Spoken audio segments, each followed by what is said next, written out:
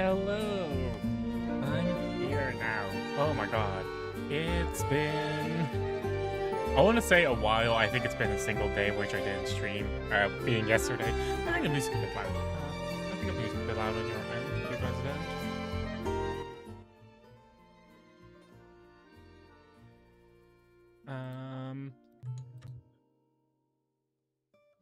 But how's everyone been today? Oh my god, it's been a while. Hope that everyone has a good start to their weekend. I forgot to make a cup of tea before I started stream today. I'm starting to feel better, luckily. Yeah, who would have thought that feeling sick is unpleasant? Not me, somehow, apparently. But luckily, with just some little bit of time and, rest, I'm starting to feel better. And I'm glad. I'm glad about that. Aside from that, though, like, I hope that you guys, let me know if you guys have some weekend plans, or if not, hope that you guys are, relaxing. Get a time to fully unwind. Oh my god, I'll be shiny hunting more. Hopefully gonna get the shiny Fennekin today. My mouth tracking is being really weird. That's weird. That's really weird. Why my mouth tracking is wacky. What the heck? Okay, that was weird. Let me just mess with it, but yeah.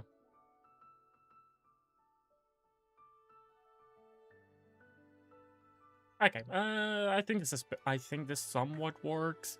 I don't want to bother puppeting my mouth too much because I feel like it's a bit of a hassle.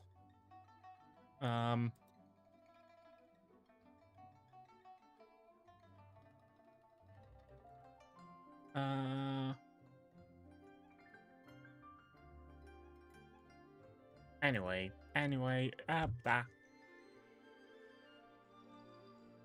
okay, I'm just messing with some V-bridgers of life now. That's the whole thing that works with the facial tracking. I think an issue is the fact that there's not enough light going towards me. I think that's actually a big issue right now, which is unfortunate because that would mean that I need to get a ring light again. I still haven't gotten that ring light. I actually need to get that at some point. Or like a key light, right? Something that I can also use to illuminate my desk, because I want to do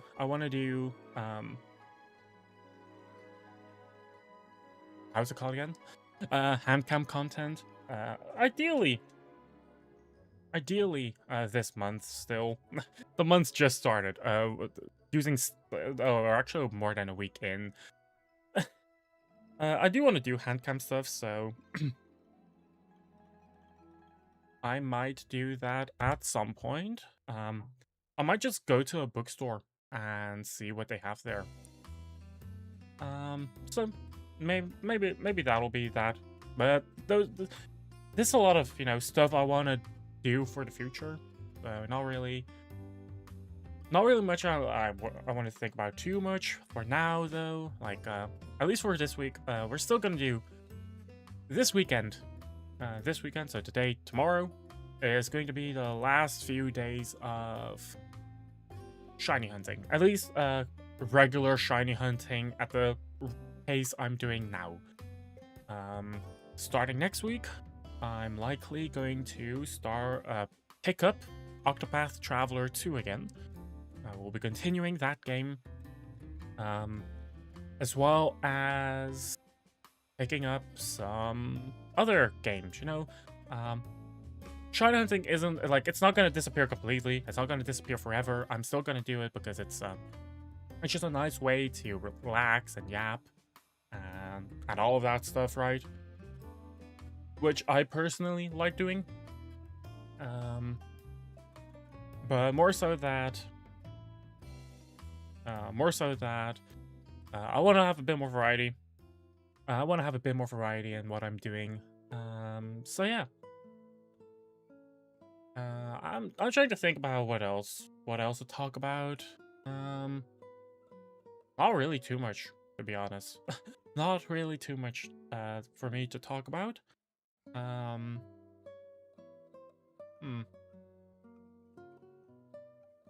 Yeah. Yeah.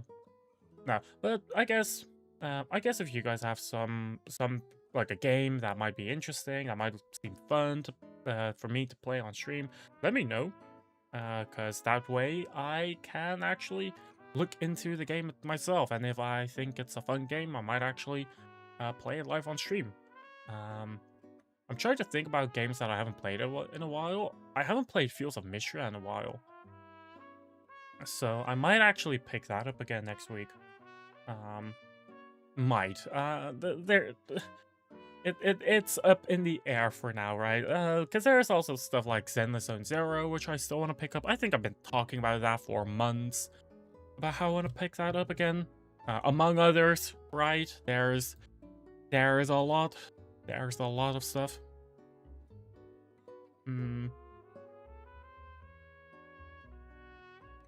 So yeah, but for now, I also want to. I do need a cup of tea.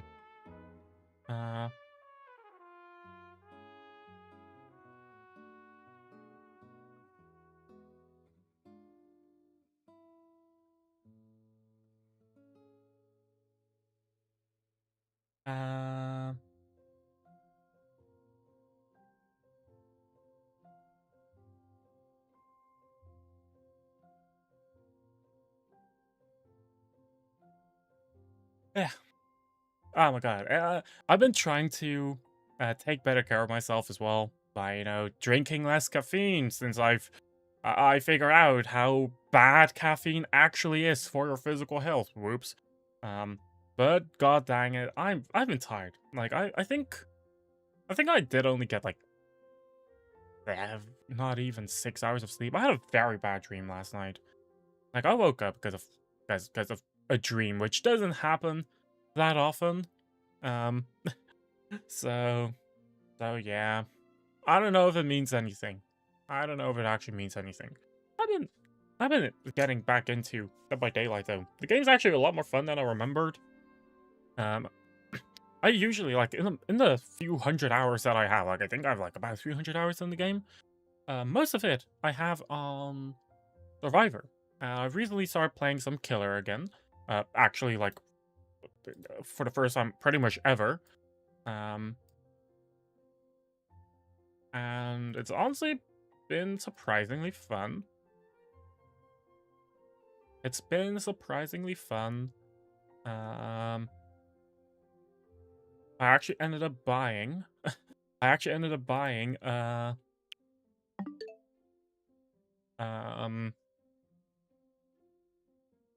the Tokyo Ghoul bundle. I completely forgot how it's called.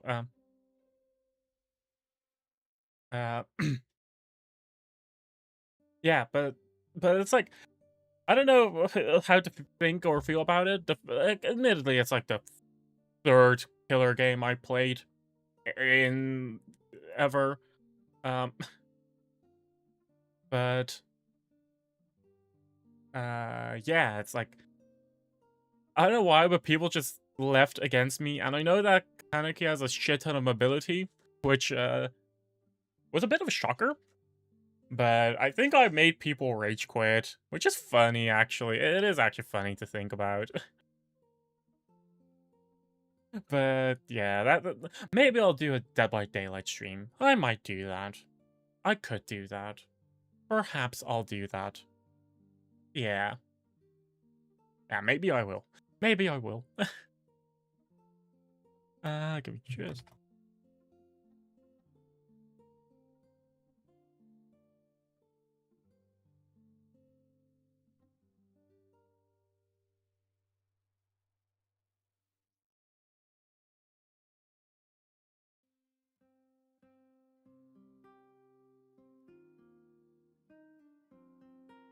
But let me just quickly change scenes, and I'll put this away.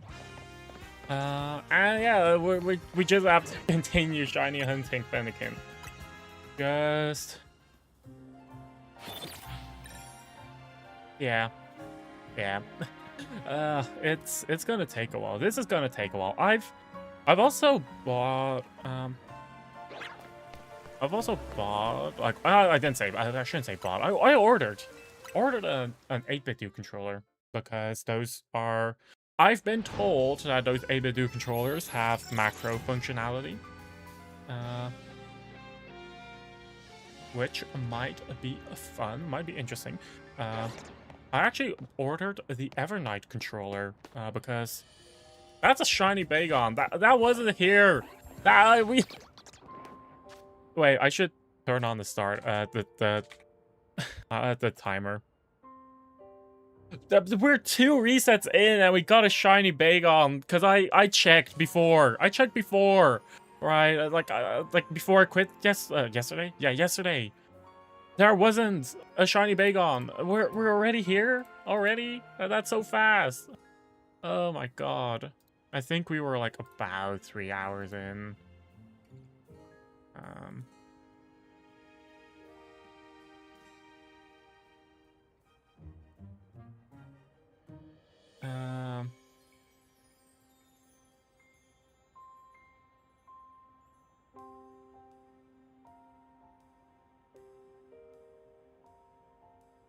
We were about 3 hours in. I'm actually gonna make a quick cup of tea though, so I'm gonna be right back, and then I continue. Then we continue.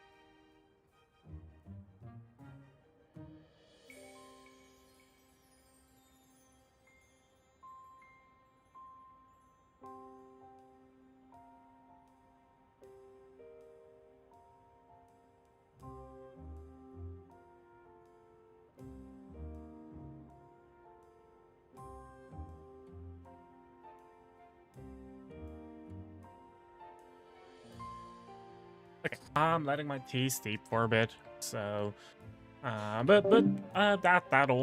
be. I'll let my tea steep for a bit, but I already put on a timer, so in like 2 minutes I'll have to quickly get back and forth, in and out, go to and fro. Yeah, that's for then. For now, oh yeah. Oh my god, I was. Oh wait. Come on, we got a shiny Bagon already. Oh, it's Bagon saw me. Please just stay in the ball. Like, please. Cool. That means that the entire Salamence line is now finished as well. Oh my god. Like we're literally 2 minutes in, and I have like well, not even 2 minutes in. I was like 2 resets in, and we already got a first shiny. Is that a? Oh, I didn't know that I was also resetting these ones. I didn't know that. In hindsight, that actually makes a lot of sense. Because it's actually like really close. I just never thought about going slightly farther back. Oh, that's the 2 minutes of my cup of tea. I'll be right back again. Oh my god, can't believe it. We're literally 2 minutes in. We already got 3 shinies. That's crazy, right? Sort of.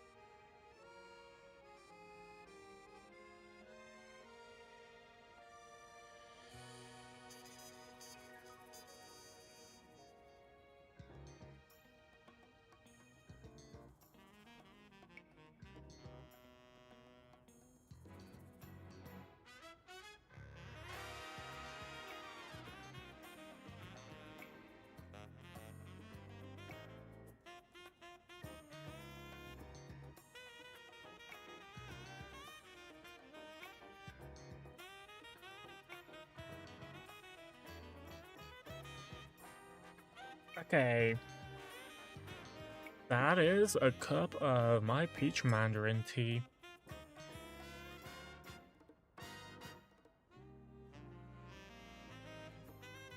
Also gotta make myself comfortable with a blanket.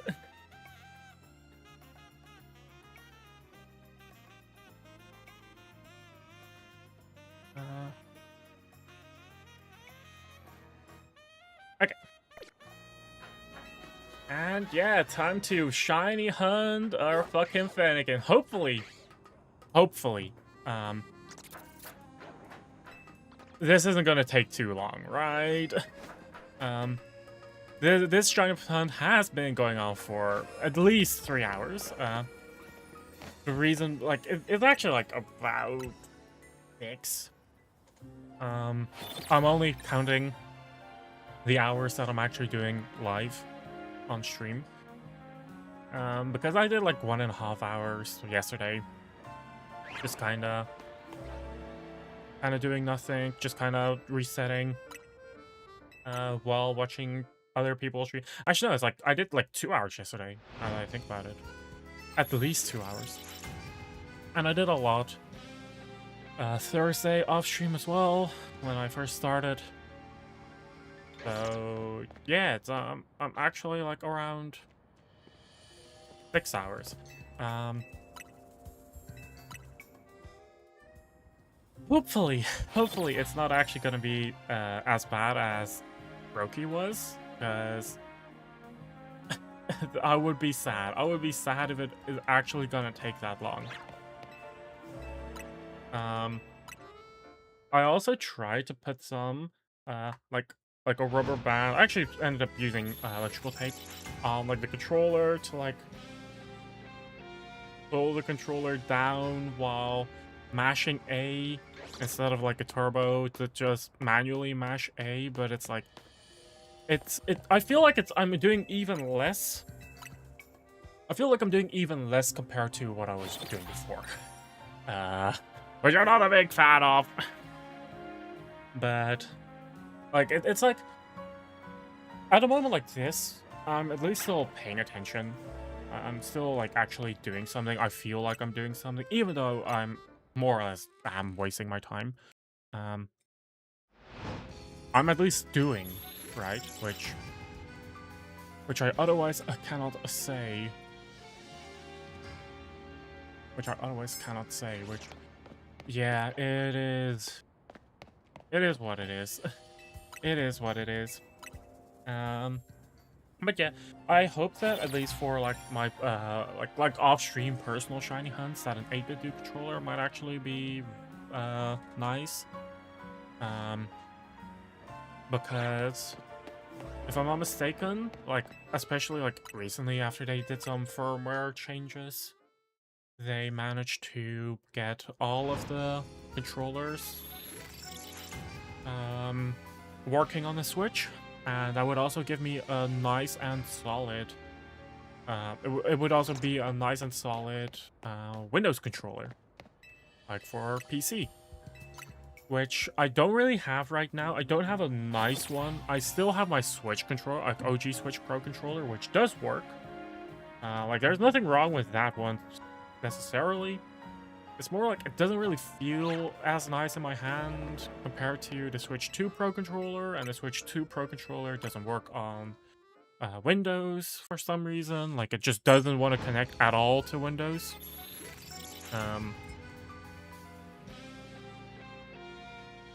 Which is very weird. Plus, you know, if I end up getting like guests over and like I wanna like if I have guests over, for example, like someone over, and we like, and if something is gonna be done with the Switch, I wanna at least have like a way to be like, oh yeah, like which controller do you want? Like you can use the Joy-Cons, or you can use, you know, a generic like you can use the Joy-Cons, or you can use a Pro controller, the Switch 2 Pro controller, or have more options. As I feel like that's important. I feel like that's important, like to have more options. And aside from the fact, it's the HSR Evernight one. It like I was going like I was searching Ultimate 2 Bluetooth wireless, and when I saw like, oh wait a second, these two just cost the exact same, I was like, why not just buy the why not just buy the oh my god, why not just buy the fancy Honkai Star Rail licensed one?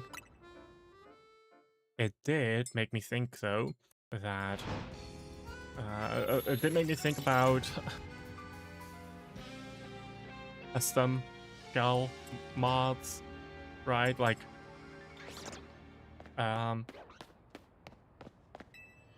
because ultimately in the end, right, it doesn't really matter what I do, what type of controller I oh my god, encoding overloaded, what the fuck for lag is this? But yeah, like in the end, if we go in here and we go to controllers, you can, oh, I'm covering it. But you can see how in Windows that shows as like full gray.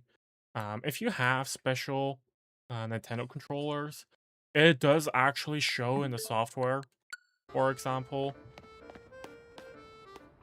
But it really doesn't matter that much. Because it's about what you physically have in your hands, right? Like, so I'll be missing out on the slightest bit of software functionality, and it'll look slightly differently. But the unfortunate part is the Switch 2 Pro controller is very unmoddable. I don't want to say unmoddable. You can just like take it apart, but it's so much effort. Not necessarily effort, it's like a lot of screws you gotta go through. And a singular solid faceplate, which is held in place with like clips and adhesive.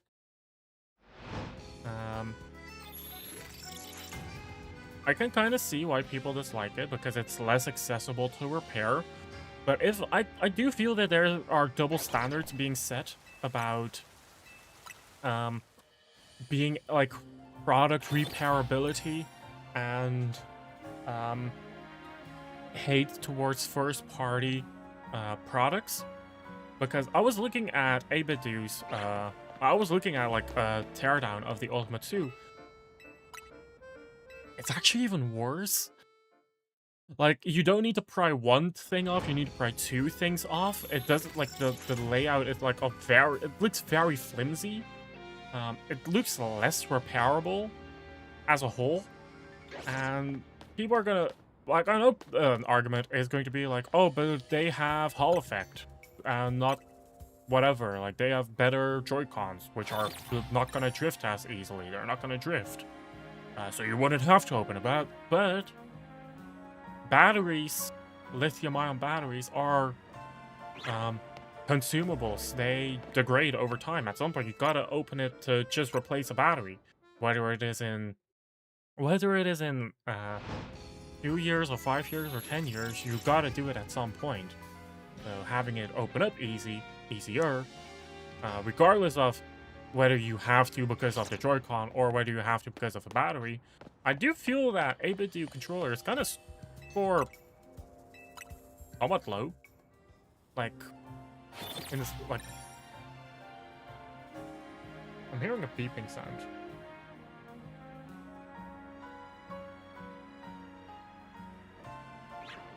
Never mind, I think it's tinnitus flaring up. I actually think it's just tinnitus, which is why I heard, like, a very high frequency beep. Or it's someone outside who's playing, like, acting like they're funny. I'm not sure which one it is.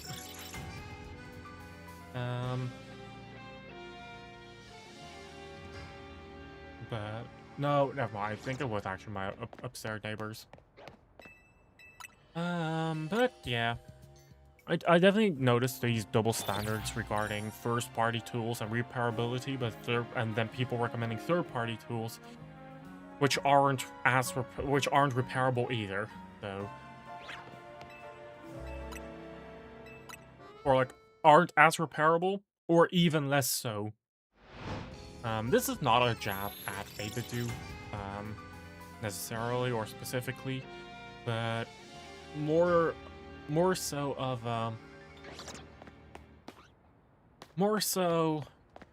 about the community itself, right? I feel like we've kind of reached a culture where a lot of people are like, first party bad, third party good, even if third party is actually worse in certain aspects, or like an inferior product, so to say. So yeah, because I did look into how you were supposed to connect Ultima 2 wireless to a Switch, and it's pretty janky. It looks super janky, which I'm not the biggest fan of. At the very least, it can be done. If it couldn't, I wouldn't even have bought it. Even though it is not advertised to work. But I've been told that it does, or that at least that it's supposed to. So I'm holding out hope. I'm holding out hope.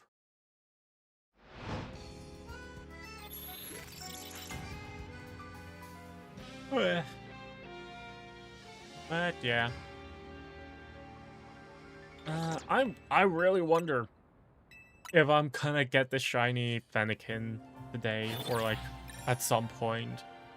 As there is this other VTuber I watch, Alvera. I watch her occasionally. She was trying to shiny hunt Piplup in Brilliant Diamond Shining Pearl BDSP. I'm not sure which one of the two. Pretty sure she's like 6600 soft resets in. Like, I'm pretty sure that's like, yeah, oh, actually, I don't know. What are the odds of shiny hunting in BDSP? Is it 1 in 8,000 because it's pretty much an exact 1-to-1 remake? Or is it 1 in 4,000 because it's a modern game? Ooh, I don't actually know. Let me check real quick. BDSP shiny odds.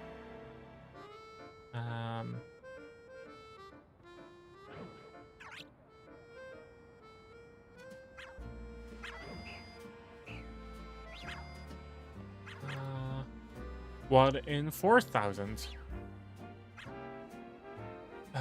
So yeah, I'm gonna get a quick cup. I'm gonna take a drink of my cup of tea, which I made.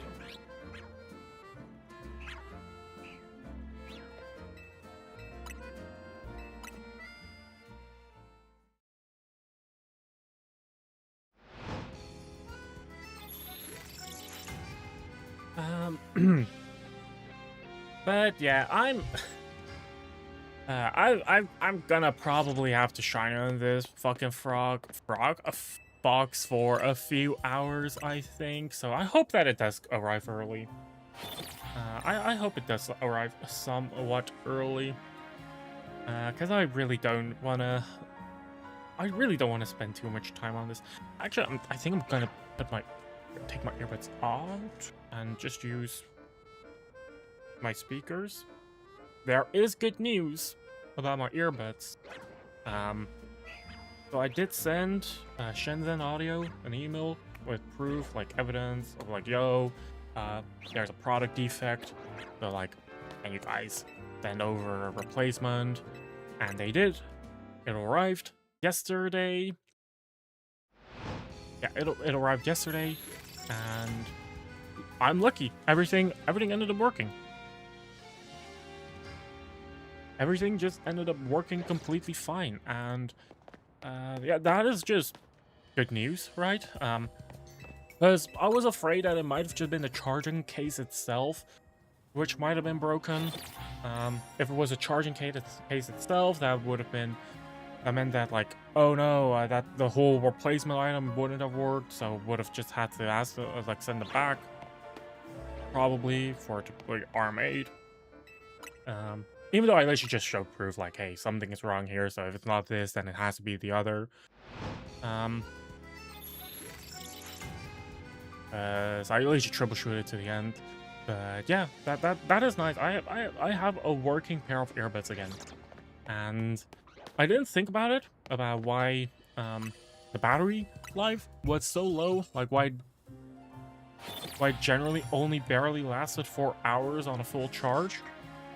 I was using noise cancellation. No, not noise cancellation. It was transparency mode. Transparency mode equals more power usage equals shorter battery life. It apparently starts off transparency mode every time, but I'm not using it to go outside and talk to people and stuff. I'm like sitting inside, so there's really no point for me to have that on. I think I was like a lot closer to the 7 hours of advertised playback time, which is appreciated. Just embarrassing how long it took me to find that out. So yeah.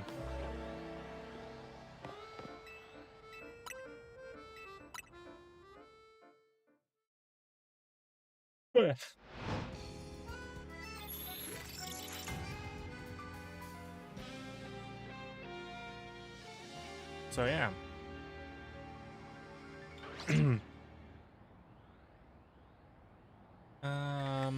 I've also been trying to make my own emotes, right? I've talked about it occasionally, I've talked about it now and then.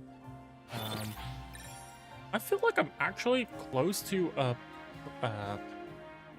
like, I spent like a few hours not a few hours, like maybe an hour to make like a nice looking how's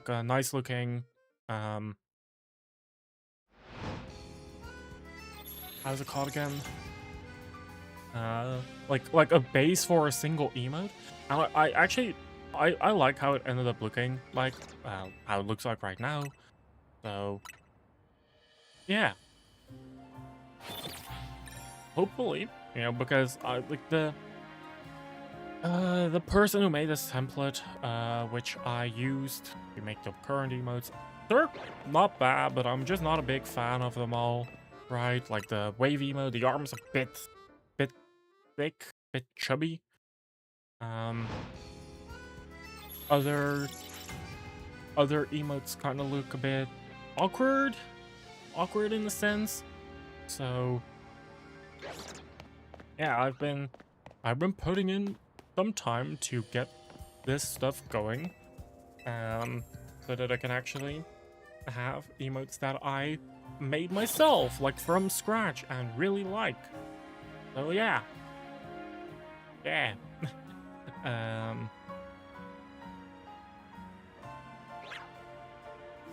I got a ping. Oh.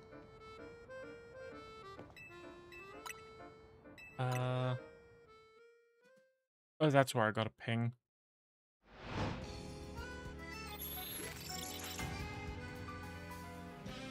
Oh.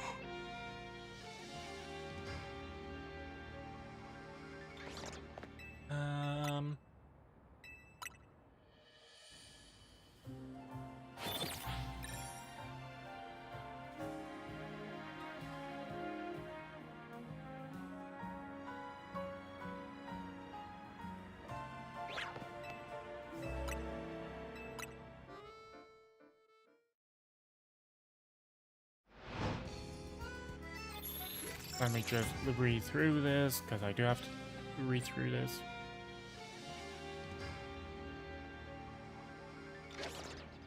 Oh. Oops. Oops, there goes a luxury ball. Oopsies.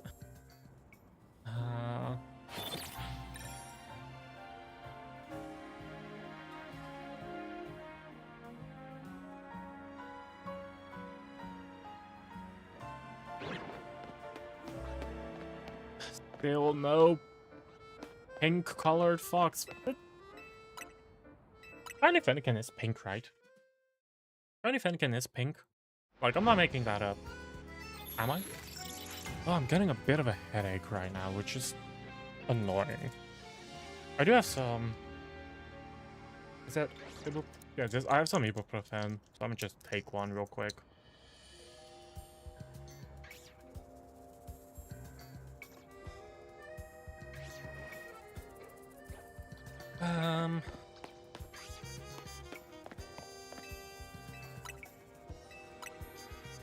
Yeah. I got another fucking ping. Where? Oh, it's the same ping, but it just didn't. The card didn't. The fucking. My PC didn't like treat it as like a thing, so that my phone and my watch were like both got pinged anyway, even though I read the notification already. It's like the whole 5 minutes of like not using it equals you get it, right? That whole thing.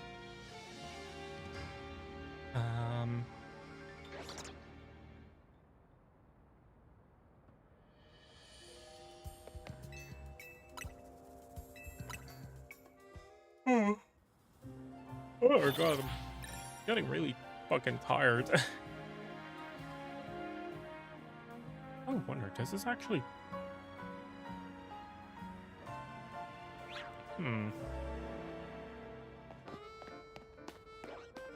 I was wondering about like the whole Discord staying online, the check activity, right, with me being live. Does that actually work? Or like, can I even click on that as it is? No. No, I cannot. Ah.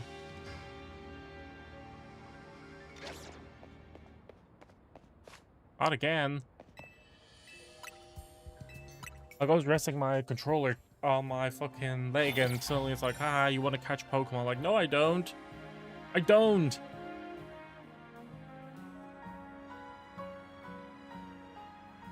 Oh.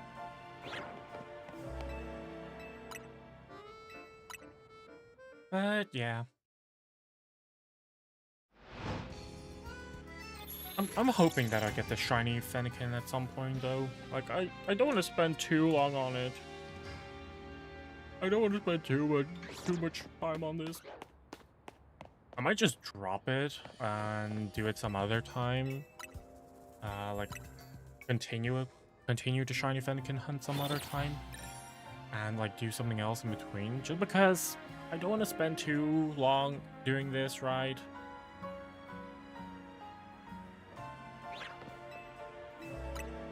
Because it's a boring hunt. It's a super boring hunt. But yeah, I don't know if I've talked about this webtoon series. I ended up reading Pick Me Up Infinite Gotcha, which is actually really interesting. Like it's kind of like your it's similar to your regression stories, but not quite. It's like the main character gets put into a video game, which they're the very best of. That type of game, that type of webtoon. There are quite a few of them. Like I think Max Level Player or something is also one of those. It's a very generic trope. Not quite regression. It's like, but it kind of falls under the same boat, same theme of like main character knows what to do. It is able to form strategy because they have like a lot of experience, but it's like it's surprisingly fun to read. It is a Red Eyes title, which does make sense. It kind of has the same vibe and quality, right? Red Eyes Studio is the same. Is the same studio that makes Omniscient Reader, I want to say, and Solo Leveling. And those two titles are like massive. Like pretty much everyone has heard of them now. Even if people even people that only care about manga and not necessarily webtoons have most likely heard of it at least. Which is, you know, like Red Eyes makes very good looking webtoons. Which, you know, it's fun to read, and I've been enjoying that. I've kind of not really read that much not that many webtoons this week. I've in fact, like, I think I did catch up with Elixir. I did catch up with Elixir this like, yeah, Tuesday. I did read the latest chapter there.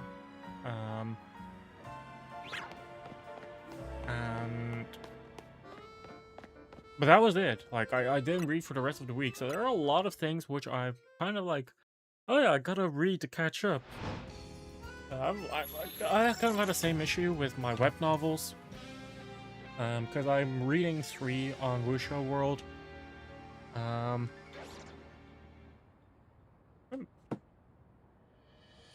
Is that a scratch on a drawing tablet?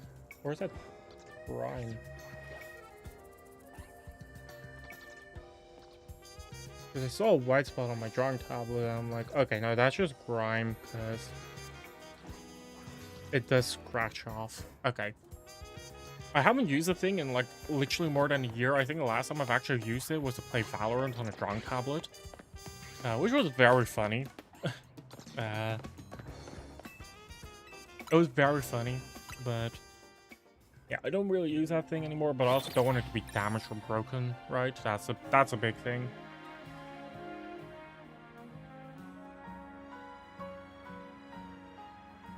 But yeah. Yeah, I was kind of falling behind on reading my web novels as well. Because there are 3 that I'll really read. Ooh, how are they called again? I think they are called... one of them is the Regressor Can Make Them All. That's about a blacksmith who regresses at the end of the world. Like the world fell. He regressed at the end, and like he's a blacksmith, so he knows everything what to do, and like, but ends up really taking, like, initially I did think it was like, oh yeah, the main character takes a bit of a support approach, right? Like he's not gonna be like on the front lines the entire time. I was wrong. It kind of does make sense. You don't want to, like, it's the same as like reading a novel just for the side characters.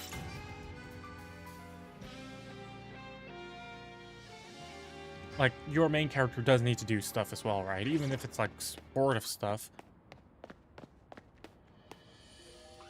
We do want to, like... It does need to be engaging. But, like, that's one I read. I think it's another one I read is, like... triple S class regressor hunter or something.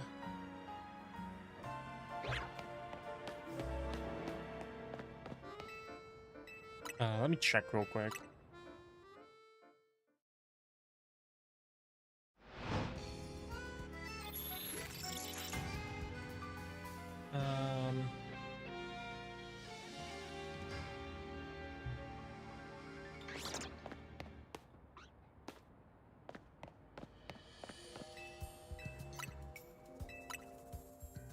Virtual world.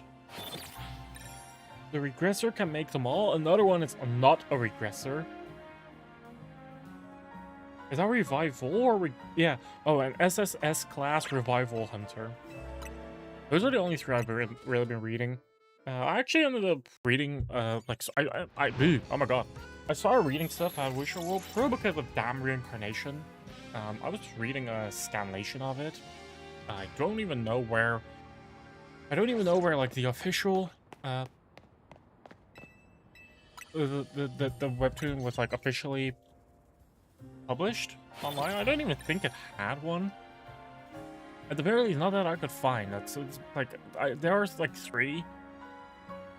There are only like three real places where you can read webtoons online, at least like English online, which is done first party. That's Webtoon, right? Webtoon, Tappytoon, and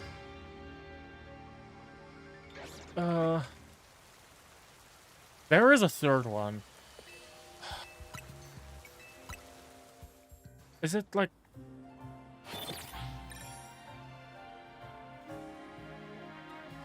there is a third one, but I don't know which one it is.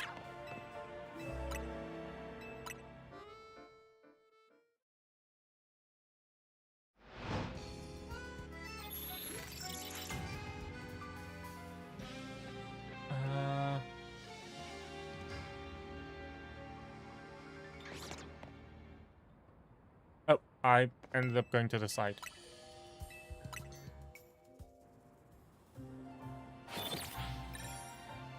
Oh, yeah.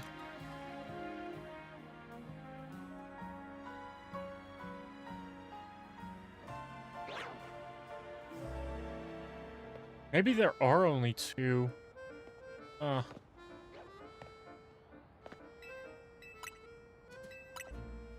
If there are only two, then that makes sense why it's so ass.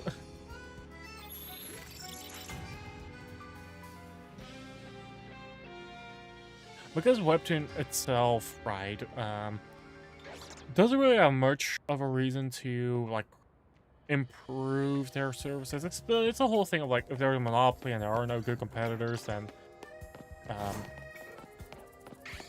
we encounter enshittification very quickly. I feel like that's kind of something that has happened, which is unfortunate.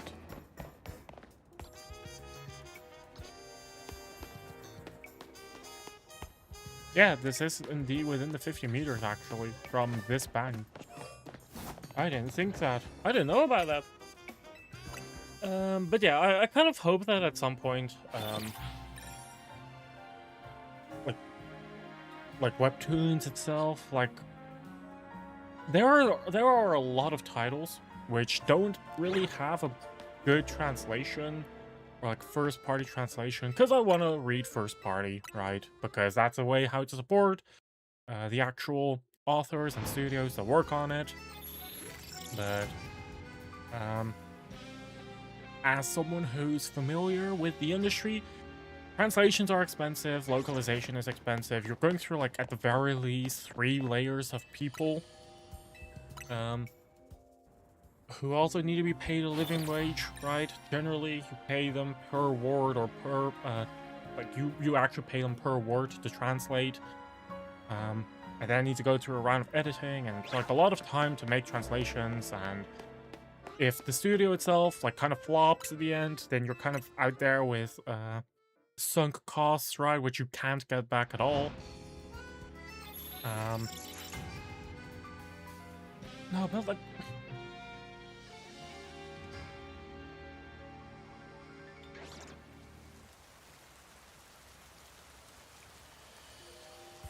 tapas.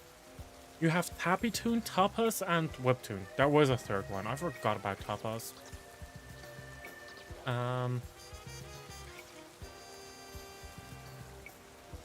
Yeah, it doesn't help that they both start with tap, right? Tappy and Tapas. But yeah. Cause another webtoon I really follow, which I actually ended up reading. Like, I finished a web novel a few years ago. The novel's Extra. It's actually a really good story. It was one of those novels which I started reading and then I can still remember it. I read it. I was starting. Oh my god, I was reading it like before bed, and then I was like, okay, I gotta go to bed and gotta sleep, and then I was reading, and I was like, oh, I want to finish this chapter, so I ended up reading a bit more. I was like, oh, I really want to finish this entire arc, and I was reading more, and I was like, oh, like yeah, that's really good. I want to see what happens next. So you read one more chapter, and like, oh, this whole like segment is only like 3 chapters, so you read those 3, and then you're like, oh, but I want to read more, so you read one more, and at that point you're like, it's a vicious cycle of I'll read a bit more, which very quickly, I think I ended up sleeping at like 5 a.m. that night.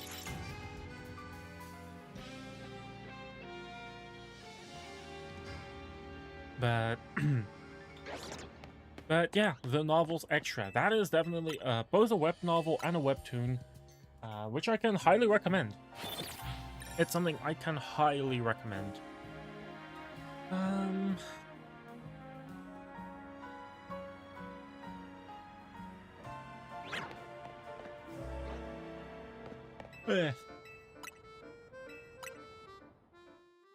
But yeah.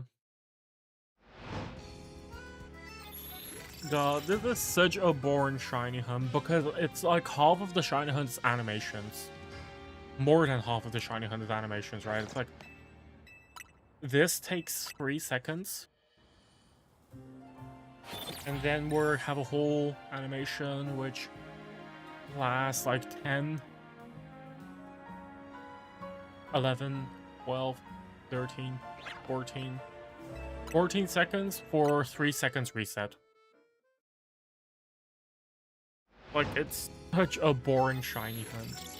I might just do Chespin, and I'll finish Fennekin, like, off-stream on my own once I have the 8-bit controller, because this is so bad.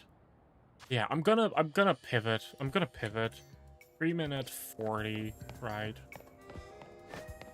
Or should I just... Nah, I'll go to the hour. I'll go to the hour, and then I'll go to the hour, and then I'll swap to Chespin.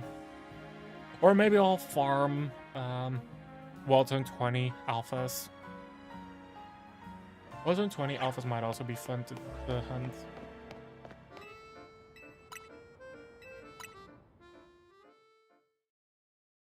As if you do the bug, if you do the glitch, you can get 6 alphas, up to 6 alphas at once.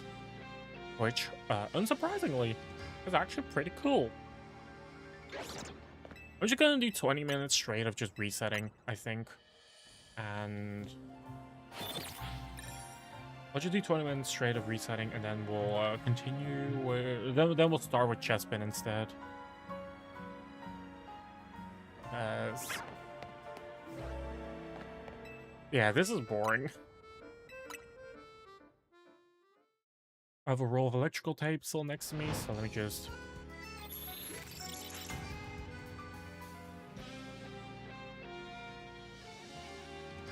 get a bit. So that I can go straight down.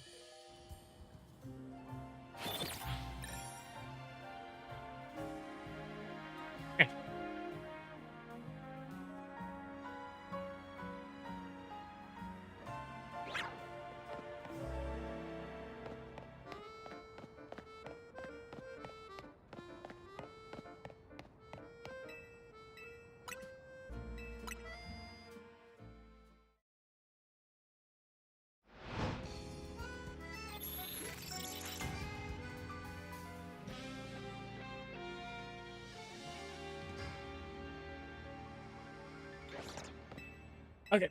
And now I have the whole thing automatically going down, which is gonna help my sanity with this hunt. Hmm.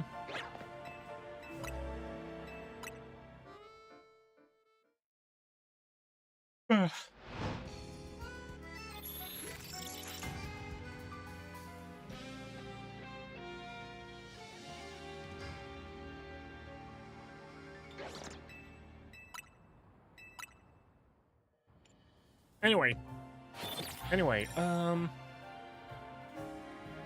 wonder, should I do more research about random topics?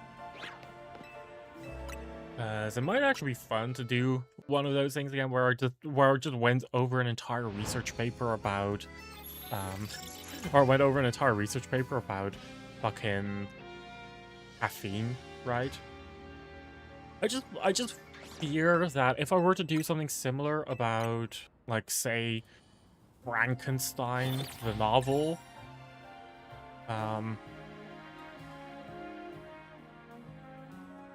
that it's kind of gonna be a bit much. Okay, I saw, okay, well, okay, never mind. Slightly distracted. I saw, I was searching for the 8-bit do Evernight, Honkai Sorrow thing.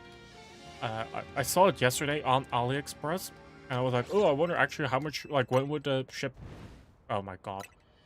Well, when does a thing actually ship? And I was like, okay, where's the fastest? And as far as I know, via their official website would actually have been the fastest.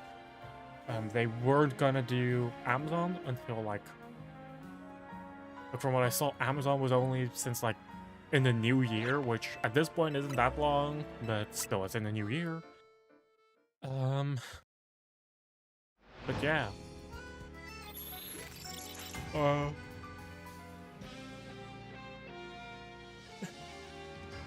It hit me with this item is unavailable in your location. Which is, you know, annoying.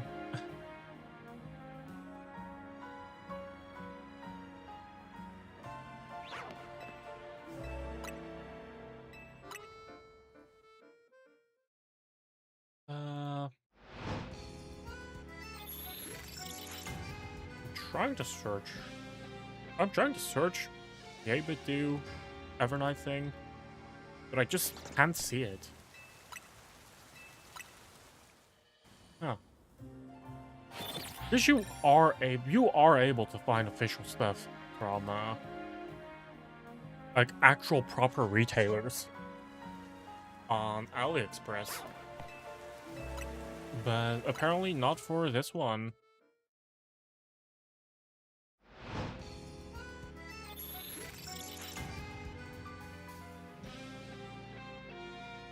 Hmm.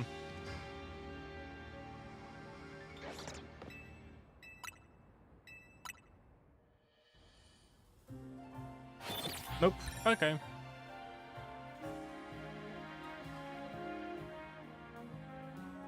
So I did all this find it on Amazon, which is it would have been slightly cheaper, but it would have been a pre-order, which only starts shipping on December 31st, which is like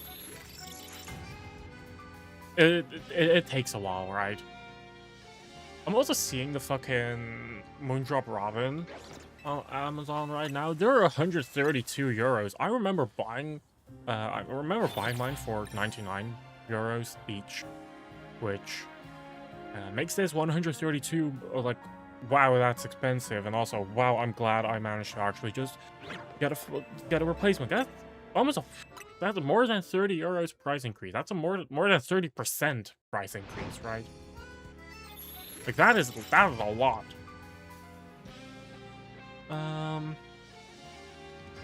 But yeah, I couldn't find stuff about the 8-bit do shipping time though from their own warehouses. Like, I've seen that some people managed to get it, like, Oh, I see. It's shipping policy from 2022. So I don't know how like accurate this thing is.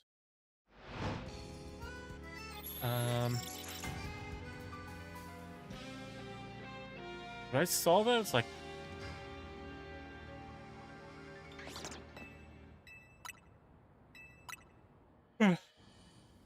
it's like if I'm going through Abadu's shipping policy, it only shows DHL shipping options. We're in processing and moving forward to a sustainable operation where you offering eco-friendly options for orders from the US, EU, and UK via DHL Express. DHL is currently facing potential shipping delays due to heavy orders and COVID-19. And I'm like, COVID-19? What do you mean COVID-19? But from what I can see, it's like somewhere... It's like up to a week, I think. Up to like a week, 2 weeks. So, I'm looking forward to getting that.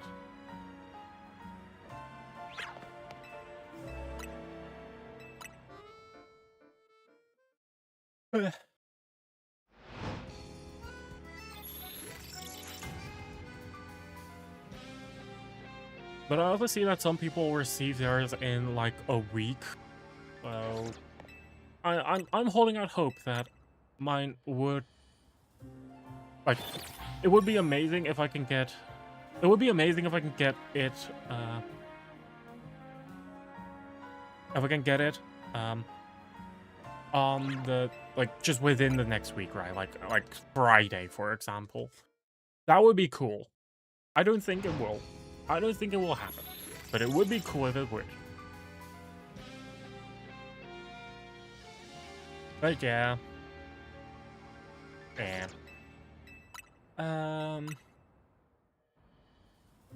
Well, let me just actually search up some sort of research paper. I'm gonna do commentary on research papers. That's an insane thing to do, right? But it's something that might be funny.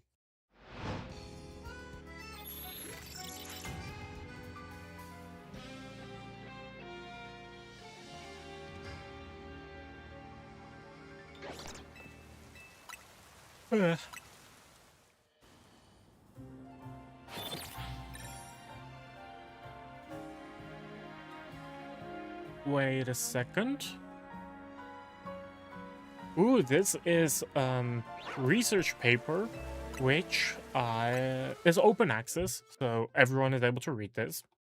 And it's about Beowulf. This is a research paper that I actually never saw before, because it officially got published on the 3rd of April of last year, and I already finished my degree at that point. No, that's not right. Already finished my thesis at that point, so like I wasn't really looking much more into Beowulf as a whole anymore. But yeah, this is an interesting topic. It's called Beowulf, the Wrath of God and the Fall of the Angels, which if I'm just gonna talk about it right now, right? If I see Beowulf, the Wrath of God and the Fall of the Angels, I immediately think, okay, it's a very Christian, it's gonna be in a Christian perspective. And the whole thing about Beowulf is that it is... Okay, so I'm giving a bit... Okay, so here's the context about Beowulf itself. Beowulf as a story, it is like in a manuscript context. It is found in a manuscript which talks a lot about monsters, and we know that the whole manuscript in and of itself is also of a slightly more religious nature, Christian nature. For example, they have a version of Judith.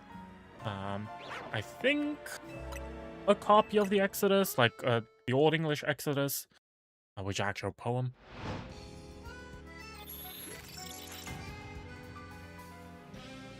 I'm trying to think what else is in there, but like, Beowulf, the Old English poem is it has some amount of religious, imagery.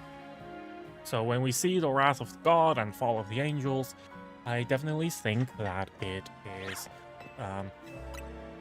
that I'm just purely looking at the title itself, right?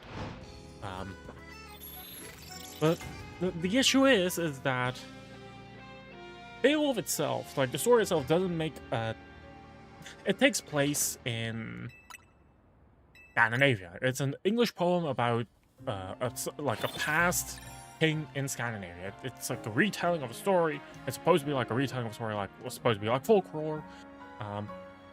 And we kind of assume that the deeds that Beowulf was able to do was only able to be done because of, God's grace. That his strength is based of God, that Grendel, that monsters are find their lineage in Satan, stuff like that. So we assume that there's, some Christian imagery, whether or not it was initially there or whether or not it might have been changed down the line before it ended up being written down in the last and only manuscript we've seen. We don't know, but what we do know that at this point is that Beowulf, the poem itself, does make references to God. Hi Artemis, good morning. So, when we look at this research paper, let me actually go through the abstract. Beowulf's anger has been typically viewed either negatively, as a sign of his monstrosity, or positively, as a form of furor heroicus, or heroic anger. This article argues that the hero's battle fury is a manifestation of the wrath of God. Oh, that's a perspective I've never thought about. That his fury was a wrath of God. Like as a manifestation of the wrath of God. Through comparison with Genesis A and other Old English biblical poems, it identifies the fall of the angels as an important new context for Beowulf's first two monster fights. Countering arguments that Beowulf is a flawed or even failed hero, it proposes that when read in the light of Old English biblical poetry, Beowulf emerges not as a frenzied berserker, but as a righteous avenger whose anger is controlled and directed against evil.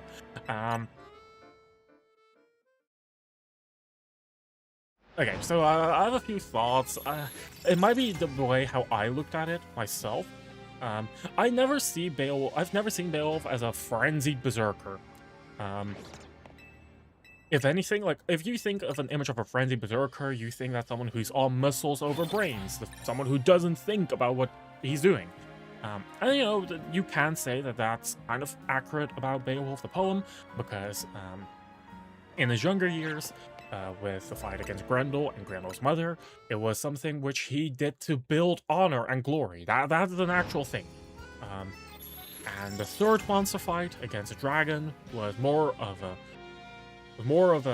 we gotta, like, oh no, there's a dragon fucking us up, so we gotta kill it. Well, at the same time, he was the one who ended up dying.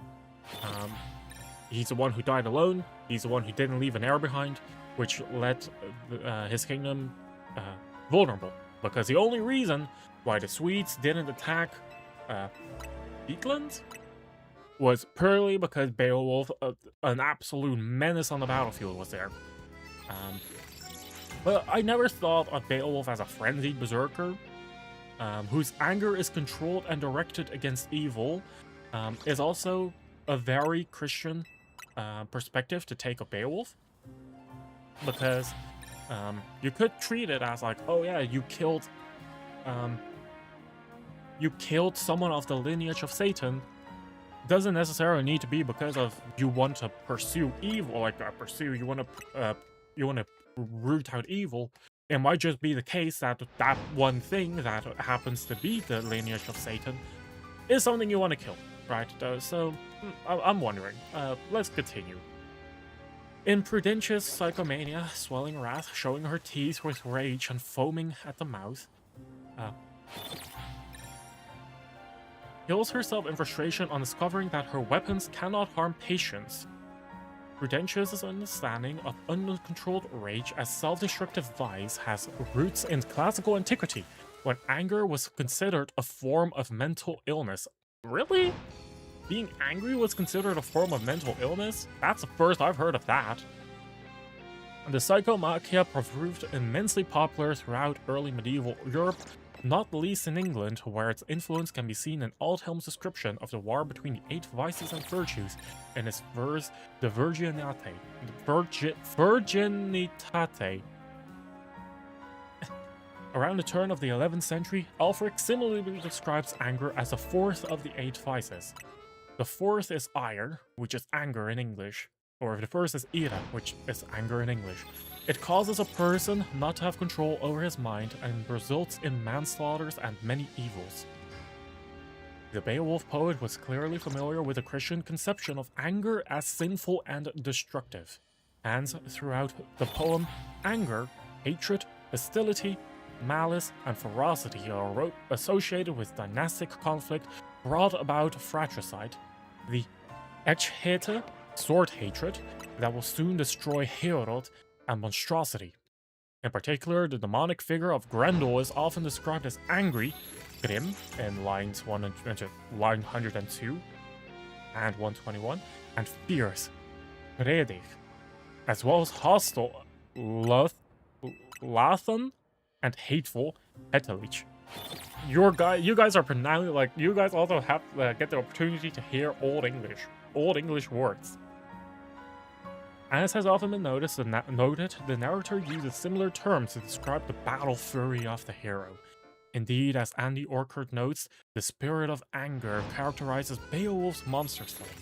For example, when Grendel enters Heorot, Reok and Rethe, savage and furious, and moves across the floor, Iremod, angry-minded, so too Beowulf is described as an Ure Oreta, or angry warrior, and a Rethe Kempa, furious champion, as he enters the underwater hall. Most strikingly, in the fight in Heorot, Beowulf and Grendel momentarily merge in their rage. Ire veron bege Rethe ren verdas. They were both angry, furious hall guardian.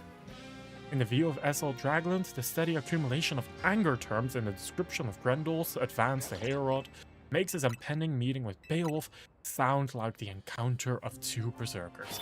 Honestly, I do have to agree with that. I didn't, because my thesis looked at an entirely different way of, well, it has an entirely different perspective, so looking at different perspectives, which you may or may not agree with, is also a way to find deeper meaning in certain works, right? Where, like, we people are collective, research is a collective, there's an extensive body of research about certain topics, which, if we, discover, might be really interesting.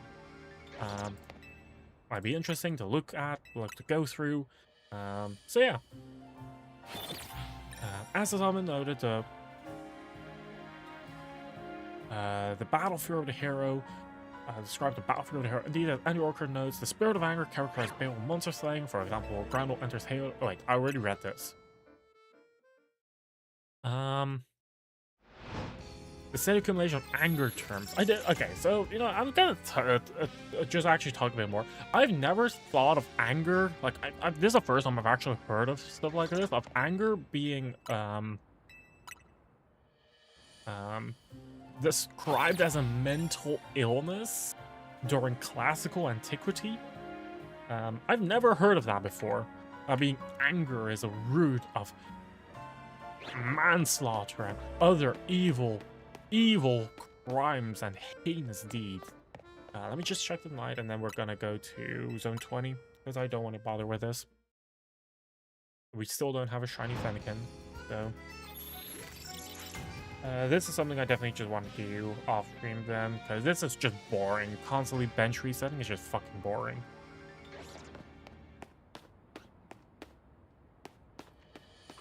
Also, no shiny Fennekin. Unlucky.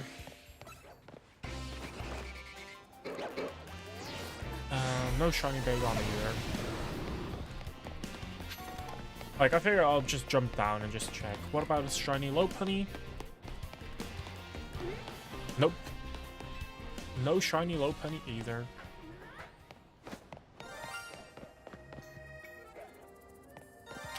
Oh, we got a shiny trash bag. We found a shiny Trubbish. Oh my god.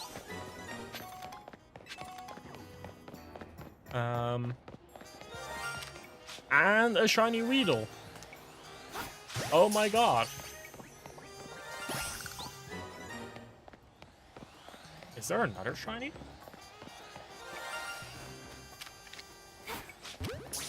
Oh my god, there are so many shiny Weedle here. Oh my god, there are so many shiny Weedle here. I never actually thought how many Weedle there were. We literally, today's capture, a shiny Bagon, a lot of shiny bugs, and a shiny trash bag. What the fuck? That's a lot. Wait, no, I don't want to do this. I don't want to...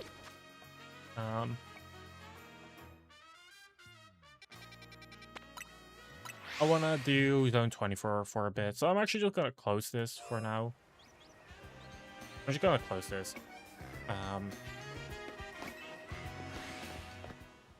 Yeah, I just want to quickly do Zone 20 because I have the glitch setup that I have... Oh, no. I have the glitch setup that I have multiple alphas. So I can just reset quite a lot of them at a time. Let me just reset it. Let me just re-teleport.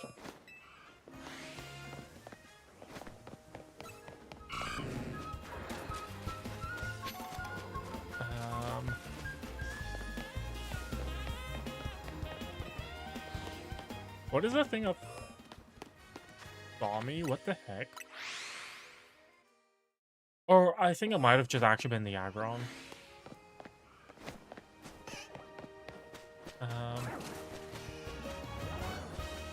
Because there was an area which made like resetting these very easy. I just don't know where it is.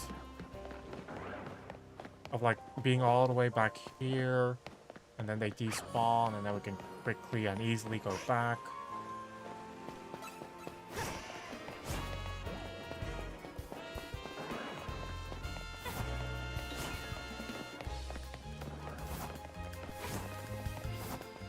Is this where we can reset the back three alphas? So we can like reset 3 at a time this way. But yeah. And because it's also just a way how I'm doing a lot more than just going in a bench over and over and over again, right? Like in 10 seconds I'll have like a million more encounters, I guess.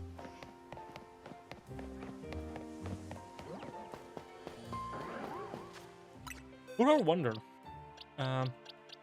1, 2, 3, 4, 5. I had 6 shiny Pokemons in my memory. That is insane. I had 6 shiny Pokemon in my memory. I assume that I didn't get any of the bugs at all, and that they've just been there for a while.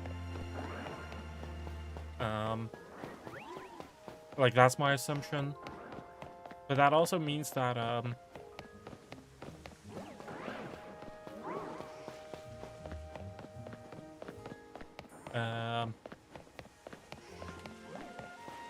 yeah, like, that they've been there for a while, but that also means that because I never got rid of them, or like caught them, or even noticed them, I might have actually missed out on a few potential shinies, because they are still, like, even though they're not the shiny I'm searching for, they are still a shiny that is,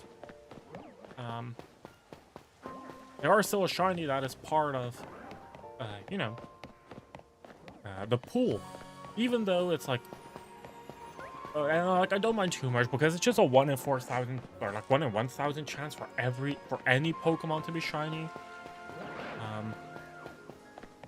Does kind of make me upset that it wasn't the Fennekin though. Like I've had a shiny in every single spot other than the Fennekin spot right now.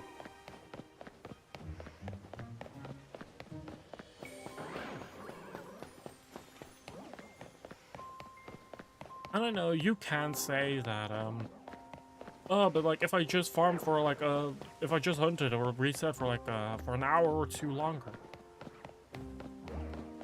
wouldn't I get it? The answer is like, maybe, potentially, I might have. But do I want to do that is the question. And I think the answer to that is actually no, I do not. As it's just a super boring shiny hunt.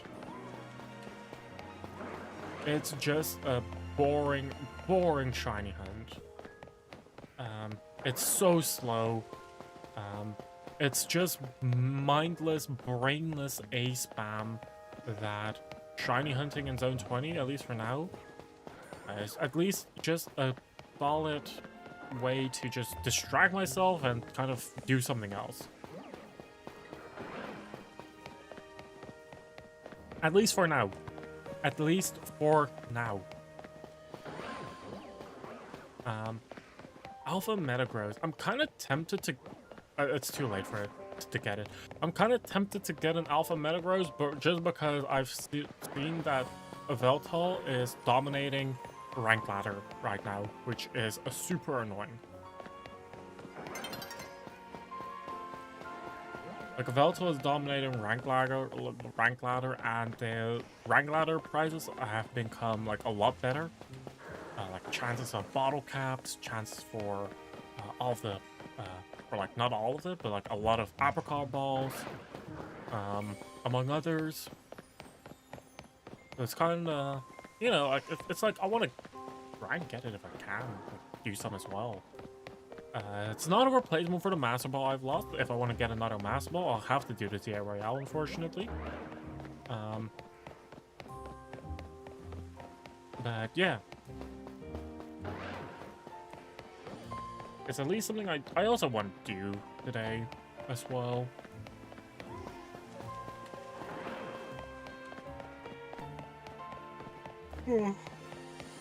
Gosh, I'm tired though. I don't know why, but I feel like I'm very unlucky with my shinies. Like, I am hunting like alphas over there, and I'm rolling them 3 at a time. And like, the fact I haven't gotten a single one yet, like, this is not the first time I've done this, right? The fact I even set it up to begin with, I hope that it also kind of makes clear that I've done this as well. Tried to hunt in here as well.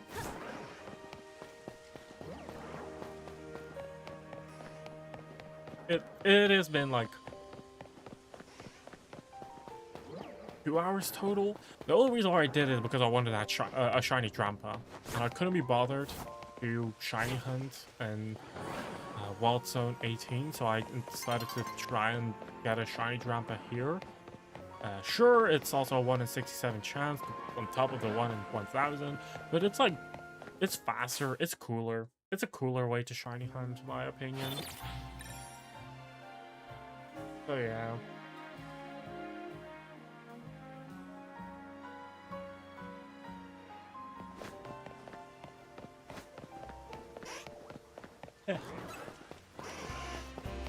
It is a cooler way to shiny hunt. I didn't go back far enough, did I? Oh, lucky. That's who fucked him up.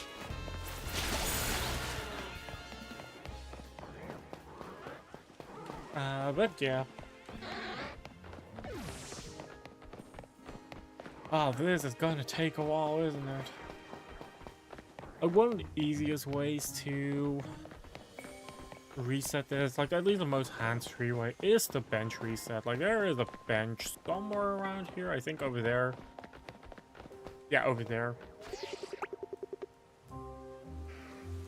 Which you can use the bench reset, which considering you're rolling 5 at a time, does mean you're rolling a new shiny alpha once every 3 seconds on average, I think.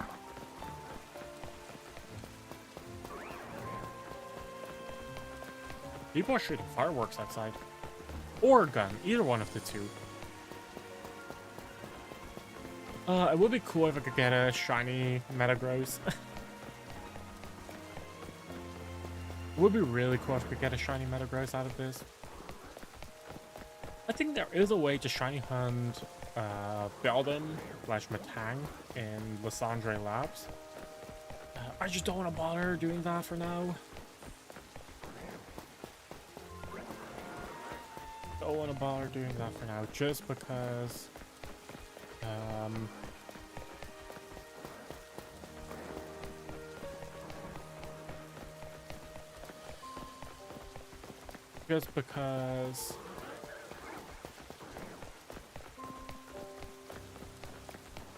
this is cooler, and I feel that because the Lysandre Labs thing is also just a lot of spam mash A, which is exactly why I stopped doing Fennekin, or at least why I'm taking a break of shiny hunting Fennekin for now, because I don't want to do the same thing over and over again.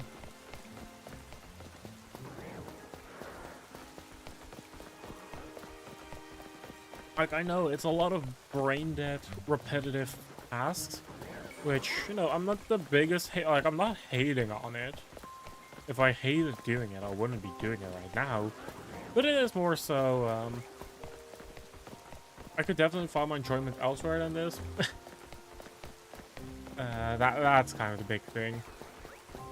Right, I was also talking about Beowulf, right? Beowulf, and it's like a research paper on Beowulf. So let's just continue doing that.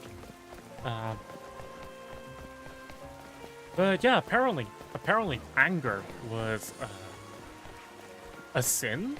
Like, not necessarily a sin in and of itself, right?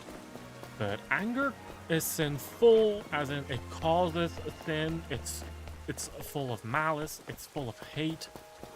It's attributed to like sinful.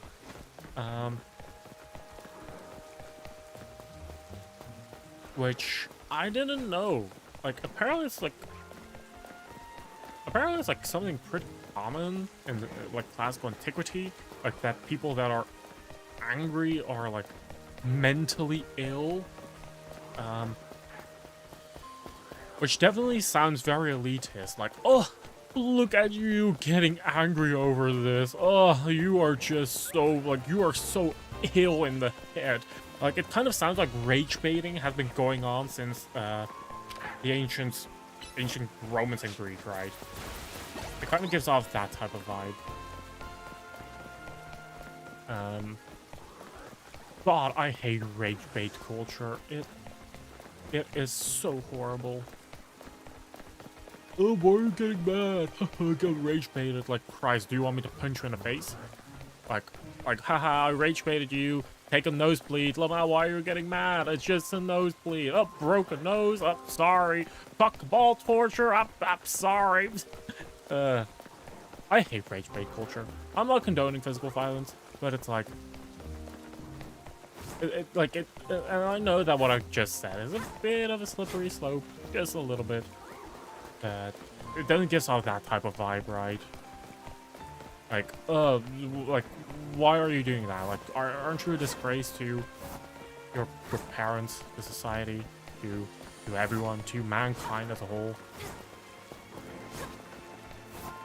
At least that's kind of how I feel, okay? When people are like, haha, you got rage baited, W rage bait. I'm like, fucking, have you ever heard of fucking W testicular torsion?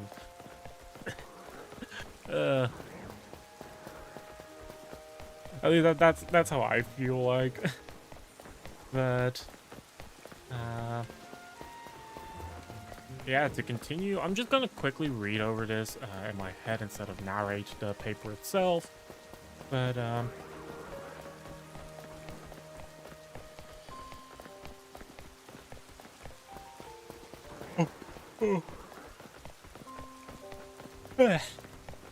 apparently, like, one of the words that the Beowulf poem uses in regards to Beowulf's rage and anger is one of the simplex yabolgan and related compounds such as bolgan mold, which is like swelling or enraged in mind. Apparently that type of imagery, word usage that a poet used is commonly actually found in reference to demonic figures or like demons, such as Nebuchadnezzar in Daniel, Lucius, and Juliana, the remote, the Myrmidonian cannibals who attack state. Oh, that's and like, okay, so like that type of word usage is commonly used in like paired with demons, which is interesting, right? Because I actually found something contrasting myself in regards to one of the monsters of Beowulf being Grendel's mother. In Grendel's mother's case, it's actually something. It's actually opposite. It's actually the opposite, where uh,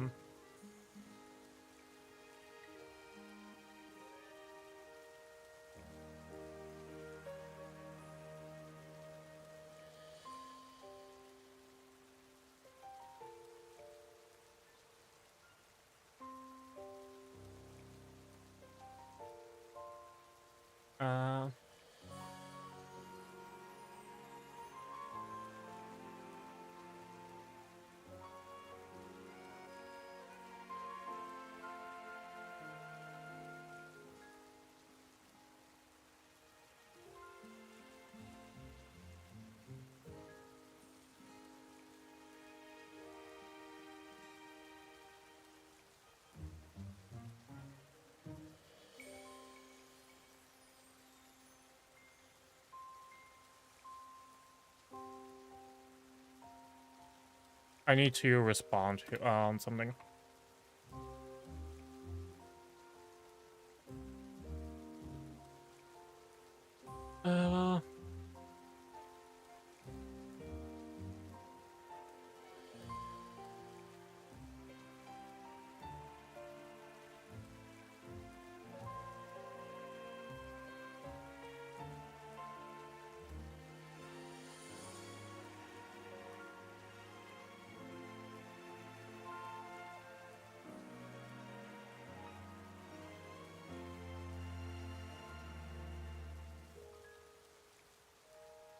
Uh, but yeah, it's like, okay, right. I was saying that Beowulf, apparently like a lot of the language used with Beowulf right now with his anger, like before and during the battles are kind of like the same type of words used for demons attributed to the hero.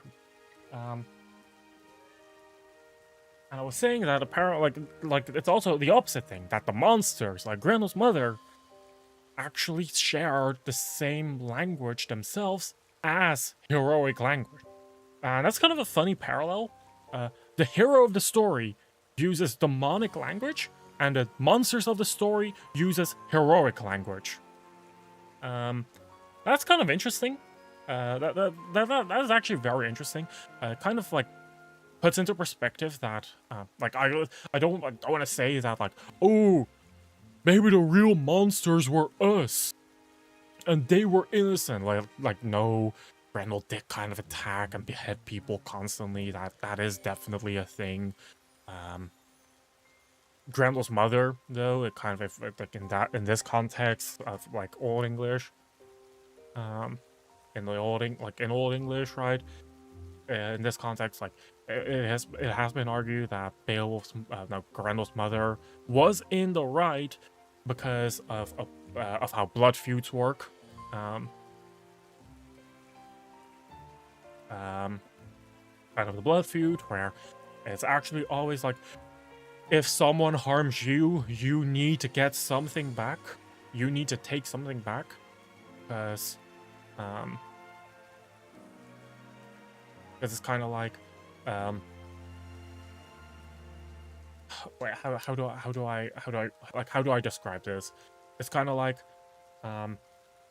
if someone harms you, you need to like imagine you get hurt, you get harmed, based in the Old English, based in that period,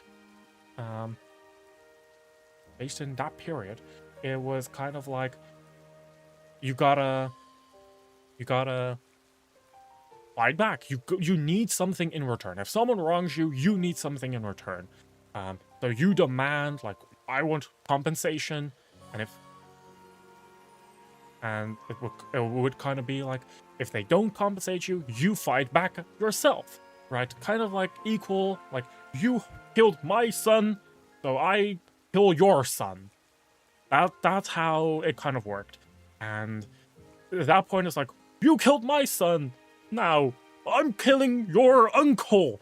And then it's like, you killed my uncle, I'm killing your nephew. And it kind of goes on and on and on. That's kind of how the blood feud goes. Oftentimes they're like, it kind of sounds the same where like, yeah, you both killed one of each other, just call it quits. But it's kind of like, if you call it quits, because that's how culture and society was during that time. If you call it quits, if you don't demand something back, like financially, to stop the bloodshed, or you don't fight back, because you got wronged, it will just go on and on and on, right? Financial compensation, in that sense, is a way to,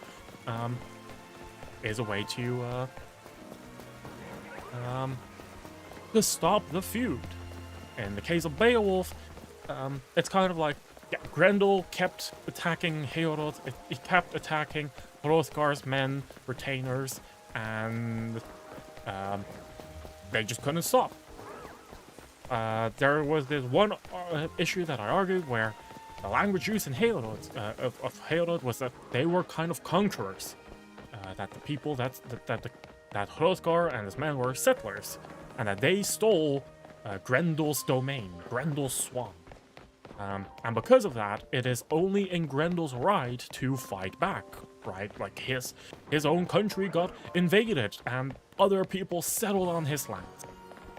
So he fights back, right? And it's kind of like, if you put it in that type of context, more than just black and white, Beowulf, Hrothgar, Heorot, these are the good guys. Grendel and Grendel's mother, they are evil because they kill. That's one way, very black and white, to look at it, right?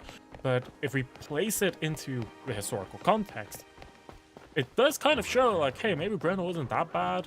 Admittedly, the poet did use language for Hrothgar to kind of describe him as, like, a monster, a beast, like devil spawn.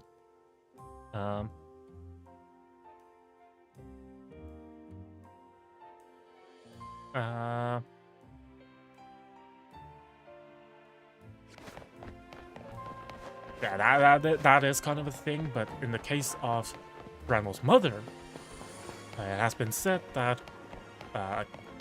in the case of Grendel's mother, it's actually a lot of the words used in Old English are kind of like warrior woman. You kind of use it like warrior, right? Like, you wouldn't call a monster a warrior, but it kind of uses the same type of language that's used for kings, which, you know, puts it into perspective that Grendel's mother were like royalty of their own domain, but then got booted out by Hrothgar. But yeah, right. To go back to the whole idea of the blood feud, that also meant that, which in the context to be like a bit more nuanced, but it like a bit more in a historical context, does mean that when Grendel's mother attacked Hrothgar, because Beowulf killed Grendel in the night and took his arm and boasted it as proof, like, I slayed Grendel, and kind of showed it off in the halls of Heorot. Kind of showed it off in the halls of Heorot to be like, I did it. Does also kind of mean that. How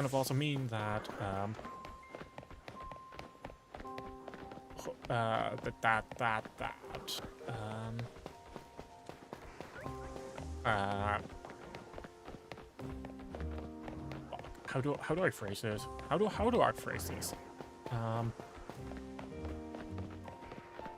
It does also kind of mean that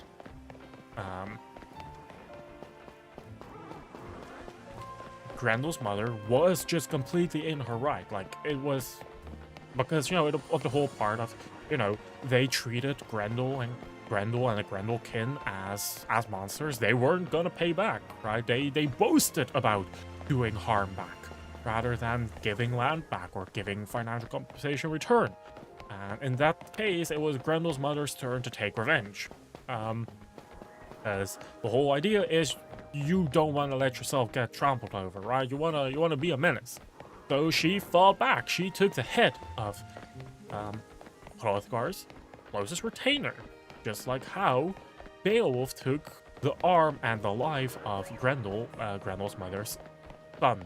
Yes, Grendel's mother is referred to as Grendel's mother. She does not have a name, aside from Grendel's mother, which does make it a bit hard to talk about, like when we have Grendel's mother's son, like, yeah. Yeah, that is a thing, right? That is a thing of Grendel's mother has a lot of heroic language attached to her, and in this case, it's like, yeah, the fact that Beowulf is the person who has a lot of attached anger, right? Word, the lingo of like evil, demons, etc., and it's actually Grendel's mother that has the language of heroes attached to her, instead of Beowulf, right? Well, Beowulf as well. It's like they're both, right? And that's the whole thing about Beowulf as well. The more I'm looking into it, the less black and white the story actually is, right? In its context and its themes, because who is in the wrong in the end? Who is in the right in the end? Who knows, right? Like if the hero it's kind of like this whole like if a hero uses if the hero is literally Satan, is that a hero? Imagine Adolf Hitler gets resurrected and he beats up Trump. Are we gonna call Adolf Hitler a hero? No, it's still Adolf Hitler. Just like how, with that's kind of how the thing is, right? Because Grendel and Grendel's mother, they are, in this case, the monsters of the stories. They are the villains of the story, but they are doing what in that context is right. I'm not advocating for like violence. It's just like an exaggerated example with Hitler in this case, but it is a thing. It is a thing where we have like what people generally wish to treat as like binary good and wrong, like good and evil, right and wrong, is in truth like not that obvious at all. And because if you look at Beowulf, if you read a translation of it, most of them aren't as accessible. There is a recent translation of Maria von Hedley, which I personally just really like because of how it's written. It's a very unique read. Uses very modern lingo, but it's kind of like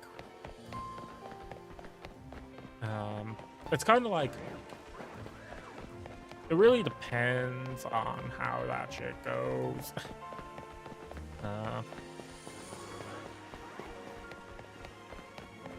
Like a lot of translations, a lot of historical translations at least, instead of like maintaining that old English or lingo, they actually describe Grendel's mother as a swamp thing from hell, Amazini.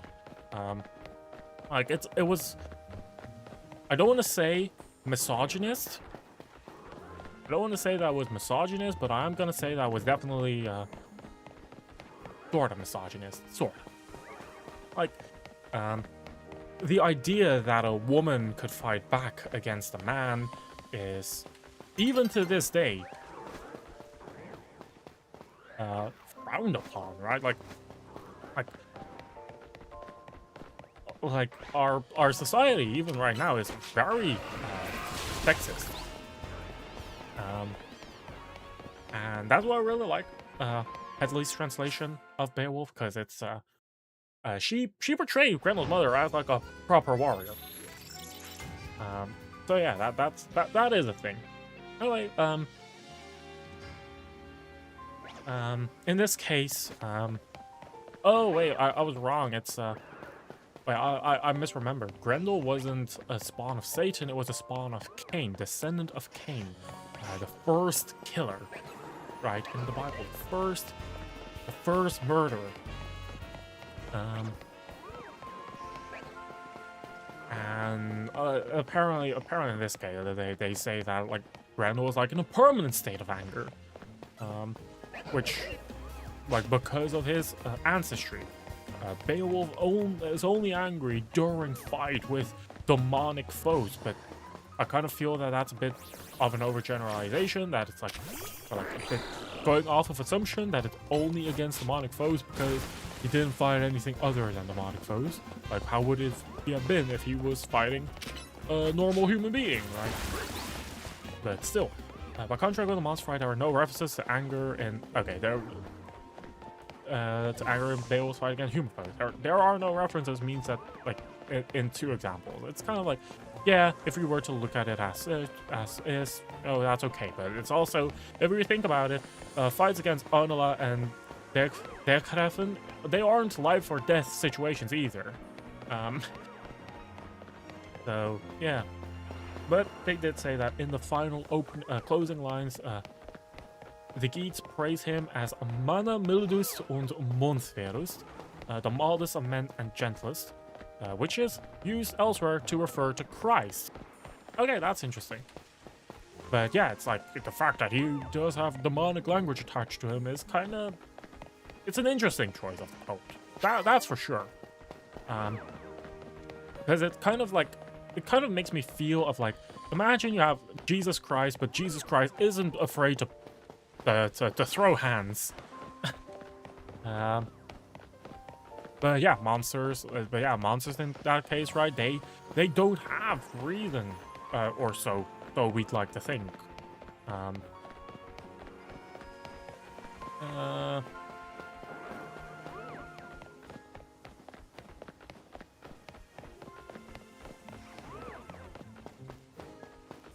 And from what I can also like think about as I'm reading this, they're kind of treating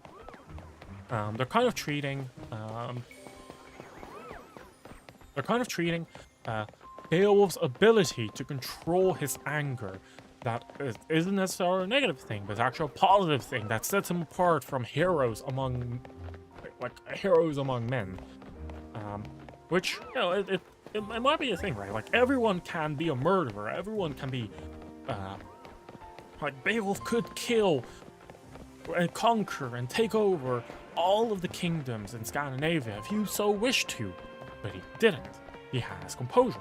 He has resolve. He has a spine. He does what he believes is right, which, you know, is a way to be like, what sets a monster apart from a hero? It's like, yeah, Superman could kill and destroy the entire Earth, but he doesn't, right? I think it's kind of similar to that, which is an interesting way to think about it as well.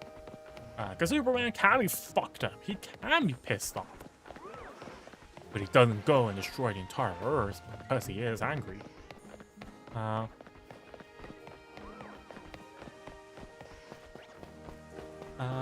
yeah.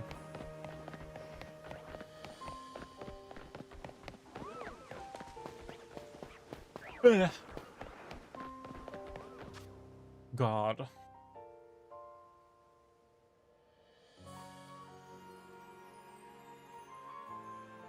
I have to say that this is a boring shiny hunt. I've been doing this for like 20 minutes and we still haven't seen a single fucking shiny alpha. Like, how have we not found a single shiny alpha yet? People, when they do this, they were like, oh, look at how many shinies I got. But it's like, did they just leave this overnight? Is that what they did? Because I'm definitely not finding any fucking shinies at all. Like, admittedly, it has been taking a while, right? It isn't an easy way to do. Like, we are required to, like, run all the way back and forth.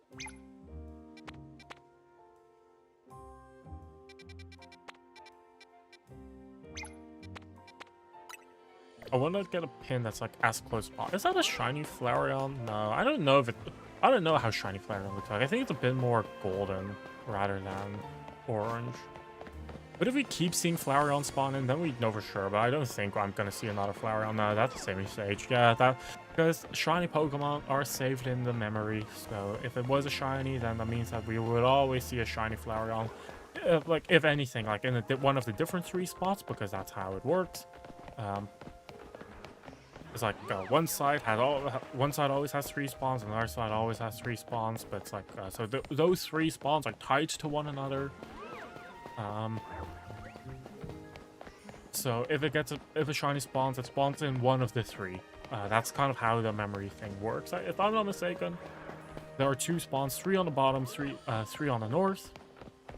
And if there were to be a shiny, it would always spawn in one of the same 3 ones. Oh, are you kidding me? The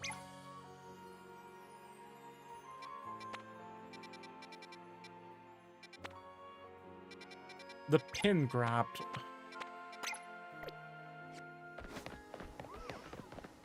The very top of the tower. Are you fucking kidding me?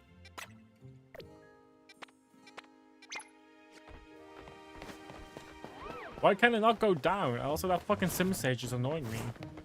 Because he walked forward, so now I can't actually fully reset the 3 of them.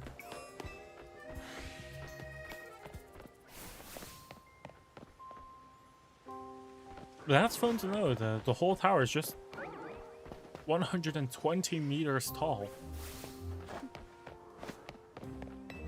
How tall is the Eiffel Tower?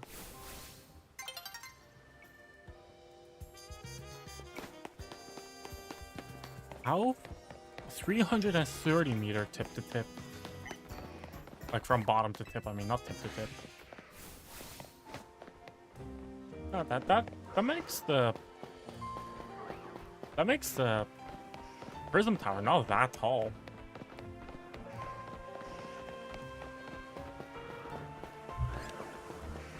But oh my god, I'm getting kind of tired of this. But yeah, that was like, I could talk more about this article about Beowulf, right? The whole thing is also like, yeah, like Beowulf is also like his range, the positive form of anger, provides meaningful context. Like battle rage is like a righteous indignation, like it's like God's anger towards sinners, like Judgment Day. That's kind of what this one is referring to.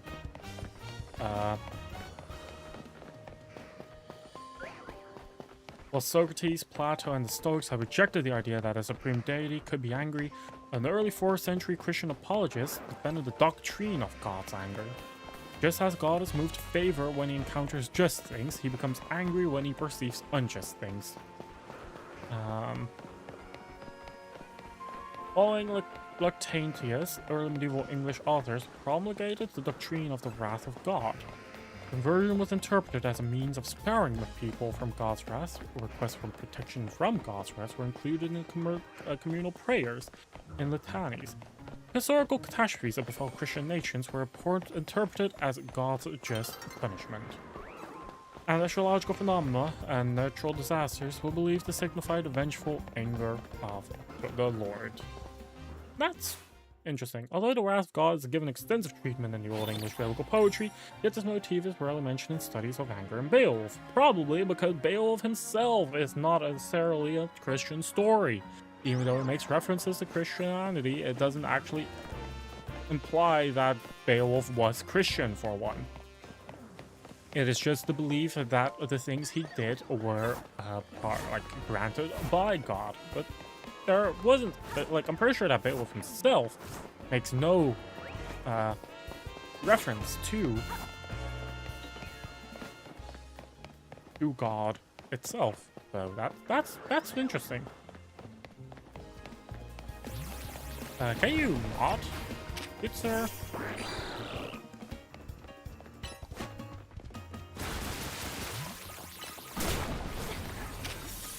This is very rude of you.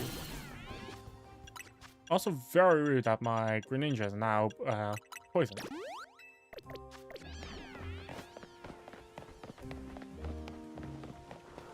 How am I gonna find a fucking...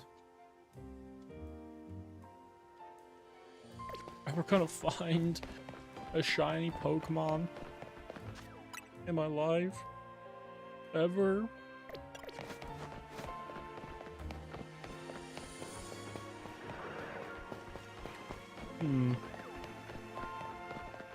But yeah, there's a lot in this research paper. I didn't actually look at how long it is, but it's like really fucking long.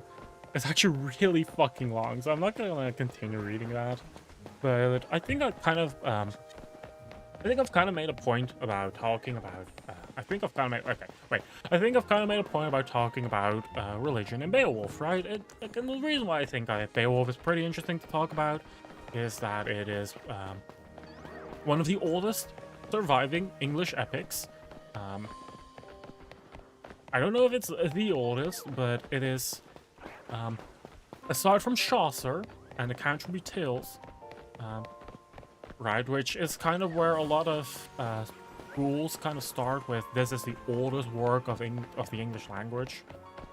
They kind of treat the Canterbury Tales as like the big story to read, like the big story written by Geoffrey Chaucer, kind of ignoring Old English.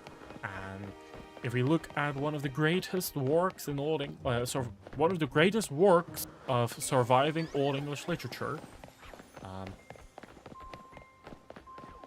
there is an argument to be made that one of the greatest is a Beowulf. And of course, that doesn't mean that other works are bad,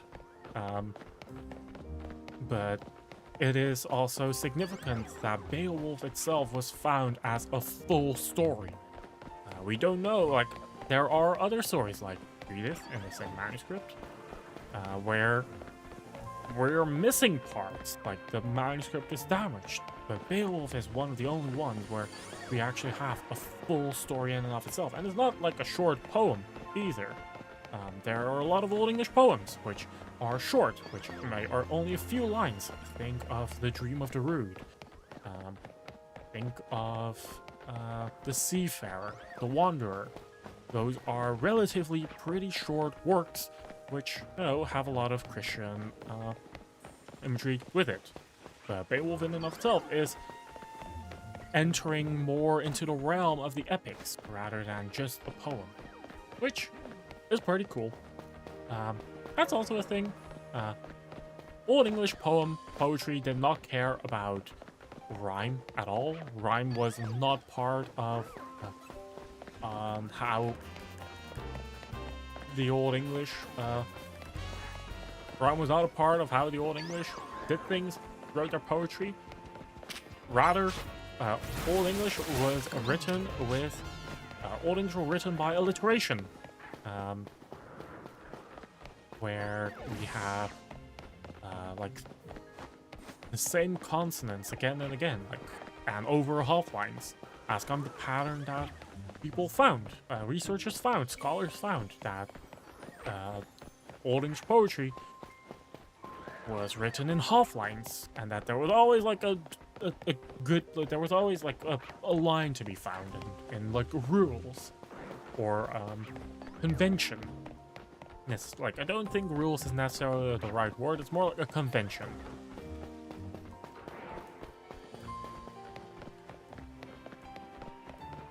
But yeah.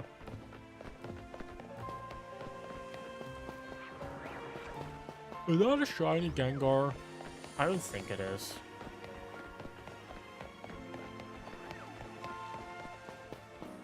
Yeah, it isn't.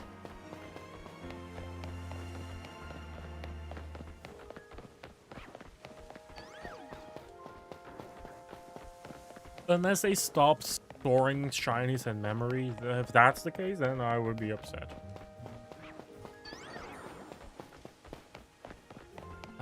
But I don't think. I'm pretty sure they didn't change how shinies work. Wow, it's a Garbodor? Oh, it's not a Garbodor. Is it a Lucario? It is a Lucario.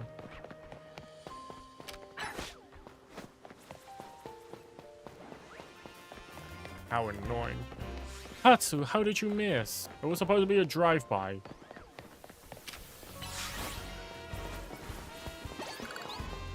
Okay, sweet, he actually killed him this time. But yeah, it's, Old English, philology, kind of has a soft spot, for me, because it was one of the areas which I have a very big interest in when I was still a student.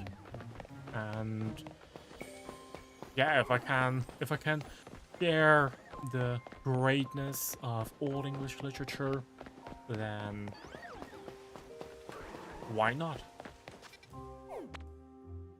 I'm getting fucking tired of this though.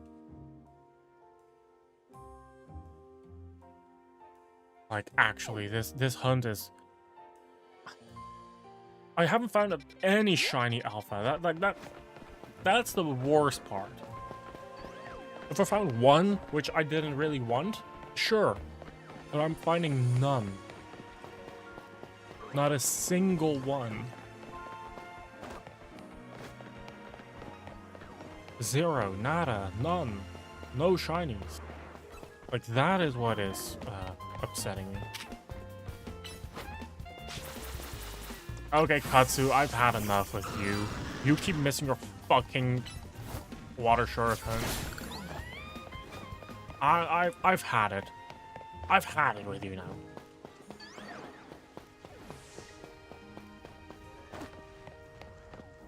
now. Yawning. I'm so tired. Okay, I'm not gonna do more of this, I think. I'm gonna...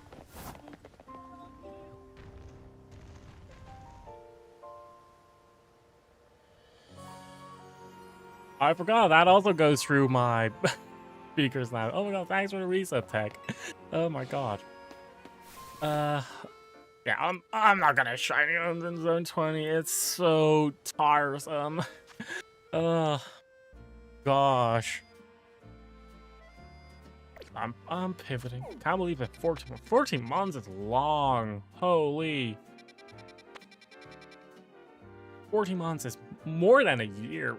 Goodness. What was it? Zone 12? No, what was the zone that had just been? Zone 17. Okay. Okay. Time to pivot to a different shiny hunt. How do you do this, actually? How do you shiny hunt for Chespin? Like, is it like... No, this is even worse. This is even more boring. It's at least faster, because I'm running, like, I'm resetting 5 Pokemon, question mark? 1, 2, 3... Oh, I'm only rolling 3 Pokemon at once. Oh, that's not that good. Oh, that's way slower. That's way slower. Oh. Oh no. Oh no. Oh no. Oh, that's certainly one thing. Wait, but are these actually all of the spawns? Oh, that's horrible. That's horrible. Admittedly, shiny hunting in ZA has been made the easiest it has ever been, but it's also kind of the most boring it has ever been. Like, I love having... I would love having... how's it called again? I would love having a way to, like, SOS battle or chain or anything. Oh, that's at least a Chespin. It's not shiny. Oh, we're re-rolling him again. You'd love the shiny dragon. I'm so glad that at least Noodle happened to come home in like 45 minutes. Though it's insane that my first shiny hunt was also my fastest one. We're still going for a silly dinosaur. Which dinosaur are you going? Is it like, are you going for Tyrantrum or Amara or Aerodactyl? Because From what I know, those the fossil Pokemon are kind of horrible to shiny hunt. Oh, the green one. You're also going for.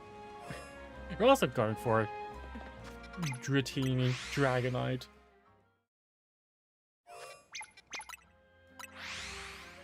Honestly, it is. I don't know which place I did it. Shiny Dratini is your favorite. Ooh. Well, I hope that you get it in a bit faster than I did my Froakie. It's always just chance. It's always chance on how long these hunts actually take. And depending on where you hunt, you might also find a lot of unrelated shinies. You have a little hand-crocheted shiny Dratini made by a friend at your desk at work. Oh my god, that's... Okay, that's cute. That's so nice.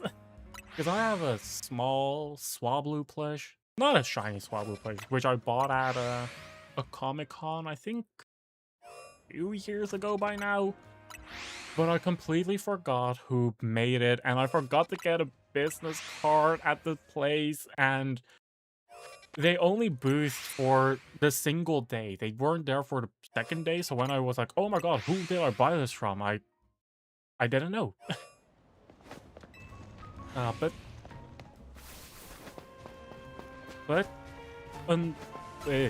my Swablu plush is a normal one, not a shiny one. The shiny one is... I like the shiny one. I accidentally got two while hunting for... I got two while hunting for Froakie. I like it, but it's a bit too much, I think. I like the blue a lot more. At least if I were to have a plushie of it. But I'm not gonna say no to sparkly stuff. Sparkly stuff is great. I think I'm just gonna see if I can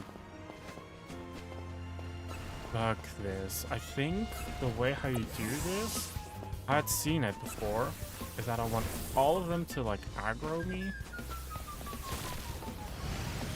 I want all of them to like aggro me. I want all of them to like aggro me. Come on. No, don't run away. No.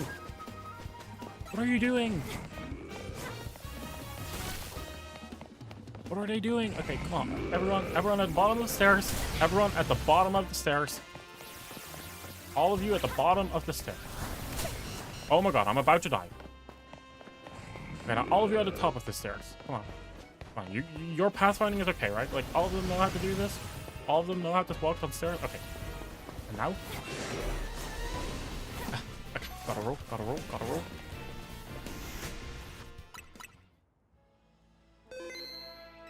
Okay, and now I'm supposed to close the game? Get back in?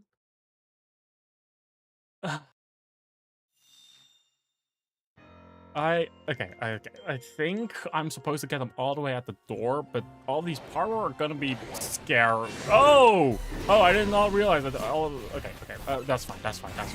Oh god, okay. Oh no. This is not gonna work.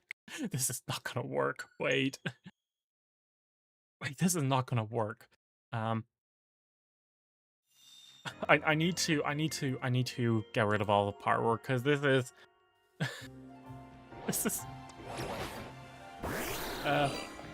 I'm getting spawn camped.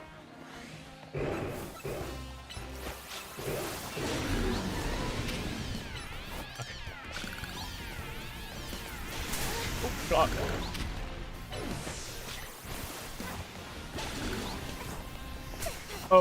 Oh heck, oh hell. Okay. That's all the power gone. Next step. I've got to get all the Jolber again. Hello. Chase me. I want all of you to chase me. You as well. Oh my god, they're trying to terraform Area 17. at the door. All of you at the door. All of you at the door. Oh, please don't bounce outside. That's gonna break.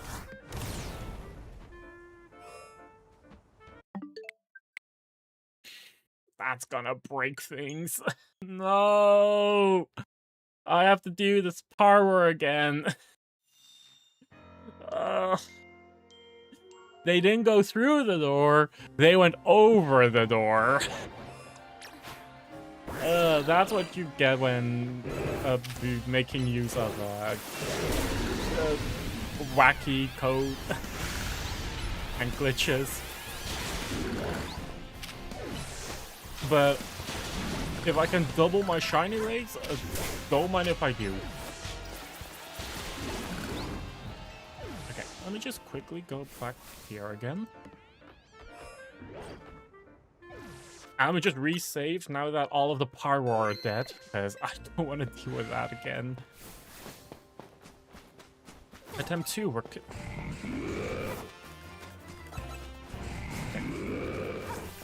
Hello. Hello, Diggersby. Come with me, please. Come with me, please. Please, no more earthquakes. No more earthquakes. Please do not the frog. No, no, get over here. Follow me. Follow me, good sir.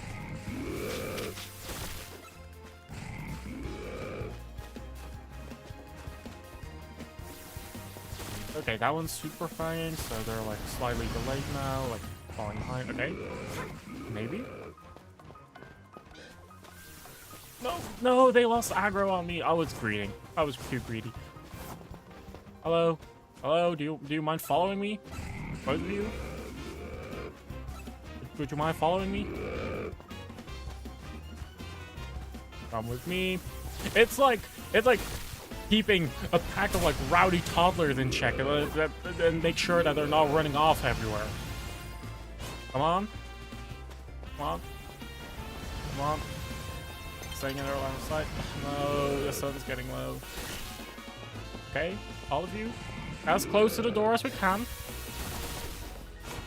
As close to the door as we can. And we save. And we reload the game again. And if I'm not mistaken, again, this is actually a bug glitch thing that I found by Boston John Place.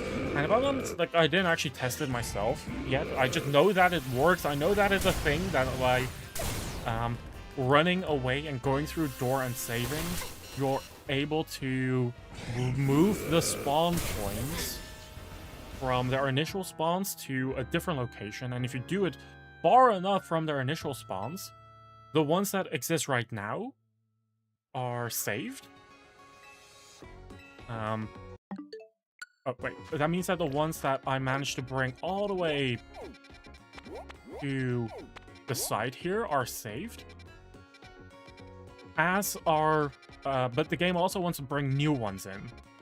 So by doing it all the way like this, I might be able, I might have, like, hopefully I have 6 Diggersby / Chespin spawns.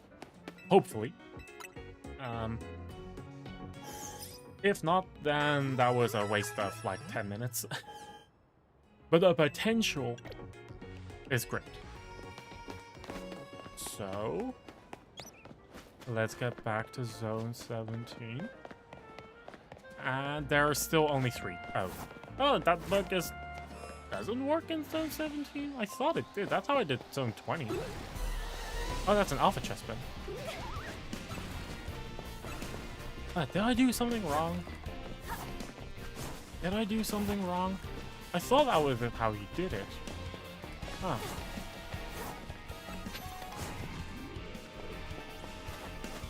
Or was it because... I could check it again.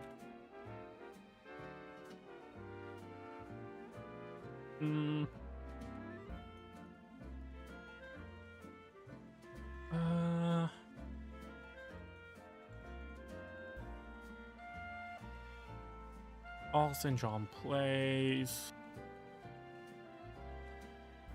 Which one? Which one? Hey, we're gonna be talking. Oh, okay, that's loud. Because that's...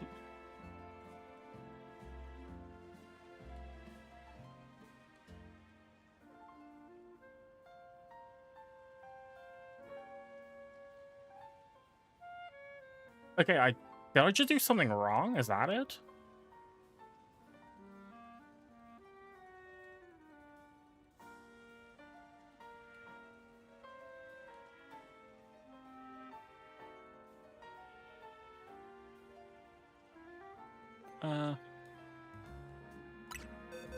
What?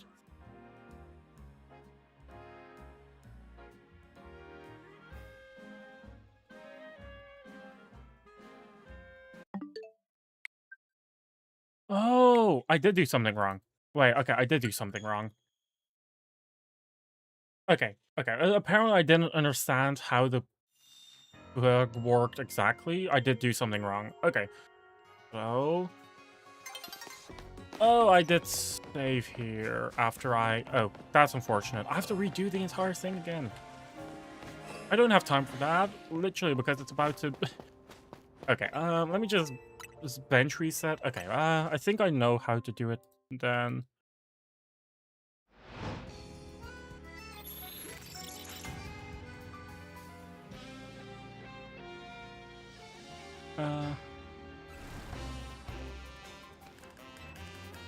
Is that? No, that's a normal one.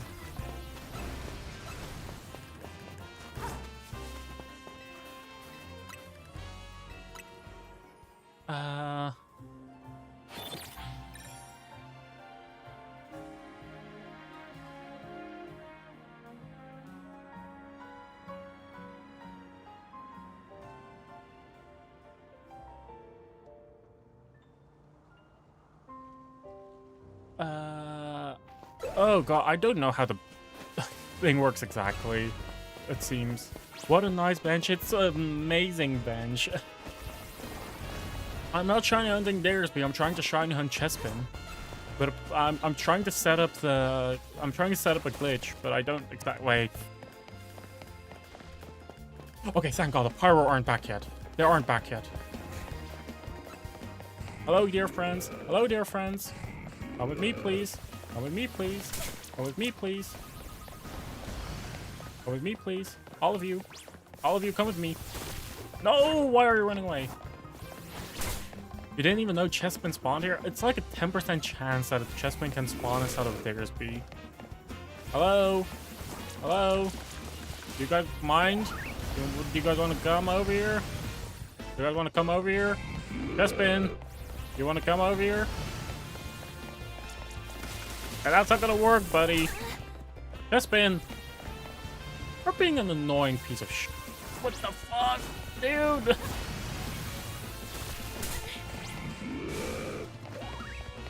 You know what?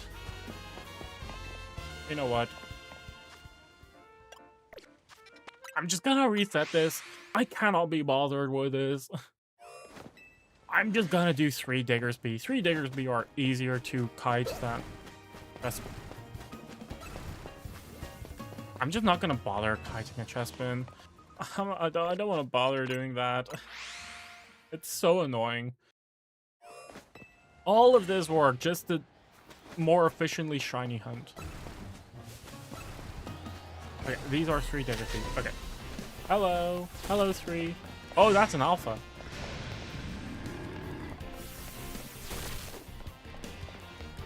Oh, these ones are so well behaved. They don't have any issue chasing me.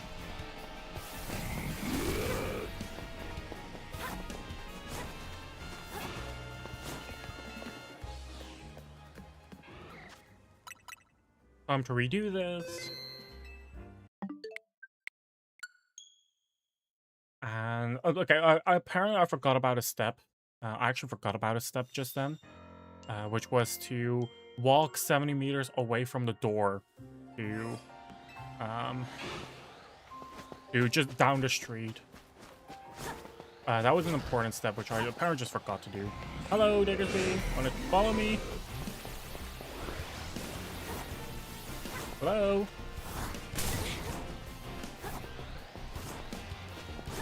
Oh my god, these ones are so well behaved.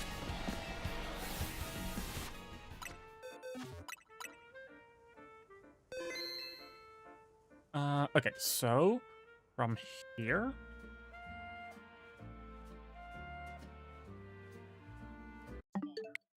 I'm supposed to reload the game again.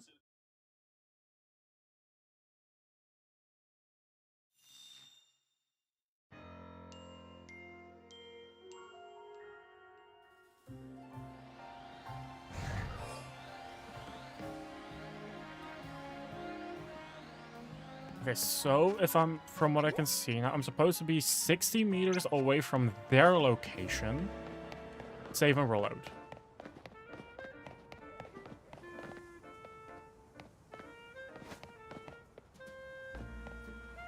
Huh. Because if I go back now, that means that they didn't despawn, right? Did I mess up? Okay, I didn't mess up.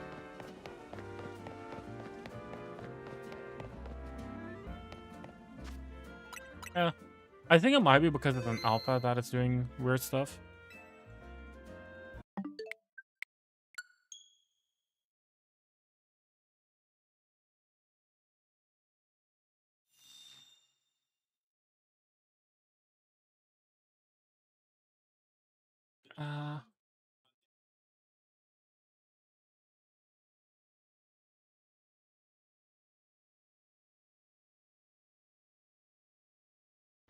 Okay, so now I'm supposed to bring them back down the stairs? I'm supposed to bring them back down the stairs, which... No, the Pyroar are back. Uh-oh. That's gonna be an issue. That's actually an issue right now. Well...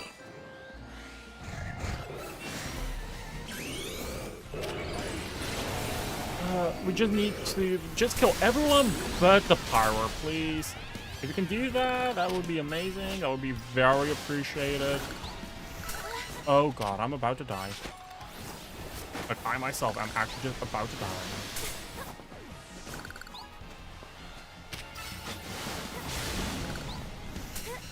Oh my god.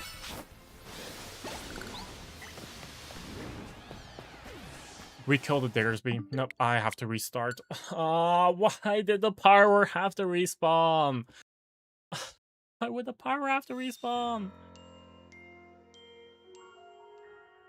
Ah, that's so annoying. Oh god, this is gonna be hard. This is gonna be rough.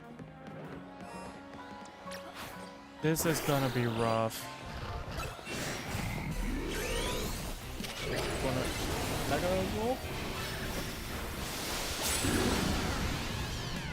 They take down into the splash zone.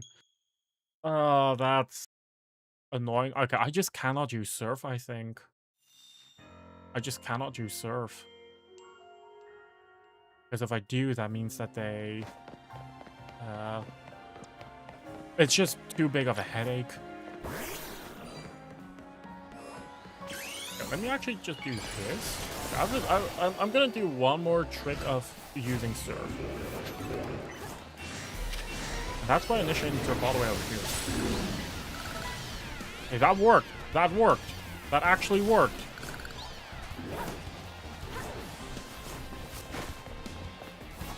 We need to isolate the Pyroar from the... We need to isolate the Pyroar from the Diggersby somehow.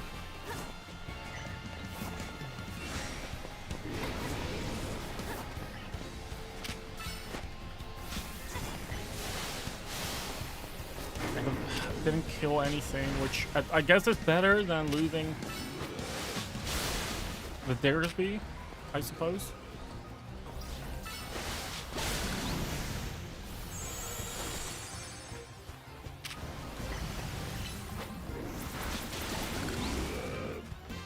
And we still have 3 Diggersby left. Okay. I'm just gonna save right now. And what I'm now supposed to do is what I'm actually supposed to do is I'm supposed to kite all 3 of them down the stairs. Or like to the stairs. For a second I was like, why did you just disappear? Okay, the game was just being a bit goofy. The game was just being a little bit goofy. Why do they not target me?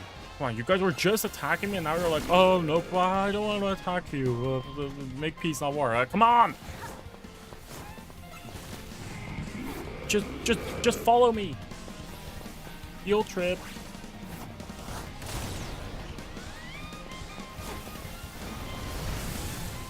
Field trip. Come on, children. Come on, children. That's a gunshot.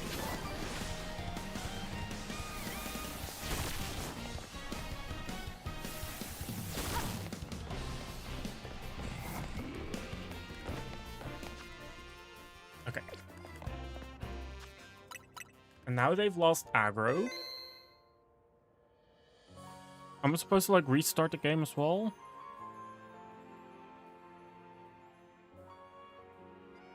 Okay, we are supposed to reload from here. Okay.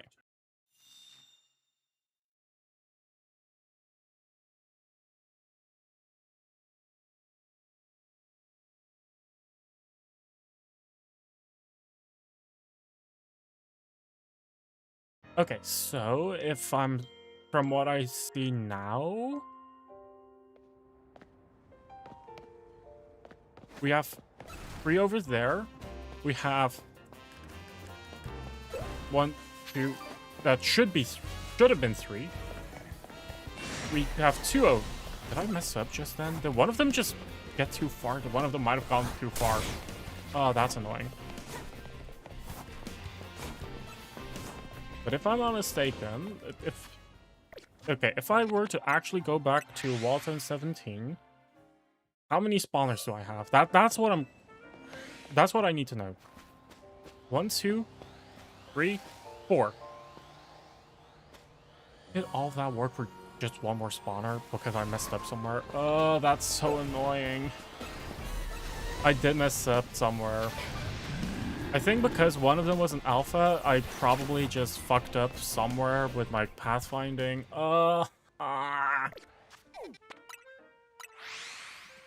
I'm upset now. Because that was a lot of work for this, right?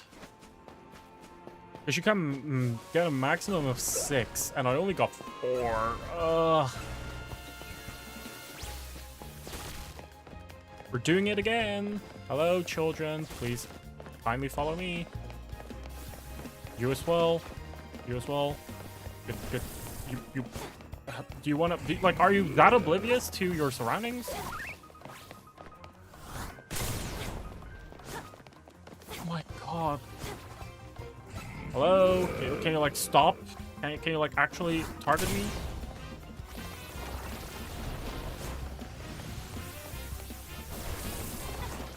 That guy in the back is actually so annoying right now. He's just like, oh, yep, I see you. I'm gonna attack you, and just doesn't do anything. Come on, get out of the fucking bench. Get off your lazy ass. Time to do some work. Time to do some construction work or something. I'm gonna murder someone. I swear to God. Hello? Maybe get down here? I don't think I'm asking for too much. Maybe get off your lazy ass, like use your legs. Use your fucking legs. Hello? Are you gonna... The previous group of Diggersby were so much better. Like, they actually, like, followed me and stuff, right? These ones are just annoying. Hello? Are you gonna, like, follow me as well? Like, are you guys gonna get up? I'm gonna fucking murder someone. Get up the fucking stairs, my man. Get up the stairs.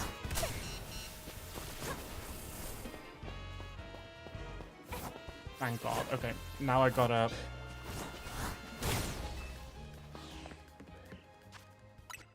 redo this. redo all of that again because I messed up. Oh, this is so painful. This here is actually painful. Hello? Wanna come with me? Can you stop using Earthquake and just use your goddamn legs to get after?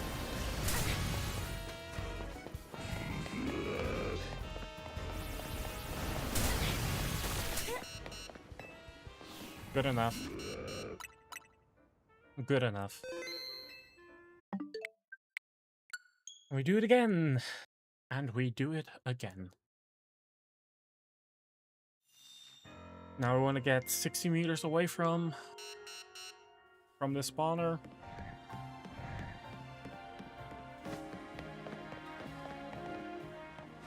They did spawn in, right? Okay.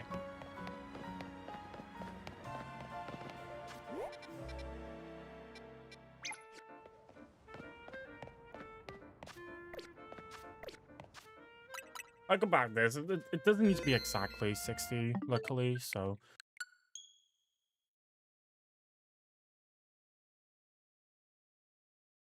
I don't know for which Pokemon this all works. I don't even know exactly why it works. I just know that it does.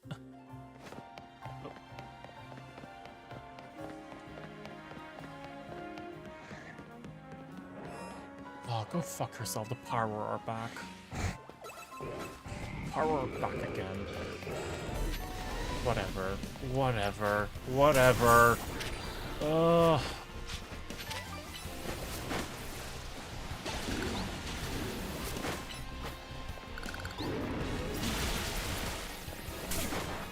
Maybe because I'm this far away from its new spawn, they might just leave me the fuck alone.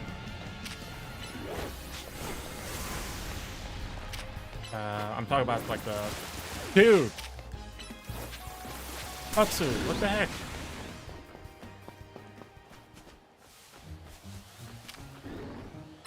Stab him in the butt.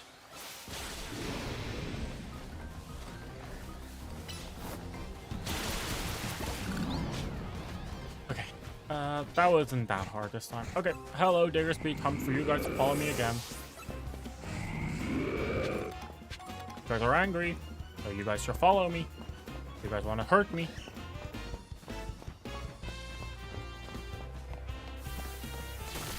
Oh, we want to take when use moves as a break. Okay.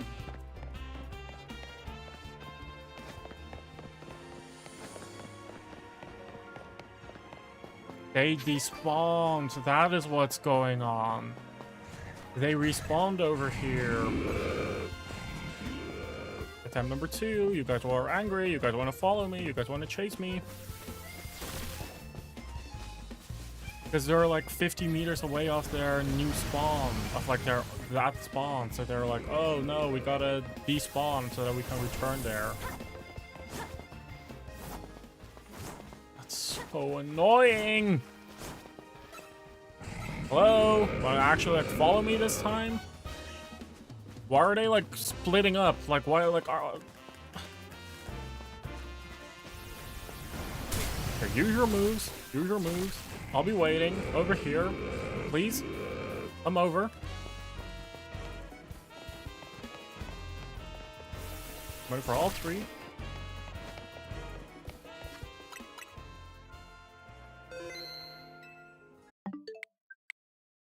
Now all 3 of them are right there before they despawned. So we re-put their spawn right over, like, within the 50 meters of, like, their original spawn. And in their original spawn, we have 2. In the original spawn, we have 2. It should have been 3. It should be 3 so that we could have maximized this. But apparently, that didn't, like, I think it's too much to ask for that. Apparently. Because what's going on now is that we have... Yeah, we have these 2 spawns now. And we have those 3. And because those 3 Diggersby are within range of the original spawn, if we teleport back in, the game forces those 3 to go back in here as a natural spawn on top of the 2 we already have, which is how you can go from the initial, like original 2 to 3 spawns up to 6. Because now we have, yeah, now we do have 5. At the very least, 5 is better than 5 spawns are better than the 3 we had before, and it's also more than the 4 we had. Because if we go from 3 to 4, at that point I'm also like, what am I doing this for, right? 5 is enough. Like, at least the +3 is good enough. Because it's always going to be 2 to 3 plus 3 now. So it's always going to be 5 or 6, but I think because we already have the +3, I'm pretty sure it's always just going to hard cap at 5.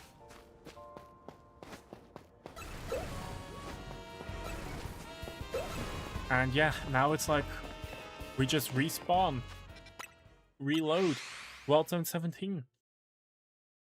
Usually I am like, oh, using bugs, using glitches, bad, evil, as like, no, right, it goes against the game. But when you have shiny luck like me, then I say fuck it, right? If I can double my odds early by increasing the amount of encounters I have and still not get a shiny within 20 hours of like active gameplay, while there are people out there that are using macros on a controller to just get shinies in like large quantities like that, I'm just gonna do this instead. Right, like, at some point I don't feel bad about it either, because I'm still hunting for it. I'm just using out-of-the-box methods to hunt it a bit faster. Yeah, I am still salty about the 17-hour Froakie hunt. It is actually, I have not recovered from that. I have not recovered from that one. But yeah, we'll just be doing this, it seems, for the foreseeable future.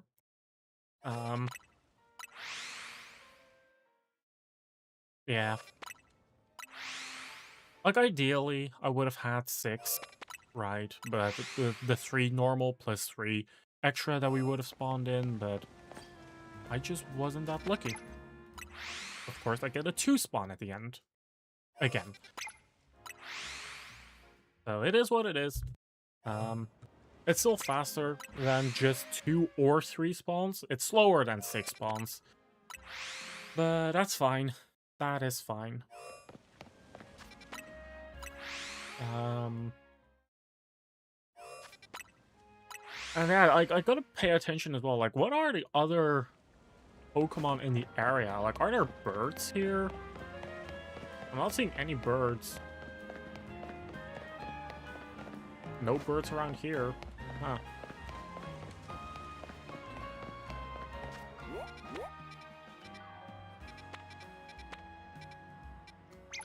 Because that's the 40-meter mark. That's already 66, so I think, like, actually...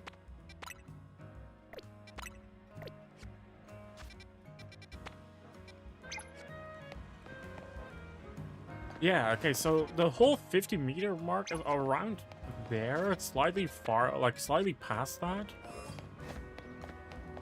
But that doesn't mean we don't get too many extra shinies, unfortunately. Because if I were to put myself at the door... Yeah, then... This is kind of the range it has. Unless there are Pokemon that spawn back here.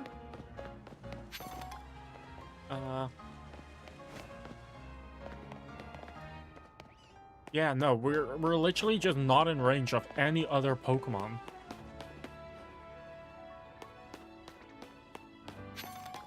So, oh, well, I guess a Scatterbug, maybe? No, it's too far away. I'm not even spawning in the Scatterbug doing that, or Pidgey. That is a shame. That is a shame.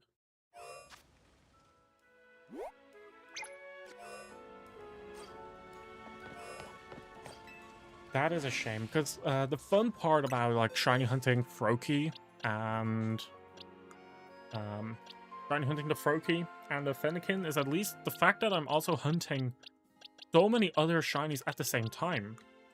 Like all of these are like I have 2 boxes and like almost 2.5 boxes worth of just miscellaneous shinies. Just because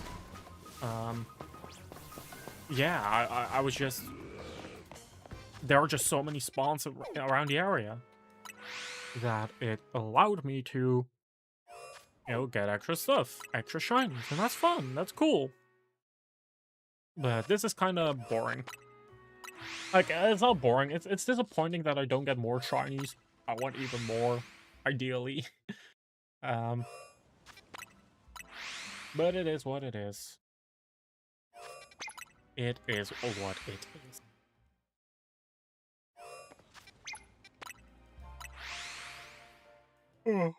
Yeah.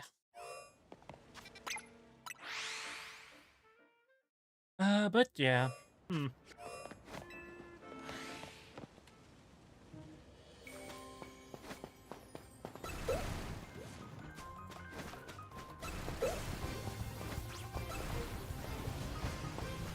No shinies yet. I'm a bit too hasty with searching, to be honest. I'm looking at I'm going through it like way faster. Shinies are saved in memory, so when you do get a shiny, you're kinda set. What do you want? You just like the shade all alone over there. Alright. I wanna just back real quick though. Oh, that's way too far. Yeah. Yeah, you're just not getting any other extra spawns other than Diggersby. Diggersby are the only extra spawns that you're getting. That is unfortunate. That is really unfortunate. So shiny Chespin is just not gonna give you a lot. It's not that is a bummer. No shiny Alpha Ampharos, no shiny Flaffy, no Failings, or no Bagon or Weedles or Trubbish with a Fennekin. Or Noivern or Noibaz. Just Diggersby. That's gonna take a while. Especially because if there is a shiny, we can't see it, right? They're all in these dirt mounds. They're all in these dirt mounds. It's not that hard to get them out of the dirt mounds. Like, you just run over it or just run slightly past it. So, it's not the hardest thing to do, but it's convenient to just take a look and like, oh yeah, those are slightly different colored. Now we need to actually like get through the entire area as well, which is a bit annoying. It is a bit annoying.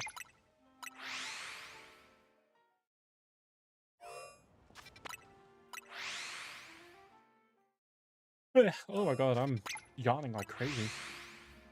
But yeah, this is gonna be a hunt that's gonna take a few hours. Or 1 minute. You never know. It could be right now, it could be tomorrow, it could be next week, it could be in 2 months. Could be never.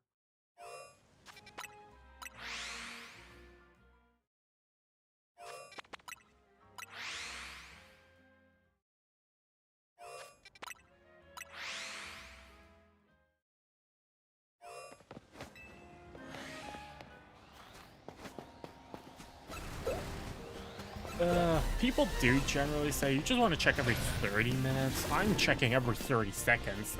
Maybe I should, like, tone it down a bit with my shiny hunts. There's also so much more side content I gotta do, which I have to do at some point. Like, getting all the colorful screws. But I feel like for now, I just want to shiny hunt a bit more.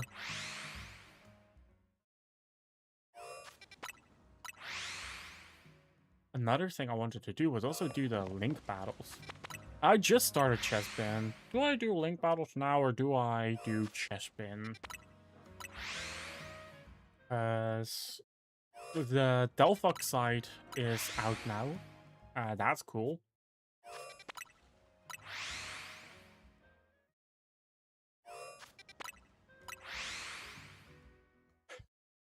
God, I'm yawning like crazy. Oh, that's my 10 resets. Any shinies? Nope.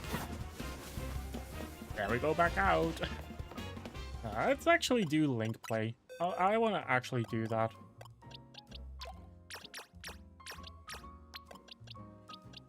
I'm pretty sure that Xerneas has become meta or something. But I want... If Xerneas is meta, then taking a dragon type, especially an alpha dragon type, is kind of troll. So I should not be doing that.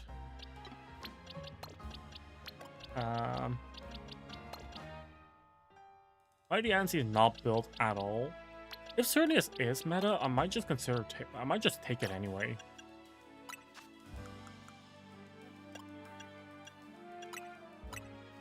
Oh, I was like, can we give him a colorful screw? No, you can't.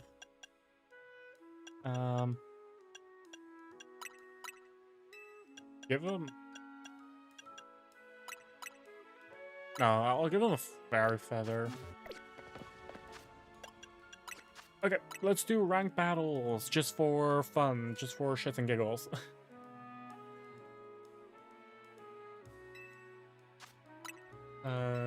The season has ended, yeah. Okay. Got a new rank. Which rank am I starting? I'm starting at Z. Oh god.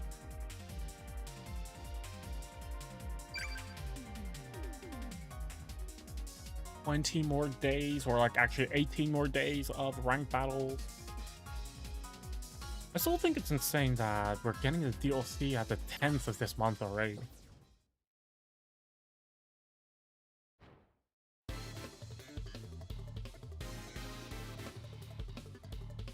I wonder how many people are gonna bring Xerneas with them. I do have 2 fairy types. That's not amazing coverage.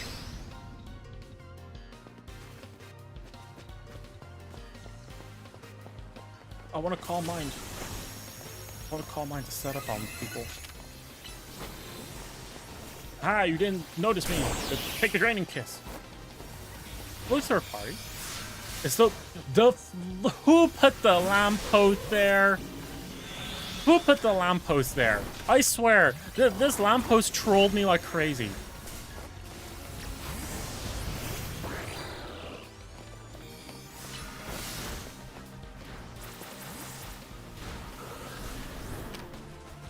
That's kind of crazy.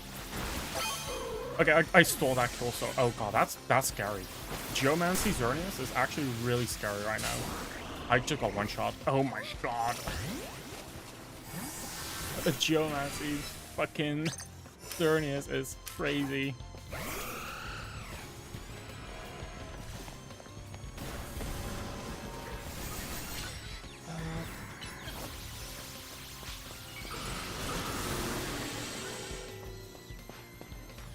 Stop running away from me. Oh. Come on. Okay, this is nice.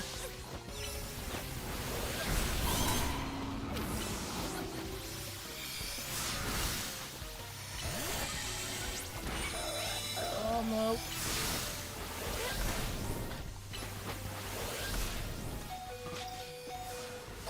Swap, swap, swap, swap, swap.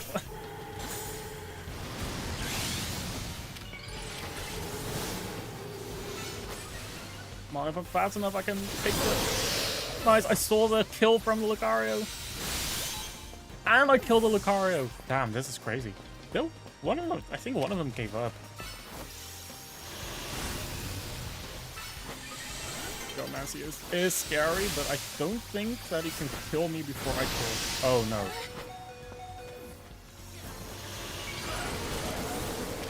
I need to drain and kiss for this.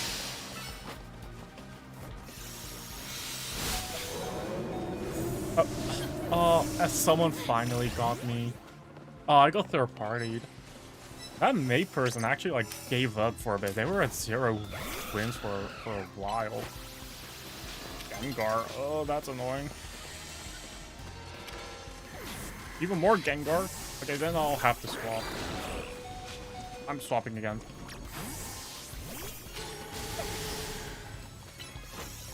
I just had to swap. Okay, they're using Phantom Core, which is annoying. But I could kill them like so.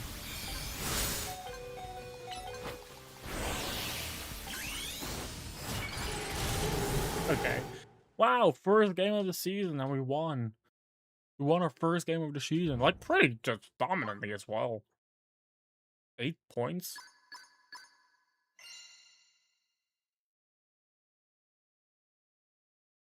Ugh. And pray tell. Dealt last attack, scatter attacker, male those of active attack. Rank Y? Rank X? Ranks W? V? I don't know the alphabet from back, like, from... or back. Oh my god, we got another Greninjide! We already have a Greninjide. I don't know if I can... How does that work? Like, I literally just got a second one. I assume the game just doesn't actually give me a second one, it just says that I did. But wow, those rewards were sick. That was like the end of season rewards I got.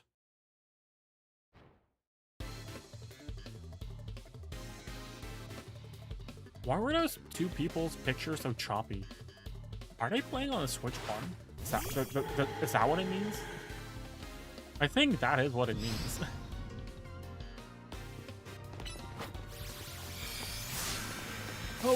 Oh my god. Oh my god, get back over here. Get back here. Get the fuck back here.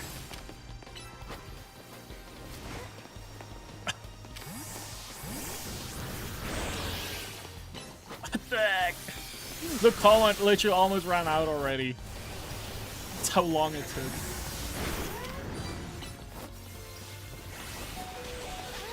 Oh my god, okay, I need to call mine again.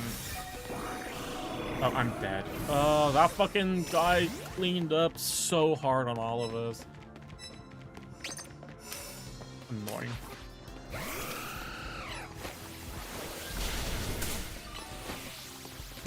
I didn't mean to use Geomancy. I meant to use an attack so that I could actually kill. That's crazy. That's crazy. The Excadrill tanked the hit. A lot of people are using ground type, so I guess I'll be... I'm getting spawn counter, I think? Or like, what the hell is happening over here?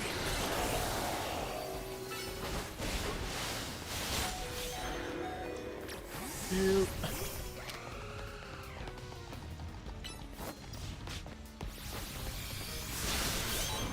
Okay, thank god.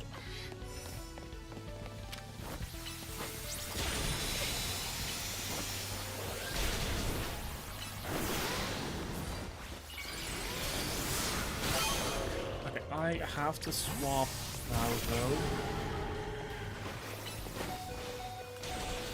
Oh, I think I'm just actually dead here. Yeah, all my Pokemon were too low health, and it just makes them invulnerable, and I couldn't kill that Mega Garchomp in time.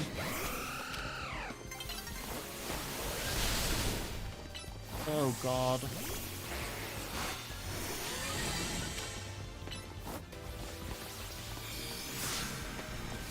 Everyone's using Excadrill.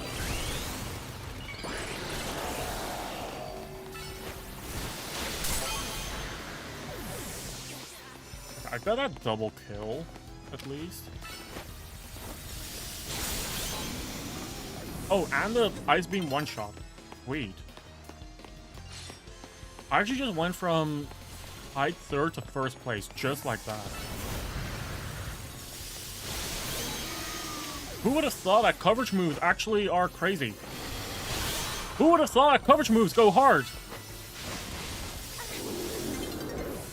Oh, my Greninja fainted. Oh. Who would have thought that coverage moves actually help with, like, PvP. That your weak matchups, or like matchups you aren't good at, suddenly are matchup you're good at. Holy shit. Wow, I'm learning about Pokemon now. Anyway, first place, let's go.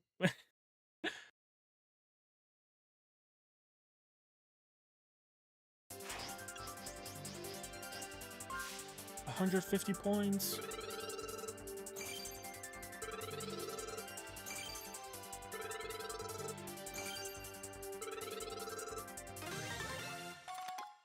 And I got a Delphox sign, and a Lure Ball, and 5 nuggets. Oh wait, and you also just got 100 Mega Shards out of this? Wait, that's actually... that's actually really good, what the heck? Like, these rewards are actually really good.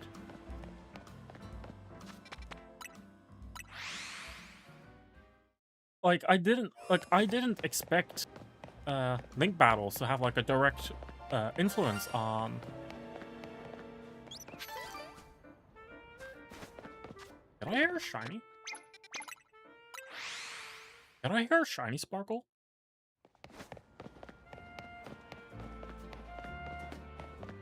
Am I going insane? I think I'm just going insane. Yeah, I think I'm just insane. Too bad. But I didn't think that, like, I knew that there were some rewards, but like 5 nuggets is a lot. That is 25k. It's like, yeah, you could do that by, like, you can get more if you farm the you can get more if you farm the Day Royale, but at least this is like PvP actual. There's a shiny. Is it on top of the roof? Wait. Huh? I'm... Where?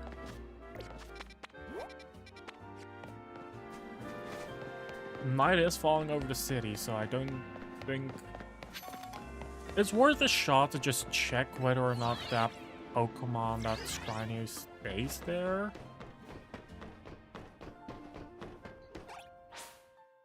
Oh, I think I might have actually hunted a shiny Pidgey on accident. I hope that the Pidgey stays when it's night, because I don't want to bother going all the way back to a bench to turn it into day. Oh, do I even make that? It's not a Pidgey. Oh, who is it? What?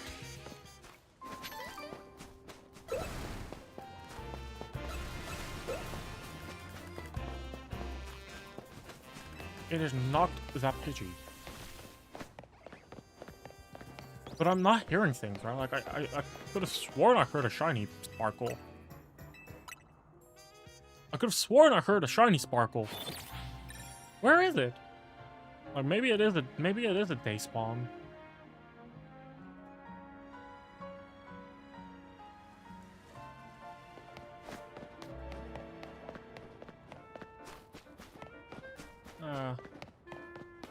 Also didn't realize how many benches there actually were in this area. So.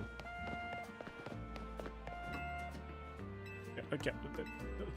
Please use it, then let me use it. Stop distracting me. Stop sabotaging me. Definitely not you.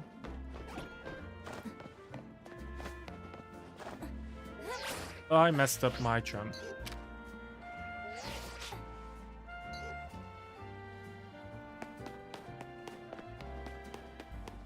Or was it a Pidgey that just escaped? I don't know. Oh my god, then let me use the... Christ. Oh my god.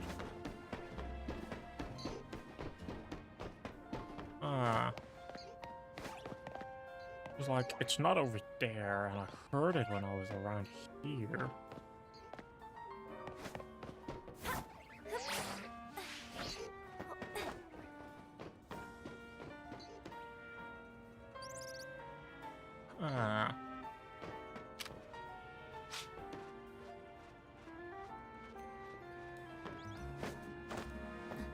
Or was it a pigeon? Did it just fly away? That might have been what happened. Because there is nothing over there either. Oh well. I definitely heard a shiny sparkle, but no clue where it is or what it is or what, like, yeah, no clue where or what it is. So I'm just pretending like it's no longer here because if I was in the area again, it would have sparkled again and I just didn't hear it. So maybe it actually disappeared with the day-night cycle. That chance does exist. That it disappeared with the day-night cycle and that would have been annoying. Oh well.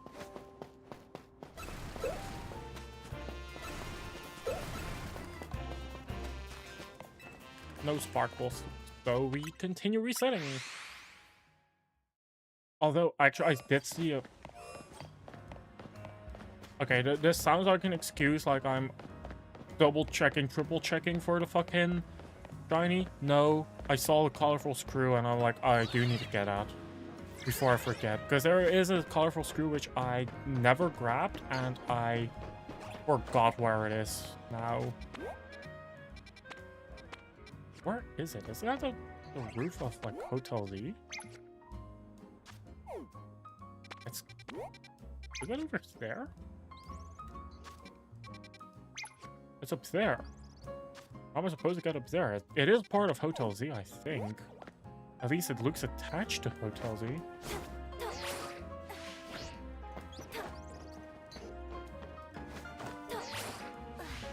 And because it's attached to Hotel Z, nah, I'll just go that way.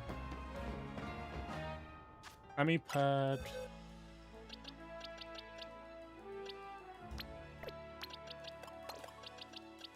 These ones are back in here, though.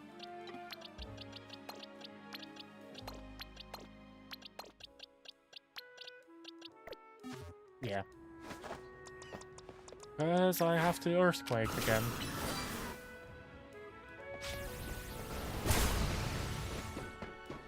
You get all the way to that roof.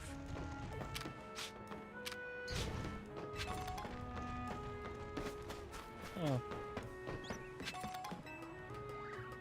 Okay.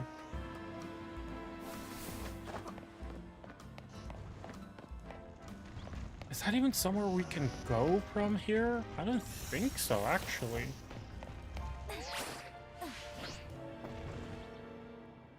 Doesn't seem like this is actually a place where we can go.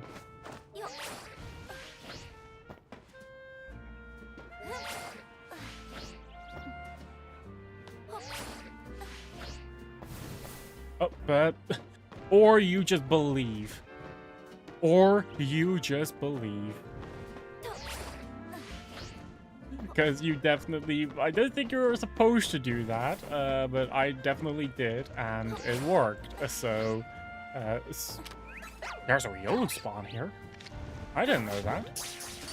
I did not know Riolu spawns here. Okay, well, the Riolu didn't care about me, so I'm not going to care about it. Oh. Wow. And blue Floette. Admittedly, this... I actually thought that this whole area was, like, inaccessible, but no, you just need to do some crazy jumps to get up here. Oh, wait, there's another colorful screw down there. Don't mind if I do. Wow. And here I was, thinking I'd explored pretty much all of Lumio's city already. Actually, this isn't even that far from Zone 17. Like, if you really think about it, it's not even that far from, It's not even that far from Hotel Z, right? Which is, like, pretty much in your backyard. So, well. No shiny, but we definitely found some more goodies. We found some goodies. And that's what, you know, that matters equally as much. That matters equally as much. In fact, I argue, might even be more fun.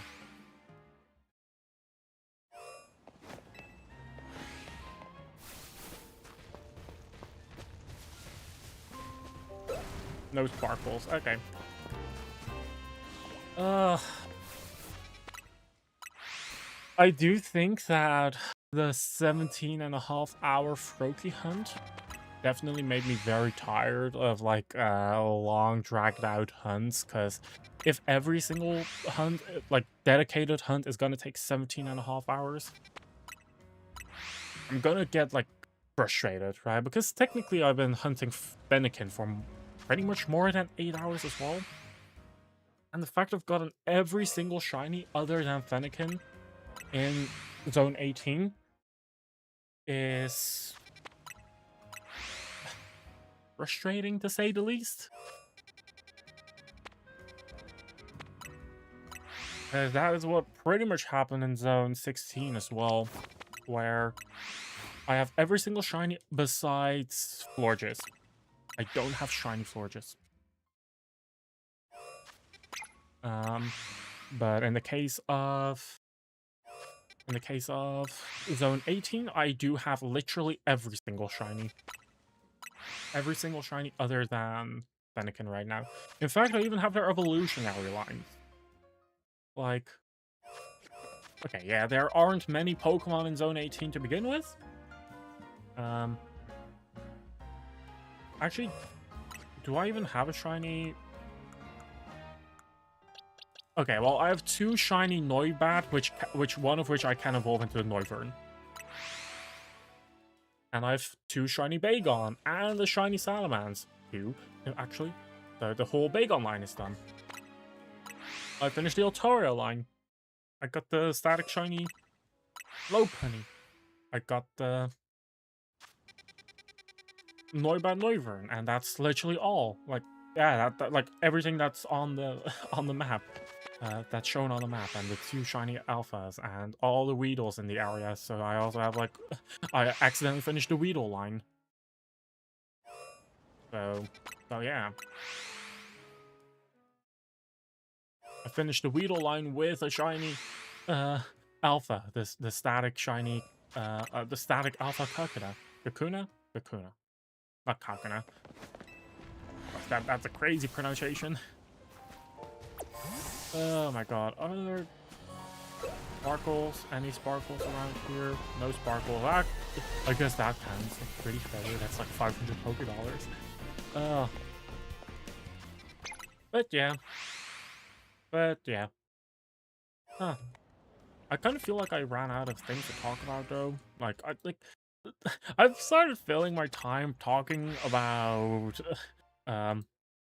research papers.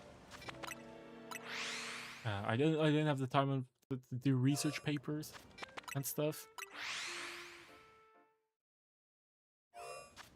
But at some point it's also like, oh my god. I know, like, it's kind of a lot to go through, especially of research papers which I haven't read before. That's especially the thing that tires me out when I'm talking about things that I haven't actually read before. So I'm also forming my own thoughts as I read through things. You know, but like, what is preparation? What is preparation anyway? What does it mean to prepare? Do you like to prepare is like I don't know. I think it's boring. I think it's boring to have like a script or something.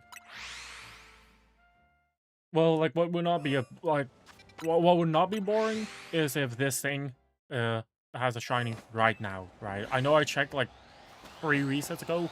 Bam. Oh, that's an alpha. Oh, that's 2 alphas. No. Shining eyes. Shining eyes, I guess. Not quite what I was searching for, but it's close. Not at all. It's not close at all.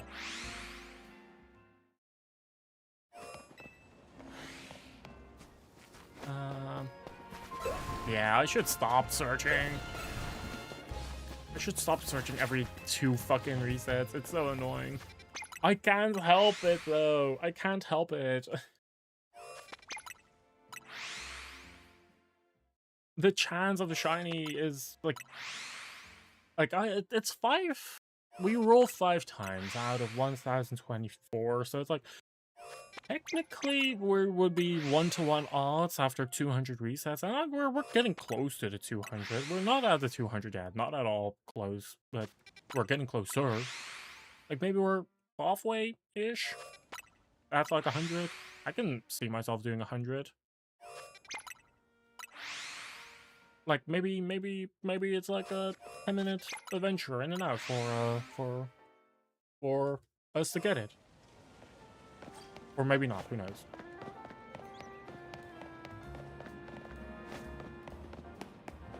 There was a shiny sound. Like, don't know what happened to it.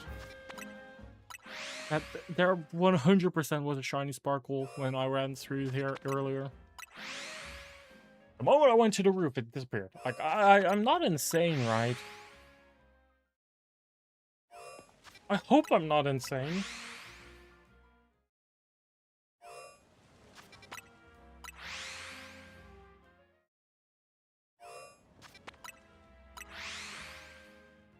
Eh.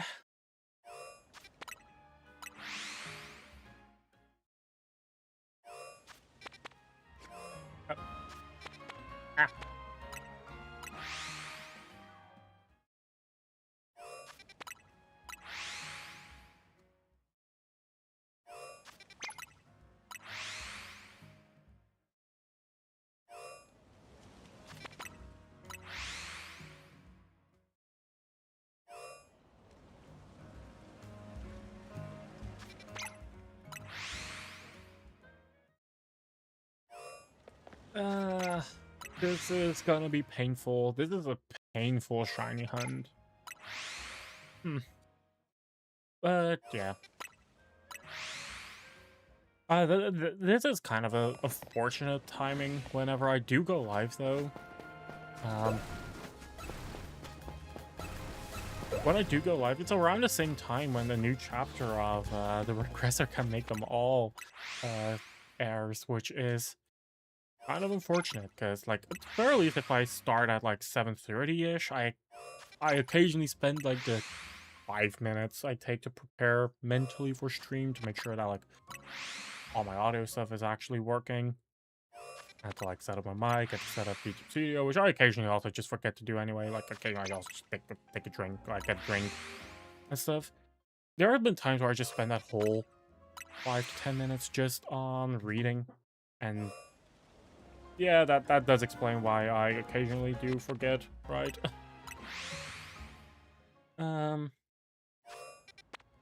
That's too far. Well, I occasionally do forget to do things, or I'm just scrolling through social media. That's also equally as possible. Oh my god. I'm kind of tempted to just kind of take a pause and to continue with Fennekin. Yeah, I'm kind of tempted to do that. I'll do a few more. What? I'm gonna do a few more and I'm not even gonna check. I'm not even gonna check if I get a shiny during one of these. But yeah, we're technically rolling 5 in 1024, at least, right? Because there are Pokemon, like, over there on the rooftops. There are a few, so... but we see the 5 in front of us, so we're at least rolling 5 in 1024. Which does mean that we are hopefully, let's say hopefully, very hopefully, we get enough to actually, like it's not like there's a soft pity harpy. I said I wasn't gonna check. I lied to myself. But like at some point the odds should be like a chance should demand that at some point we do get. It's not a hard rule. The odds are always 1 in 1024 times 1, like plus 1 in 1024 plus 1 in 1024 plus 1 in 1024. Those are static odds, right? It's 5 times. We're rolling the same thing 5 times.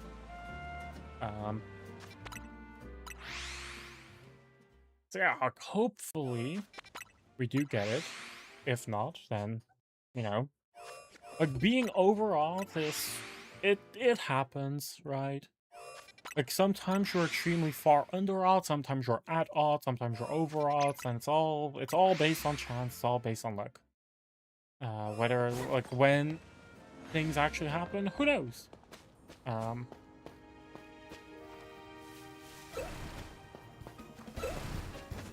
Like, when it actually happens, who knows? We literally, like, chance is a fickle being. Let's go back to World 2018. But yeah, it's kind of like, at some point we sure hope to get it soon. Especially if I do end up wanting to make a full living dex. If I want to make a full living dex, like shiny living dex, that's gonna take a lot of time. Gonna take a lot of time.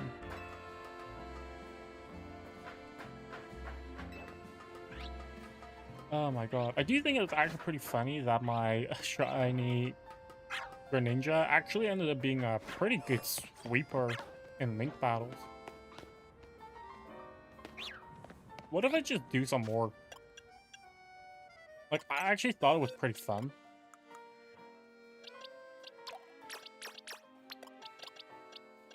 Sure, let's just do more.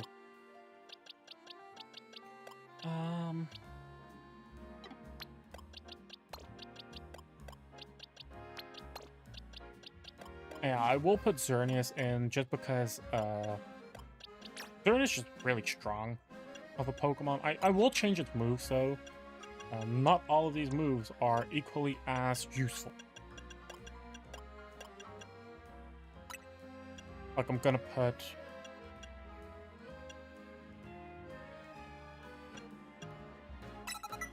I think I'm gonna put Night Slash over Mega Horn.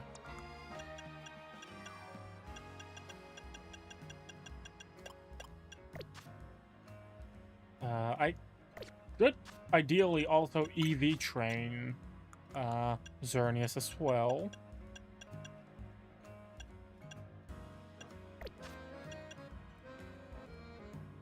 Do I have the money for that? I don't think I even have the money to actually properly buy all of the vitamins. Whatever. Let's just do it. Let's just go in. Normal Gem, Dragonite, Mega Greninja, Fairy Feather, Xerneas. Because they've also made it so that you cannot lose points anymore. But no more losing points based on position, you can only gain points. So no matter what happens, you're always gonna climb. Before, it was like you cannot drop in rank, now you cannot drop in points, which is very nice because occasionally you might just have a bad game. It could happen. And if you have a bad game now,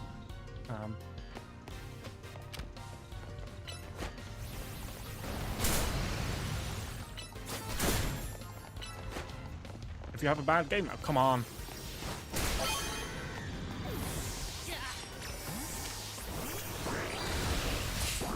What the fuck? How far does that thing reach? What the hell? Also, that oh my god, that's crazy. I threw with my swap there. Female Alpha Shiny Greninja.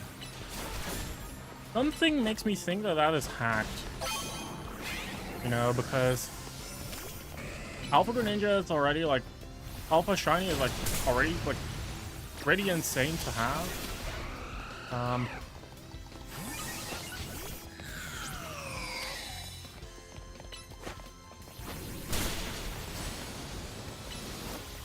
To turn that into like have a female one as well is kind of insane. Like, that's insane odds. Like, I'm pretty sure that those are like 1 in 20,000 types of odds.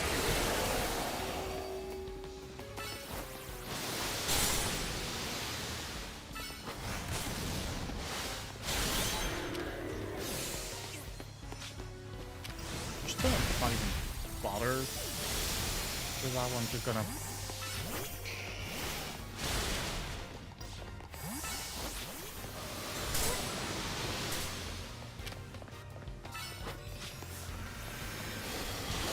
I couldn't swap in time. Oh my god.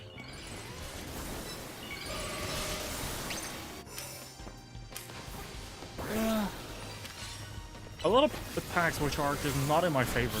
A lot of fights which are just not in my favor at all.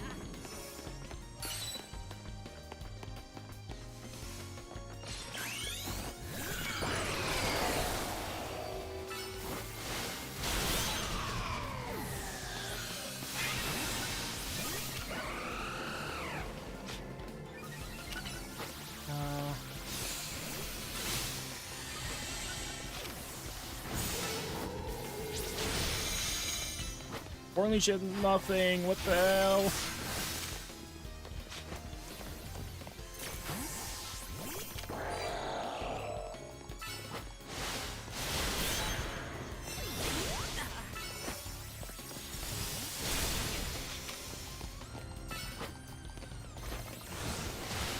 Yeah, that guy definitely had a lot of fucking hack Pokemon. Like, that is crazy. Oh, you fucking... At least I think it was that guy. Using hacked Pokemon is crazy. 1 in 8 and 1 in 20 and 1 in 1024. It's not impossible, right? It's not impossible. But... it's pretty sus. It's, at the very least, it's not as blatant, right? Like, imagine you pull up with a fucking shiny legendary alpha. At that point, you just do know. Because apparently, I've seen images of hacked Pokemon floating about. Eh, those are okay. Those are okay rewards. If we can get to rank A, would be cool. If we can get to rank A, that would be cool. I hardly used my Dragonite in that fight, which is unfortunate. Dragonite is just in a very awkward spot right now, where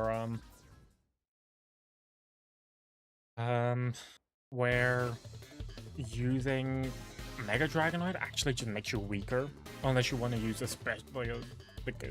special set. But that's just worse than a physical set right now.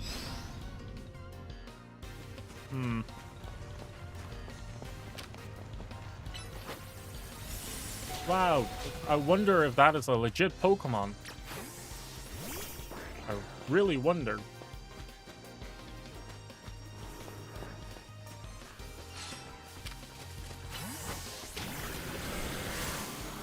Oh my god. They didn't even see me and they swapped perfectly.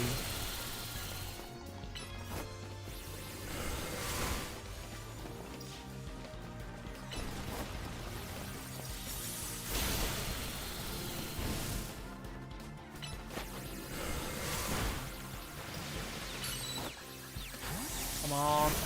That's so cringe, bro.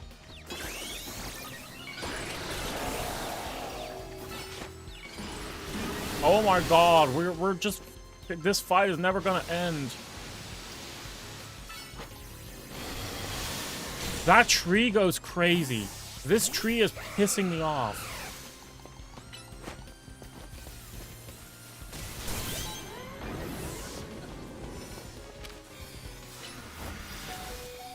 Oh, I'm getting targeted by everyone. I'm getting targeted by everyone there, dude.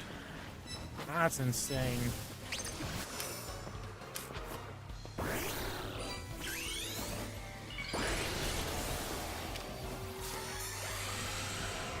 Yes. That's a very large Xerneas. Was Xerneas always that large? Oh. That's a double kill. I'm taking his heal. Oh, that's unfortunate. Oh my god, and of course my Greninja is just stuck there. Of course my Greninja is just stuck there and just refuses to walk away. Oh my god.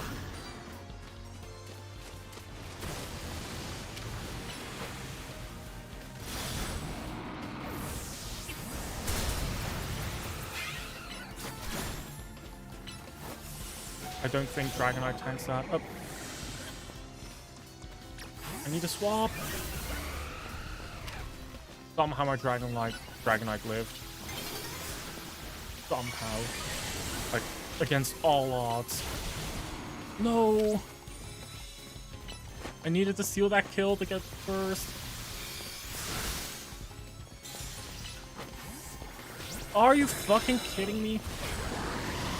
Dude, that guy stole both of them. Oh, I would have had that, but no. Oh my god. Their partiers are crazy. Oh, it's so little honor. No honor. That's unfortunate. Well. I think that's a third place. Yeah. At the very least, I didn't get 0. Unfortunate. Unfortunate. 110 points, still a lot. It's just not the 150, 160 I was hoping for. Okay, I'm done with this for now. We're continuing shiny hunting.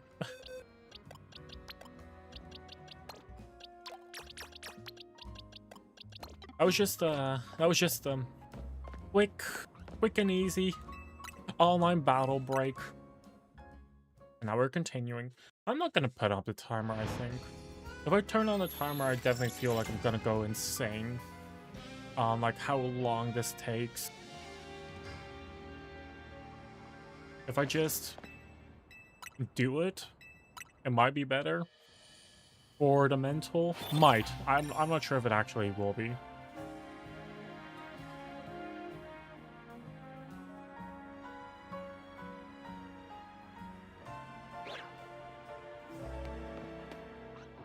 But yeah, I don't think I'm gonna go till super late today. I know that usually when I do shiny hunting streams, I go for like hours upon hours. I think this time I'm gonna take it a bit slower. I think I'm gonna, you know, relax a bit more. I feel like if I were to go up until like, say, 2 AM again, I would definitely go insane. And I don't want to do that. I don't want to do that.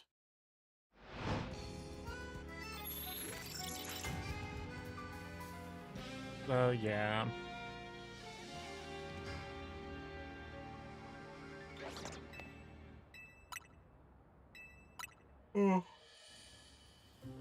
Yeah.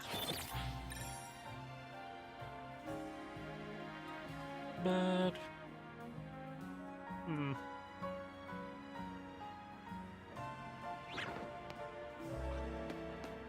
Yeah, it's honestly just driving me insane how in between every single reset it takes like 10 seconds, which is why Fennekin is, in my opinion, the worst hunt to do.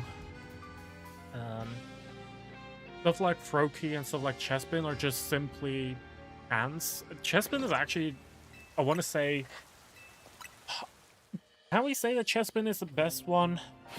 No, I think technically Froakie is the best one because Froakie has a static spawn with a reset that you just do immediately.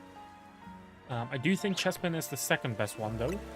I know that Fennekin has a set spawn right to our left here, while Chespin has a 1 in 10 or 1 in 5 chance for a Chespin to appear in one of those, is it a burrow? So like Chespin is not guaranteed, but technically, right, you have a 2 or 3 ones at a time, 2 or 3 at a time. If you use bugs, you can get up to 6, up to 6 guaranteed. And it's just faster, right? You're not going through the entire day-night cycle animation again, which is an issue. While if you were to like you don't have to have the entire day-night cycle. It's just like the 3-second, 5-second teleport, depending on which type of depending on whether you use a switch or a switch 2, which does add up over time. like less chance that it's a chestpin, guaranteed. Like you don't have a guarantee that it's a chestpin that you're hunting, just because you know it just takes a while. But I do like this one as well, also because you get other shinies. You get a lot more other shinies. If you shiny hunt chestpin, it's either chestpin or Diggersby, and with a small chance that it's a Pidgey, or you know nothing, and it's your Insanity.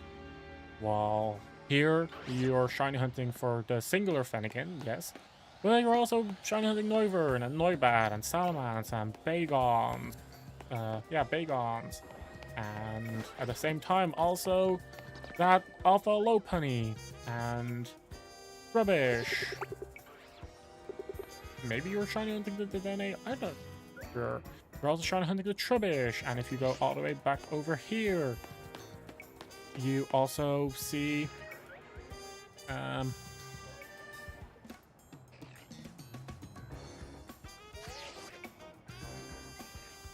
that a... No. And if you go all the way down over here, you're also trying to hunting the Weedle, and like Kakuna, and another Weedle, and more Weedle. And even more Weedle.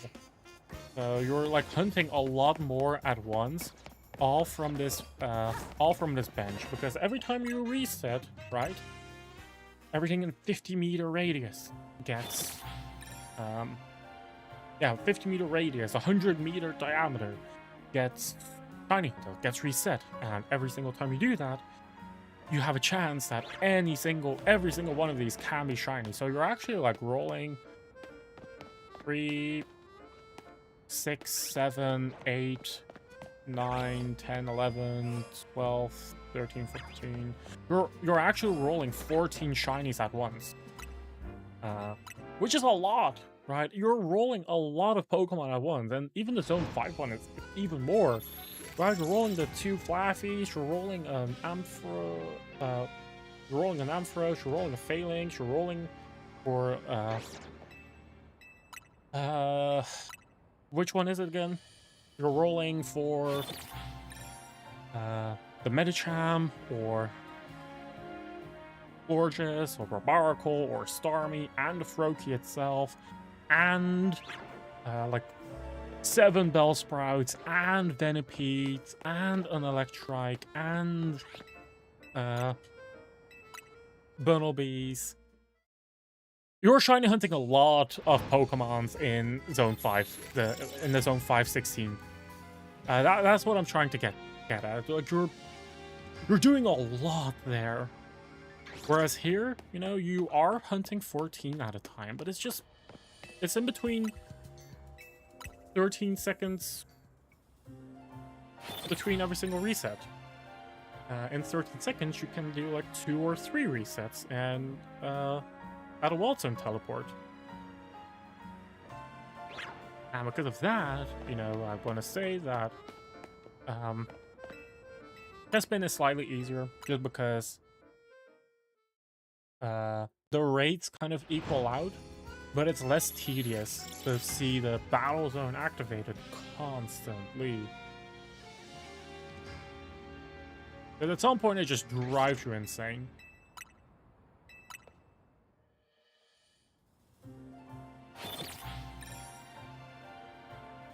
At some point, it just drives you insane to see the same animation happen over and over again, and yeah, it's a lot. It's annoying.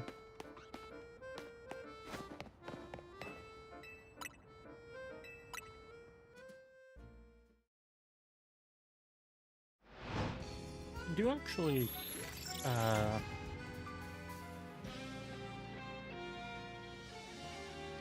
actually, no, never mind. I know that my alerts are done properly, because I was scared that my alert might have played through YouTube side as well, but I forgot. I already routed it through 2 different I already routed it through 2 different things, so channels. I forgot the word for channels. Oh my god.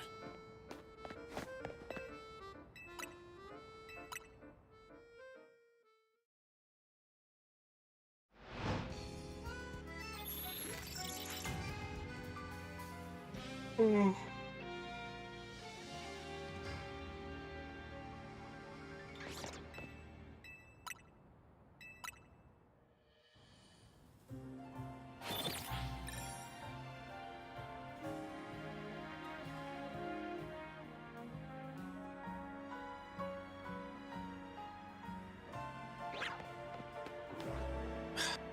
But yeah, this is painful. It's painful how slow it is, which is honestly the biggest reason why I wanted to get a controller with a macro. So that I could also do this while armor sleep. Like a fucking degenerate, right? Like, you buy a game to get Pokemon, to play Pokemon without playing Pokemon. It reminds me of like the vibes of like people making like Pokemon Go walking apparatuses, where it's like a motor that's like constantly moving your phone back and forth to hatch eggs, without you actually needing to go outside and walk 2 kilometers.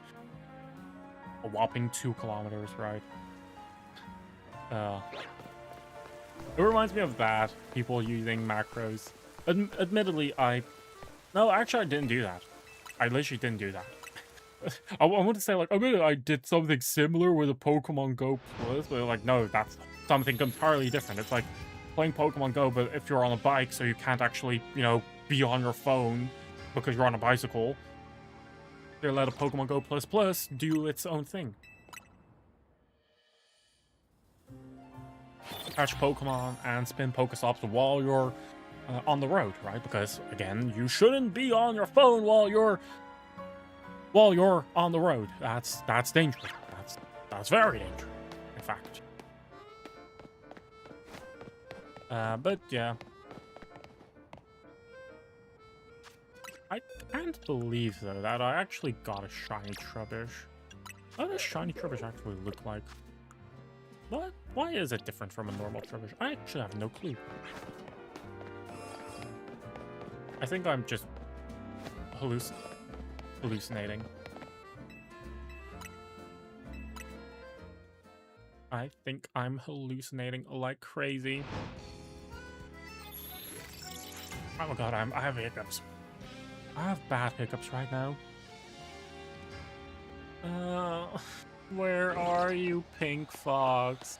Where are you?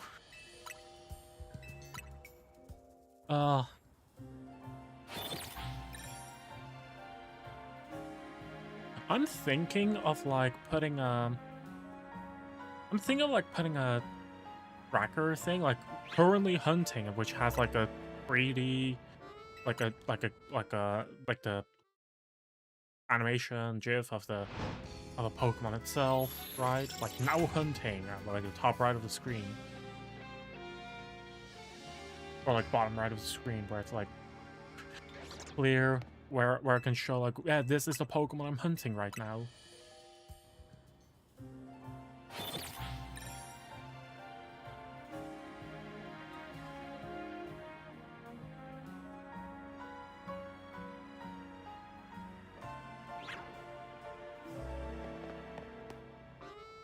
I do wonder, like, I can understand why people are using gent Pokemons in online, right? Because, farming for certain Pokemon is just a pain in the ass, right? And getting the correct nature on the Pokemon is a pain in the ass. But I feel like it hasn't ever been easier than right now to shiny hunt, right? Like, I feel like shiny hunting is legitimately the easiest it has ever been in a franchise. Especially with if you have a macro, for example. That makes it especially easy. But yeah, now I kind of wonder, like,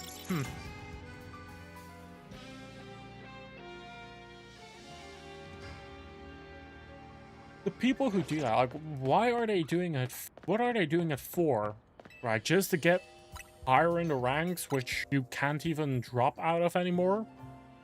Just to flex, I got rank A. Because it's not because they want to grind for nuggets or rare candies or anything like that. Like, no way they're doing it to grind that. They're hacking in Pokemon.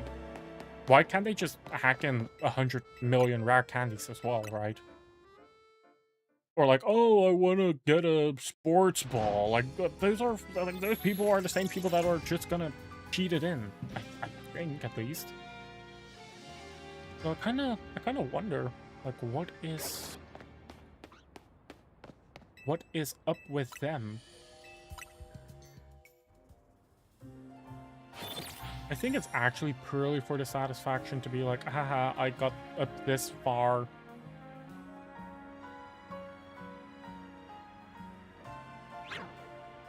Which, if that is the case, it's like, wow, that's actually sort of pathetic.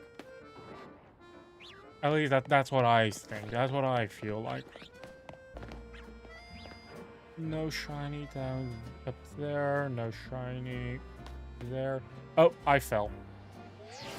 Well, guess I'm just checking the Weedle manually.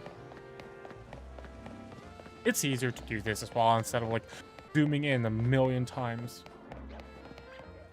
That is indeed not a shiny. Yeah, that's indeed not a shiny. Guess we go climb back up. But it's kind of insane to think about it. I had 20 hours of playtime and I finished the story.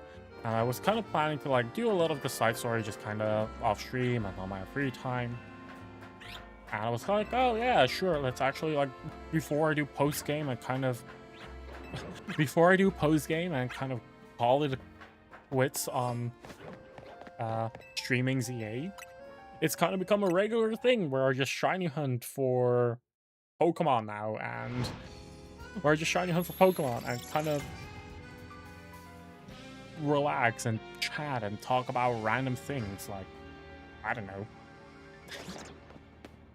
the nutritional effects of caffeine, or like the effects of caffeine on nutrition, and Beowulf again. I talk about Beowulf a lot.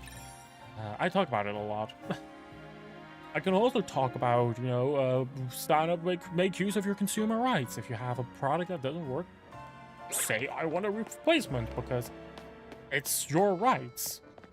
And it does kind of fall apart because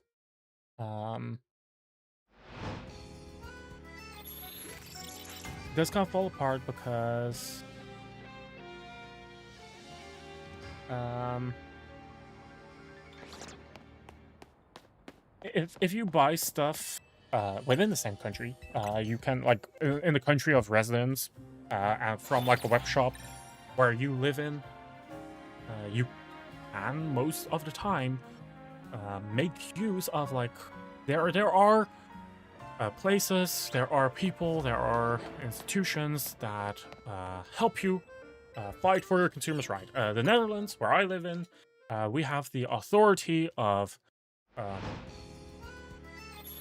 Autoriteit Consumenten. It's called the Autoriteit Consument en Markt, which transliterally is Authority of Consumer and Market. It's a third party.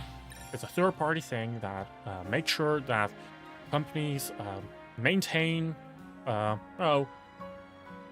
proper things, that shit is done properly, that if you buy something off of like a web shop that's located in the Netherlands, or like in store, and it ends up breaking, you can go to that company and ask for, hey, I need help, this is what happened. They don't want to give me, they don't want to assist me.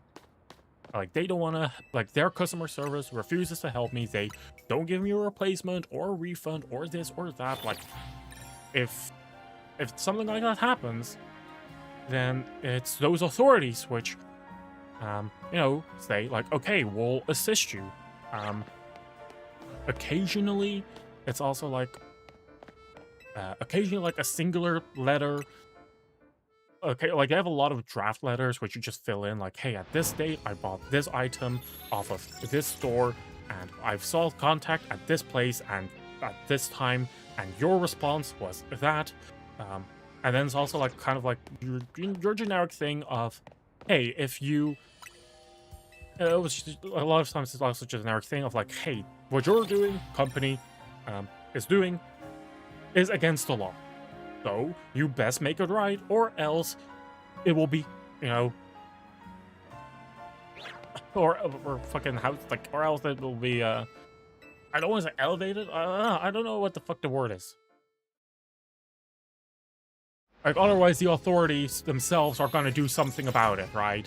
It will be brought forward to the authorities, right? And no one wants that. So, like, a threat letter like that is most of the time sufficient, because most of the time people are unaware of their consumer rights. They don't know what their consumer rights are. They think, like, we're in a very, very large consumerist, is that a thing?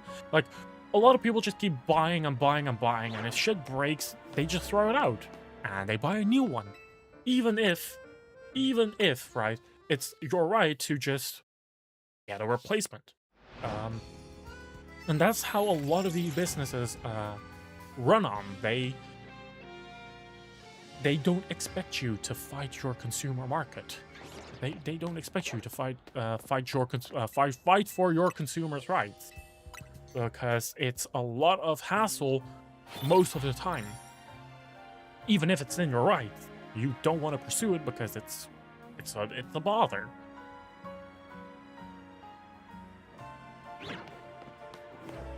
It's a bother. So yeah.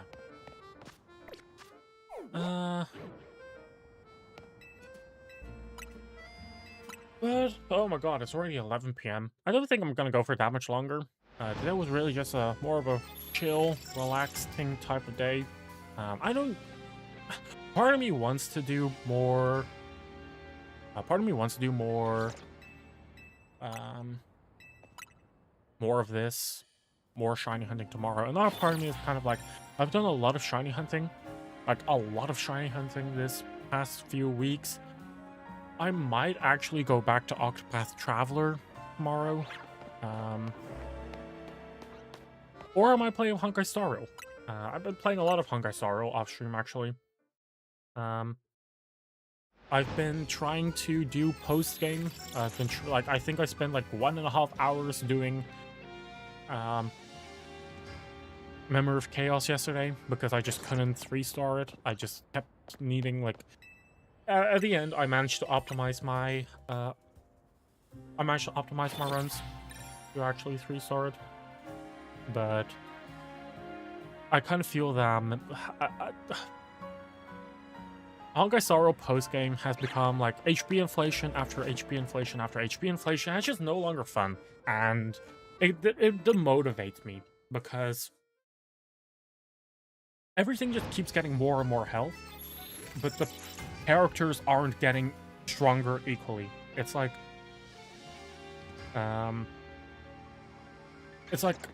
your characters have become like maybe 10% stronger, but the enemies have 100% more health, or like double the health. So you're just spending more time purposely making you slower, and if you don't get it fast enough, then you're fucked. Then too bad. And that is annoying. That's very annoying. But yeah, you know, HP inflation is a fucking thing, and that's mainly just... yeah, like, the only thing you can do about it is... spend money. And I kind of...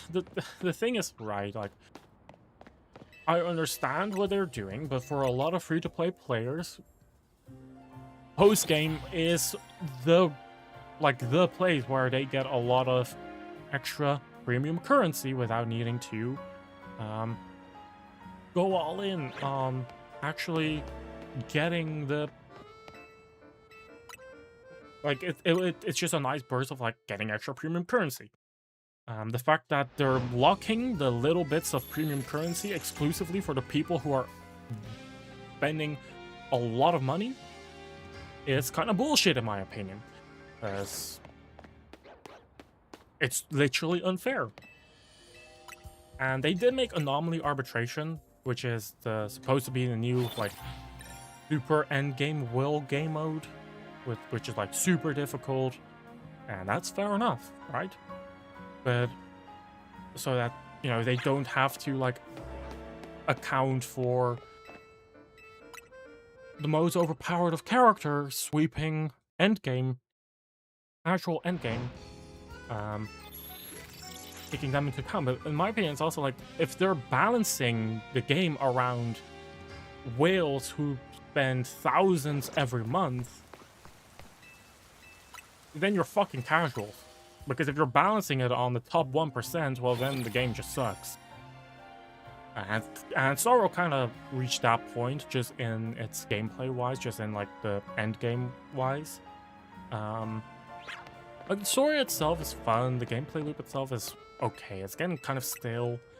But yeah, there's only so much you can do about it with turn-based combat. The story itself is fun, but they're just not introducing enough new mechanics. Like, instead of introducing new mechanics, in combat itself, it's like they're introducing more and more fucking, oh yeah, here is another Evernight. I mean, here's another Casterus. Here's Casterus support number 1, 2, and 3. And you're kind of forced to pull that, because if you don't, then your endgame is fucked. Like that is really what that is really just what happened. There's no point in, like, it's kind of like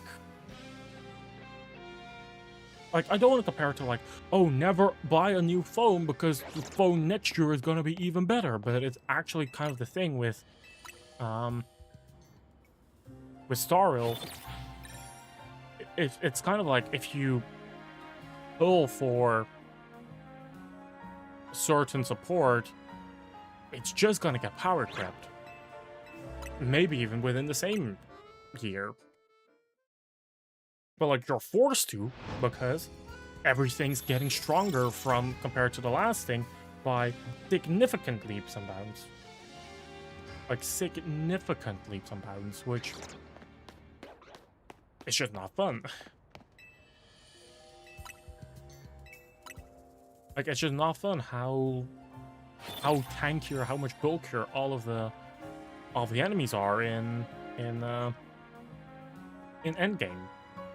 And of course, right? It's not like you need to play endgame to enjoy the game, but it is definitely the easiest way to get more premium currency so that you can pull for your favorite characters.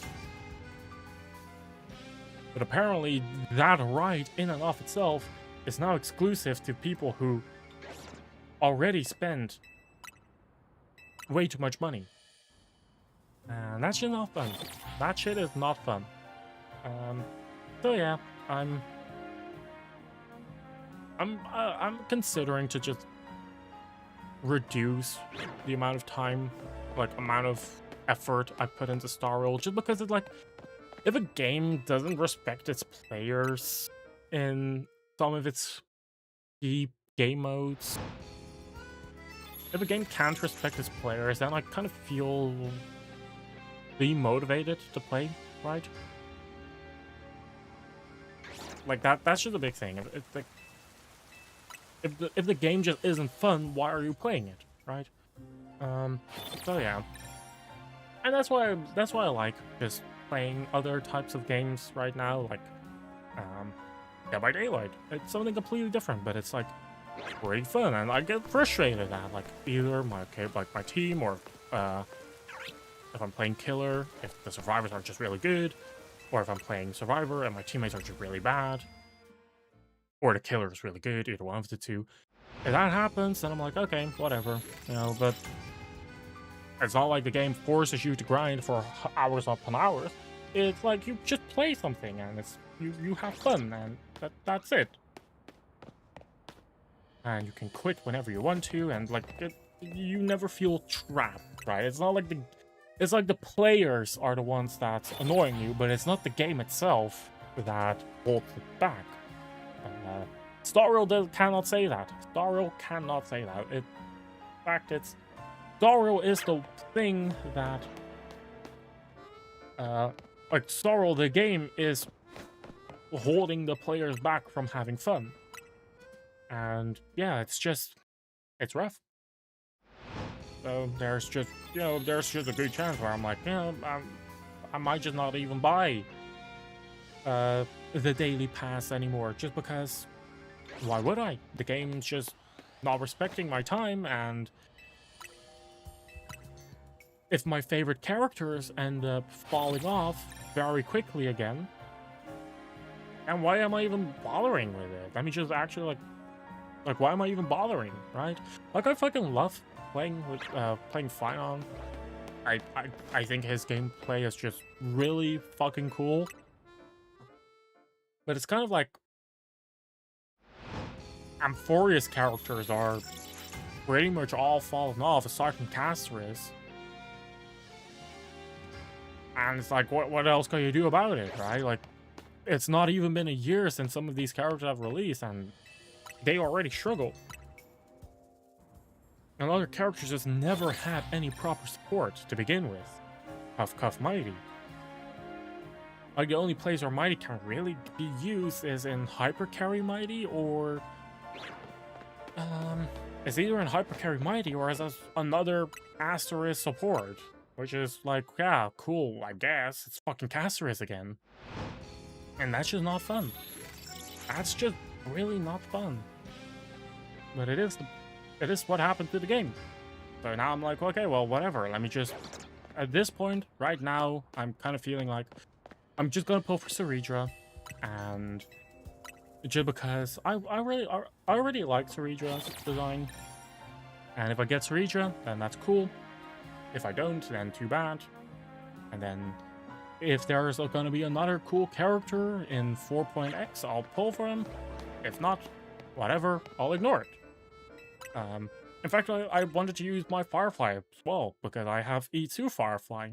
And she worked fine until you reached floor 12. At that point, it was just impossible. Like, literally impossible.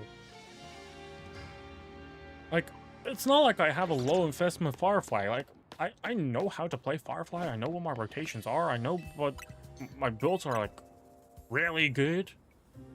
Yeah, the game just doesn't want you to use Firefly. It wants you to use Caceres. It wants you to spend money. Of course, that makes sense, right? Like, making money is what you need to improve, right? Like, making money is what you want, but it's already become okay, don't want to say impossible, but it's already become a chore. Like, it really became very hard to just clear it. Clear endgame for the casual people. Clearing endgame shouldn't be limited to people who spend a lot of money. Like, where's the skill expression? Where's the skill expression? Where's the skill expression? Oh, that doesn't exist. It's just use Caceres. And of course, there are exceptions. Or if you have like an amazing build. But those aren't skill expressions. That is luck or wallet. It doesn't have anything to do with how good you are as a player. And it kind of makes sense as well in this way, right? Because a lot of traditional RPGs, MMORPGs, require you to grind before you can do certain raids, etc. But that's not how Honkai Star Rail has portrayed itself at all until now. Now it's like you either just have a crazy team that's like super strong, or you're fucked, and Lamau just give up. And you know, that's just a shame. That's just a big shame about Star Rail, because it was one of my favorite games. I still enjoy it a lot, but yeah, I don't think it's like I'm definitely just gonna hope to like cut down how much I play, because it's just not that fun anymore. Like, there are blatant issues, but like, there are blatant issues right now, and the only thing that Star Rail really cares about is just how to squeeze out even more money, right? And it makes sense that a business wants to make money. That I fully understand. But at the cost of, respect Yeah, that's an issue. That is an issue.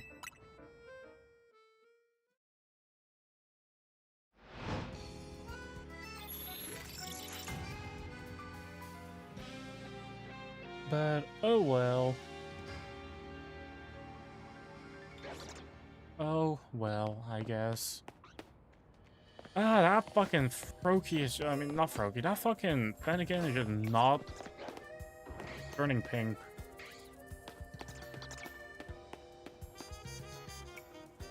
I'm trying to search for Bagon as well, but I only see a single one. What the hell?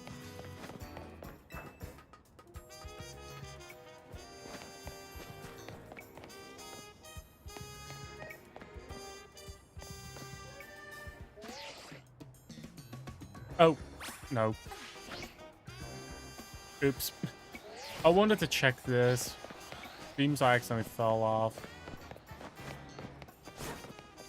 Yeah, none of those are shiny anyway. Annoying.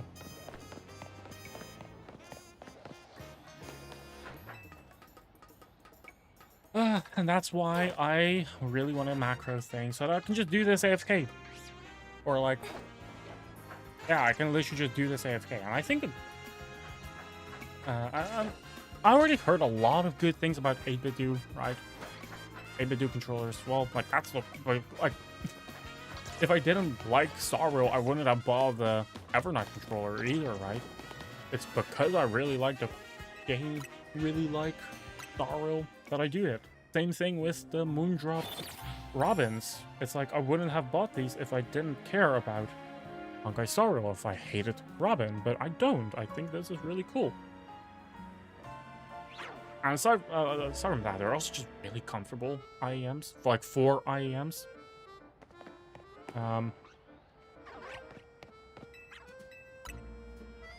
I do think they're a bit on the pricier side, but you know, you pay for branding.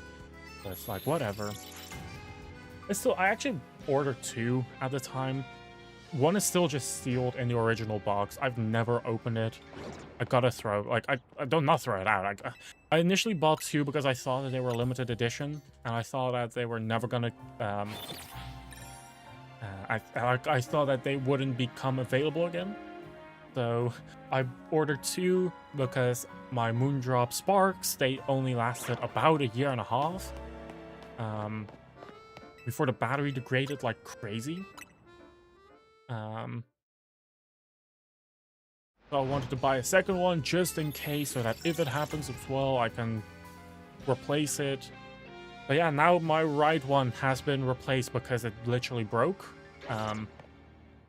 At this rate, right, if my left one also happens to break and my charging case happens to break, then I'll be able to get a complete new one, I suppose. That's gonna be funny. And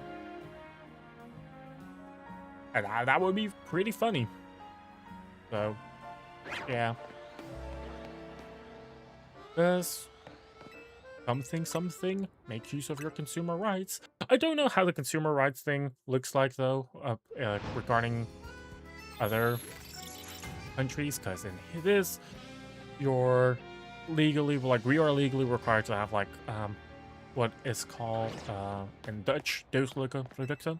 That's, that implies, products that,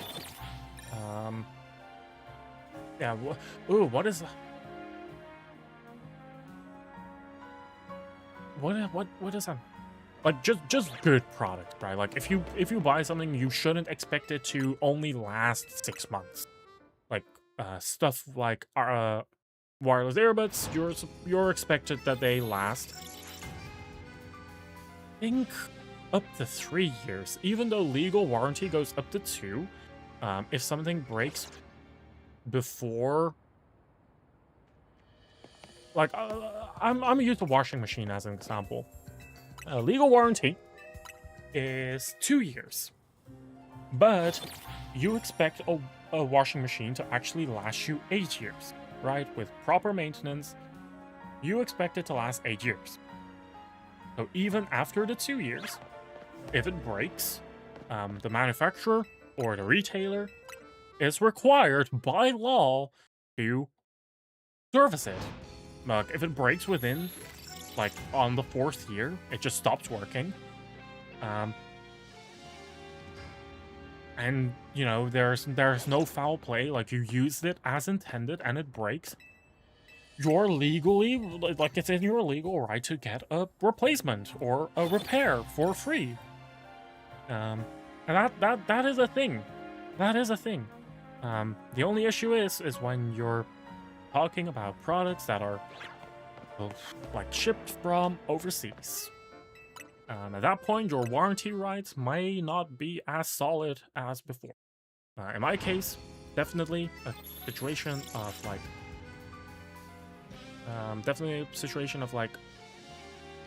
it was within the 1-year warranty.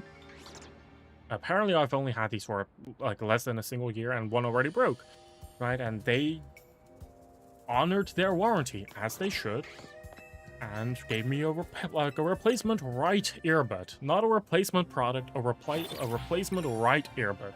Yes. Yeah, because of that, they very easily, like, they like, this happened really easily. I think it also does help that I occasionally order from Shenzhen Audio before. Like, I bought 2 earbuds. I also bought, like, new filters. Like, if I need to buy some, like, specific audio things of Moondrop, they are my first stop I go to. Like, they are the first place I go to. So maybe because I have a bit of an order history, they're more willing to help me, perhaps. I'm not sure if that is really what it is. I'm not sure if that is actually what happens, but it might be. That shiny? No, that was orange, right? It was orange.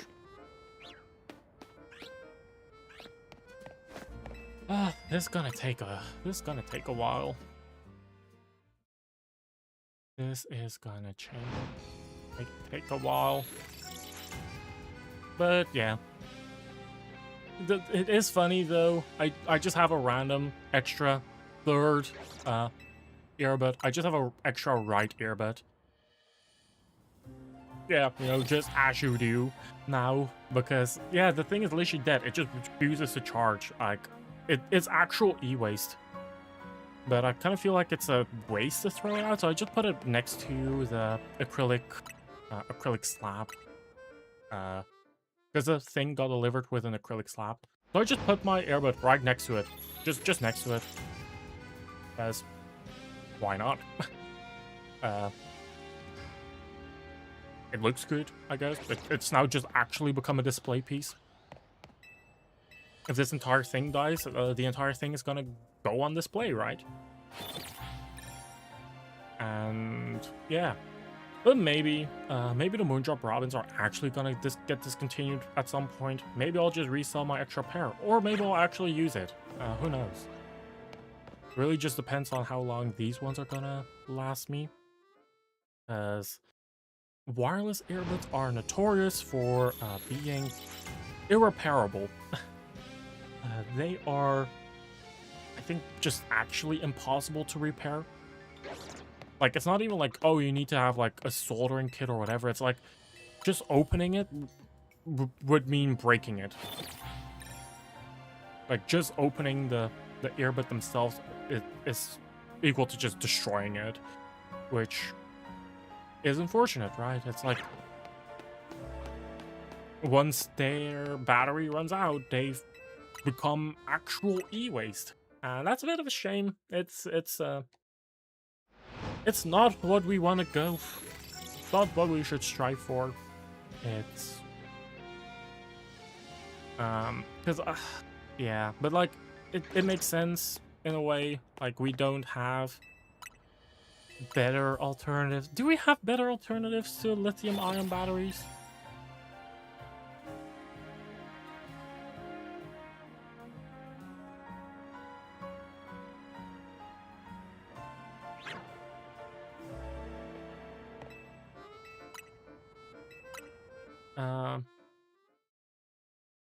Yeah, I can see, like, emerging technologies like sodium ion is a thing.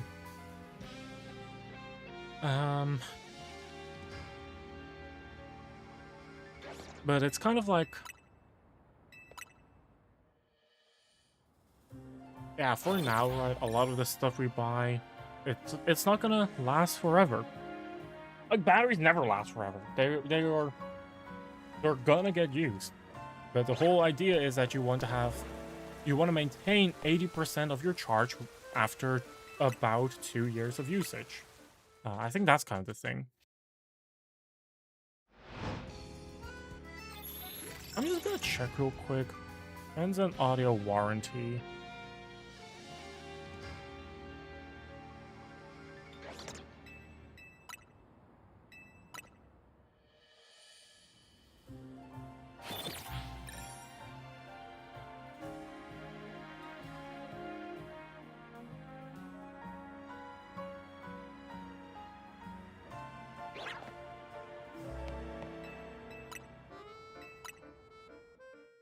I see stuff about lowest price guarantee, returns.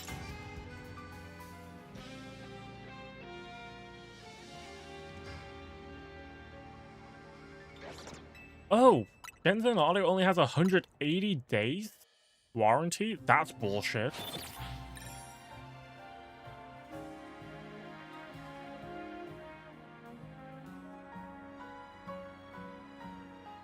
Huh. Oh no, they do have a 2-year.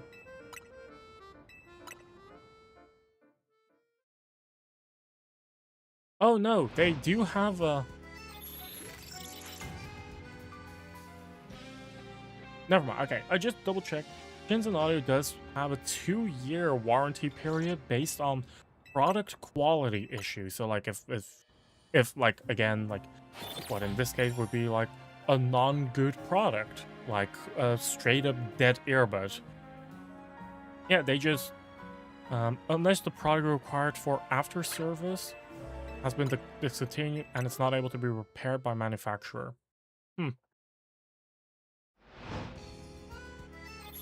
And in the case where they cannot service or repair it, they'll just give you a partial refund. Okay. Partial refund, I kind of understand the idea of a partial refund, like you've enjoyed using a product for X amount of time.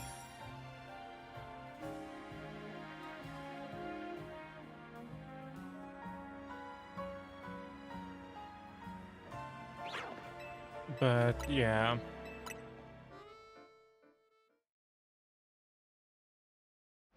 Based on the quality, product quality matters, not... Yeah, okay, and they only do say like 1 year... Oh, they do have a 1-year warranty for free repair plus round trip for non-human made damage. In other words, like if again, if it's quality issues, but that's like weird again, because it's like they're kind of conflicting. There's a 2-year warranty based on product quality issues, and based on product quality matters, there's a 1-year warranty for free repair. But like, what does the 2-year warranty include? They don't say that. You assume it also includes repairs, replacements, whatever. So yeah.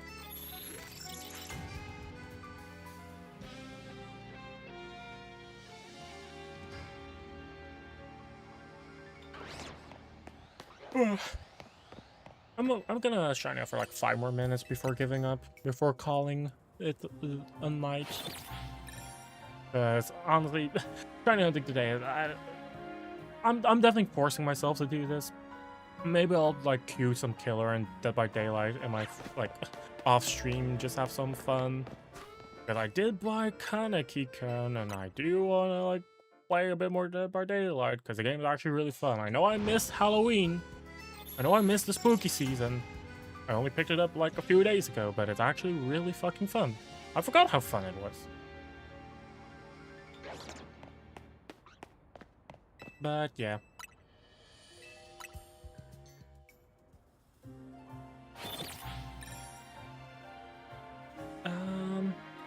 Oh, and yeah, another thing that did happen. I ordered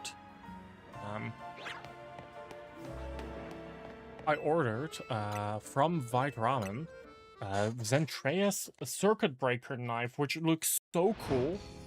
and unfortunately they shipped it. Unfortunately they shipped it like in August.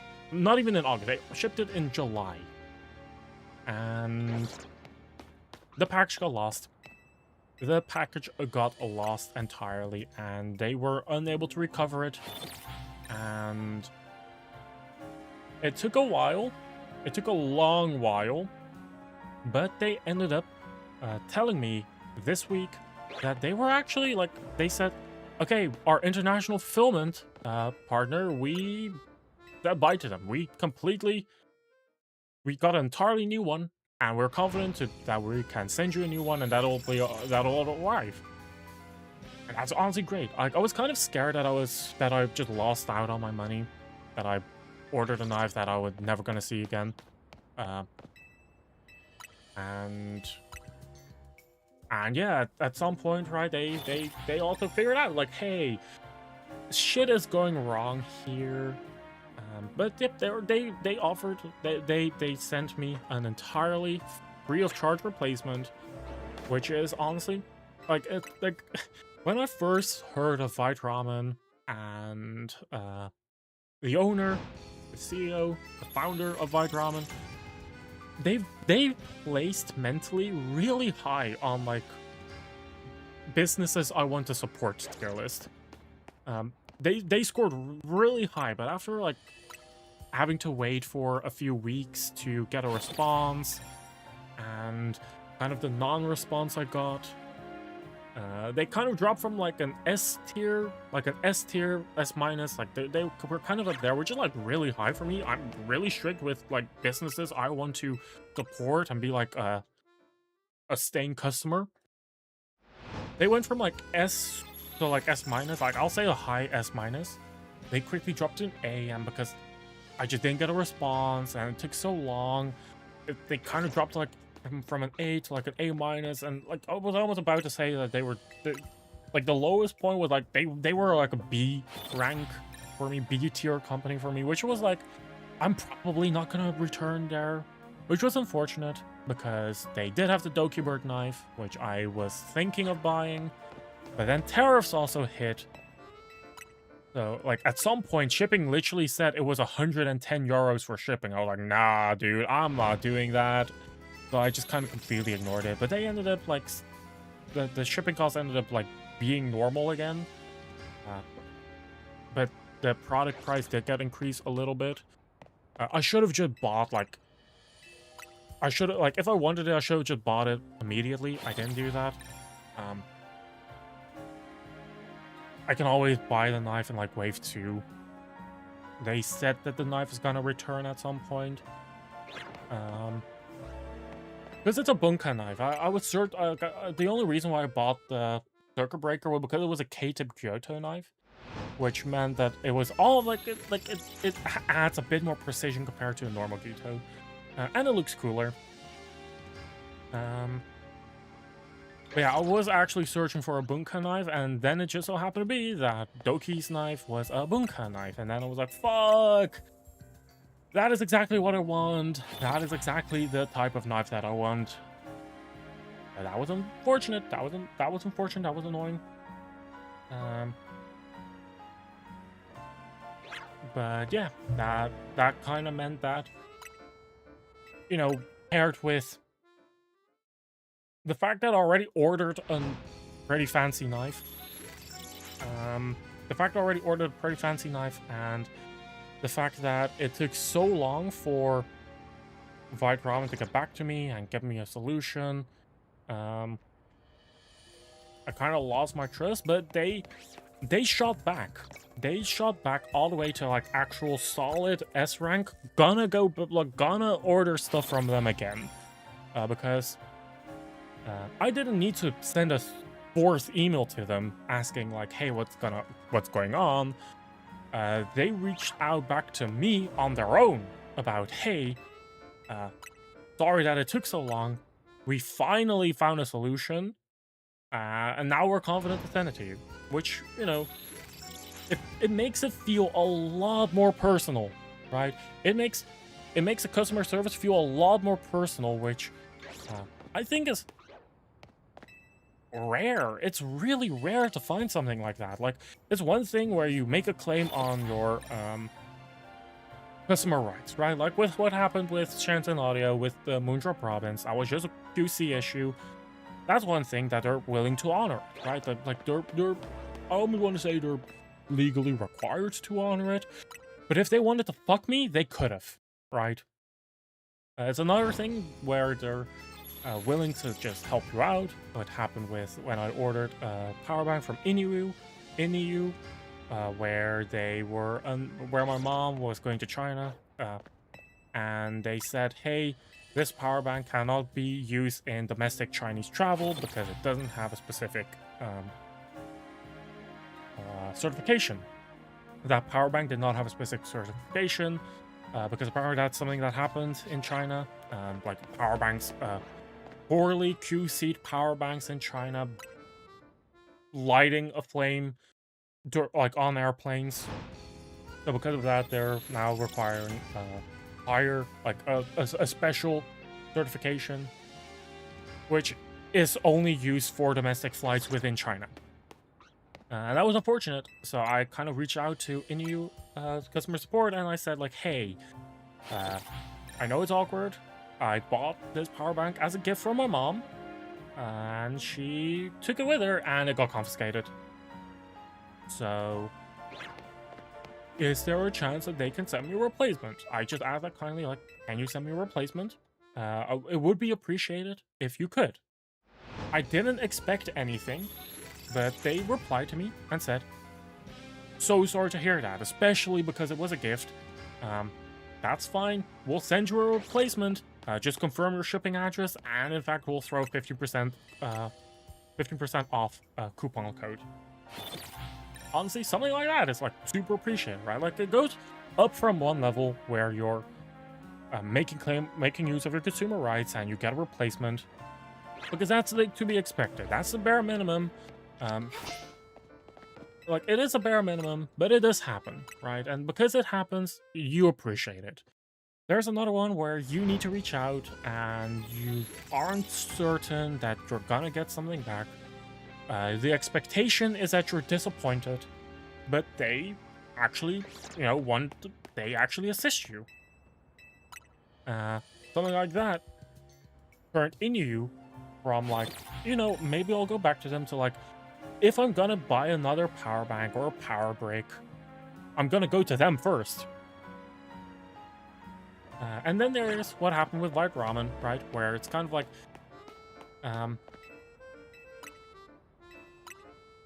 there's an issue with package, it's lost. That they, okay, and then it's kind of like 50-50. Where it's like, yeah, it definitely took a long time for them to get back to me, but they did get back to me. Like, in the end, they did get back to me on their own. They got back to me on their own and said, hey,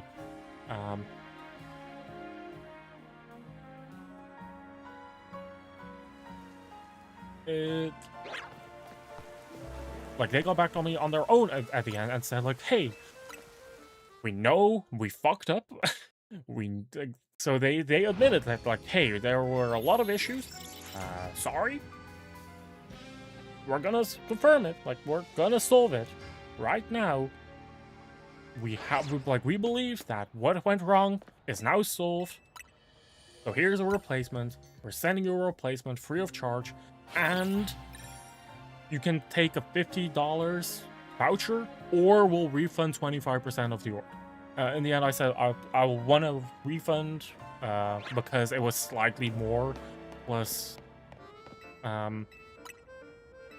yeah, it was like a I think I paid 230 euros, and the dollar is slightly weaker. Like I think like $1 is like, or is it like, I think it's like $1 is 86 cents, 80 cents. No, not 80. It's like, I know €1 is 111 ish. So it's like other way around. Like $1 is like 87, I think. 87, 88 cents. So if I took $50, I would have gotten much less money. Like, I think it would have gone like 45. If I got the 25% refund, I would have gotten like 60-ish, 58-ish. Which is a difference of 10 euros. 10 euros is a lot, right? You can buy food with 10 euros. You can buy stuff with 10 euros. Like stuff, right? But yeah. Because of that, right, they just 25% refund. I'm pretty sure that's their entire markup. I'm pretty sure that is their entire markup that they got off the knife. They just refunded. So, and you know, we also got to think about it. They lost their first product, so they, you know, White Ramen willingly chose to take not just a loss of like one product. They willingly chose a loss of like 2 products. More than 2 products, right? Like, they need to have like 5 more people buying it to make up for the loss that they took with me, because I never received a product. They could have just said, we'll send you a replacement, end of story. They said they went out of their way to also include a partial refund, which is really kind. Like, that is something which makes me appreciate them as a company even more. But anyway, right, like that's all kind of the 3 things of like good companies, good businesses for me, good business practices as well, right? Companies that honor your refunds or like honor your consumer rights. Companies that go out of their way to make sure that the consumer is actually, you know, appreciated, right? Like, imagine, you know, like, oh yeah, it's my fault that I didn't check the certifications on airlines, but they were willing to send me a replacement anyway because it was a gift, and because it was a gift, I was kind, and I just asked like, hey, is it possible? And I just shot my shot, and they willingly accepted.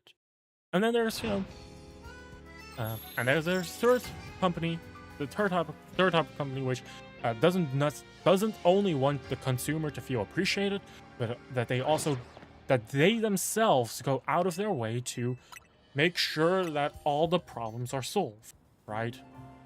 Like, that is a lot of commitment. And I assume that White Ramen had issues elsewhere, probably, right? I'm probably not the only one that got fucked by shipping, but I assume that every losing a 220 euro knife, 230 euro knife, I think I'll pay like 210 plus 26 shipping, but you know, the fact that they lost such an expensive knife definitely probably changed a lot. Like, helped a lot. Yeah, just the fact that they reached out to me instead of me needing to reach out again, and that they came back to me, right? Like, customer service, a lot of customer service agents say, we'll reach out back to you again in a few days, but they never fucking do. But they reached back to me months. I think it's actually been like 2 months since my last email to them. They went back to me, which is, yeah. The fact that they didn't forget about me is a good feeling, right? That means that whatever, that means that, you know, tickets that are opened, they actually, like are working behind the scenes on it, instead of, oh yeah, we'll say that we worked on it and we'll throw it out. Oh, we'll put it in the back. No, they were actively working on it, which, you know, is really nice. So if any of you want to start a business, hope that this might be a lesson. Make the consumers feel heard and appreciated. That's a big thing, right? That is a big thing. Make the consumers feel heard and appreciated. Also, not an ad. Not an ad. Oh, I was drinking water and I think it went through the wrong hole. Oh my god. So yeah, you know, not an ad. I'm not affiliated. I'm not sponsored by Moondrop or Shenzhen Audio or Inu or White Ramen. right? But I just have really good experiences with all three of these companies, and it's been recently that I just kept needing to mail them or like have correspondences with them because stuff went wrong, and all of them managed to bring me a proper solution, right? One of them sent a replacement right earbud to replace a broken one.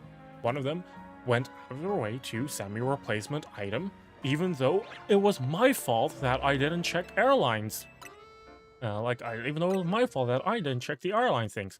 Although their advertisements were a slight bit misleading, they said, safe to use in air travel. You can use it in air travel. It's all TSA certified. Nothing about domestic Chinese flights.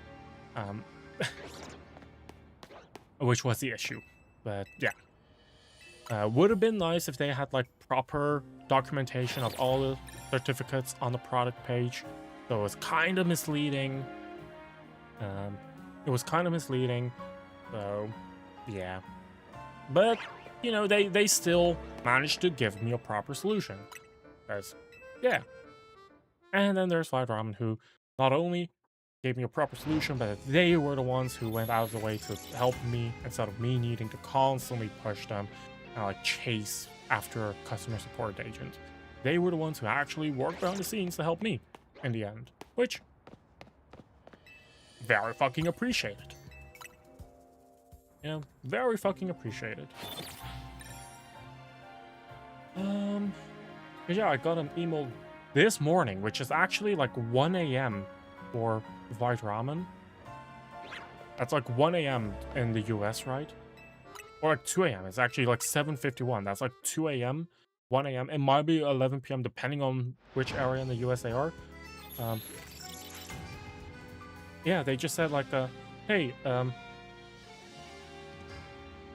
well, because I asked like, hey, these are my postal, this is my postal situation, and when they asked for like, I said like, hey, I want a refund. Like, do you guys need information of me, or is this all?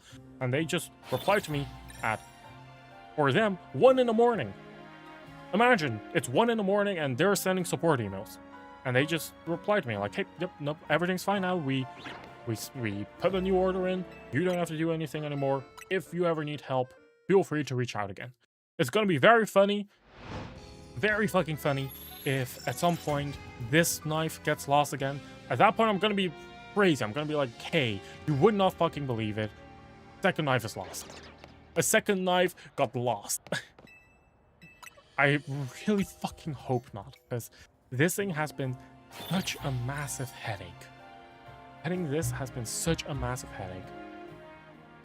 So I just hope it arrives at some point, that it gets through customs, that it arrives at my door, and that I can be happy, and that I can play chef, and that I just have a fancy knife. But yeah, for now, I think I was planning to stop like 15 minutes ago, but talking about customer service experience definitely took a bit more time than initially expected. I did not expect me to talk about it for this long. So yeah. Here, I'll go until... Wait, no. Let me just check. Are there any shinies here? I don't think so. Yeah, I just wanted to check that. And maybe there's shiny Altaria / Swablu. Then I'll catch those, and I'll quickly check the rest of the zones, and then I'll do the rest of the spawns, and then... Yeah, that's it. That'll be it.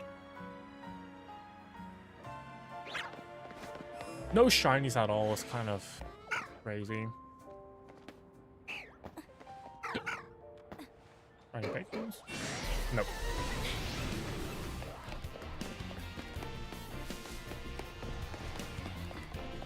Zone 18 is like crazy small though. Like there's nothing here. Wrong button.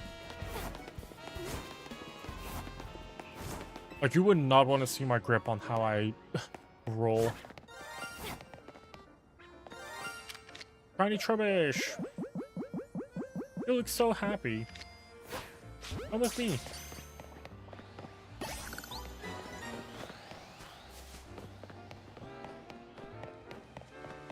Nope, okay, that's all. We just got a second shiny trash bag. Which is fair enough. No, I'm not gonna complain about shiny Trubbish. I don't think there were any shiny, like any Pokemon around here. Oh my god, there's an Eevee right there. I think that is slightly too far though. I don't think I can actually properly hunt that Eevee.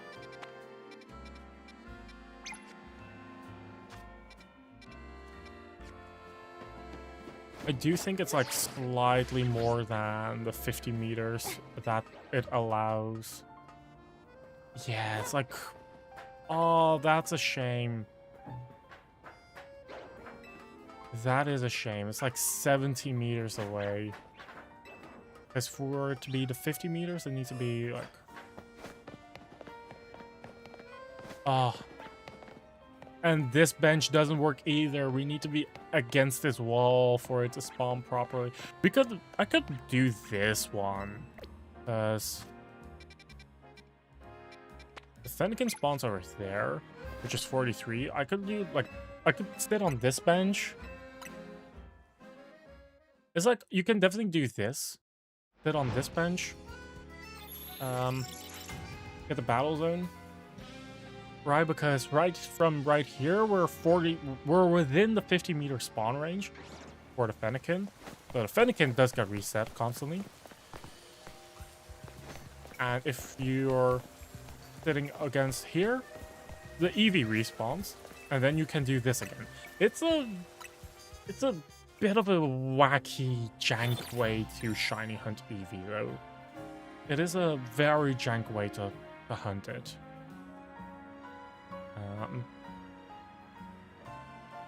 But then you're just doing this, and you're going back again. Because it should be just enough to reset the Eevee.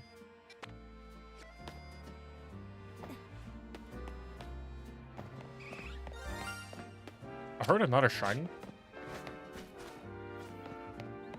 Did one of the bug Pokemon let you just turn into a shiny?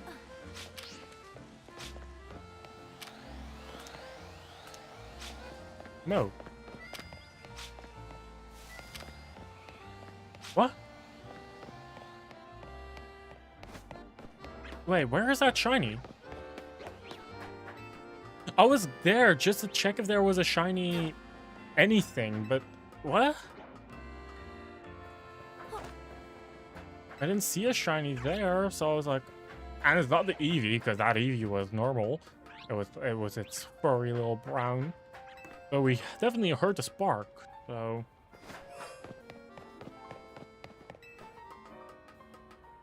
What? Because there aren't any Pokemon over here. And the pier is too far.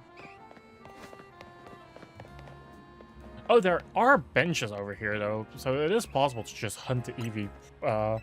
It is possible to hunt the Eevee just by bench resetting at this place. Was it a skittish Pokemon? Did I scare off a skittish Pokemon?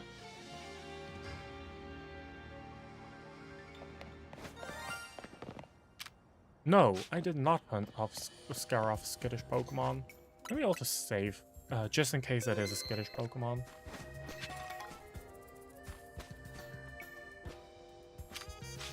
Is it Pidgey?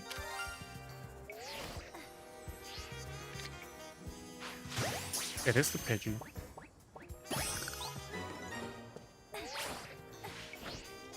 That is my first ever shiny Pidgey. Which is a skittish Pokemon, so... Huh. That is weird. That is far outside of... Is that outside of the 50-meter range? I think it's just barely outside of the 50-meter range. That's like me randomly going there and actually just finding a shiny then. Because I did not reset for it, I think. Because I don't think I can reset for it on that bench. Huh, that is funny. That is pretty funny. Actually, let me just double check. Let me also get in position. The shiny was like right over there.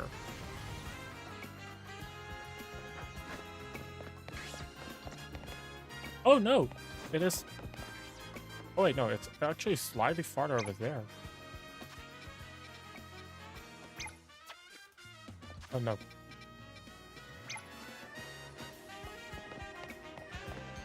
Yep, 56 meters. That Pidgey is slightly out of range. Like, ever so slightly. So I think it's actually because I was here. Maybe I reset it like 2 or 3 times.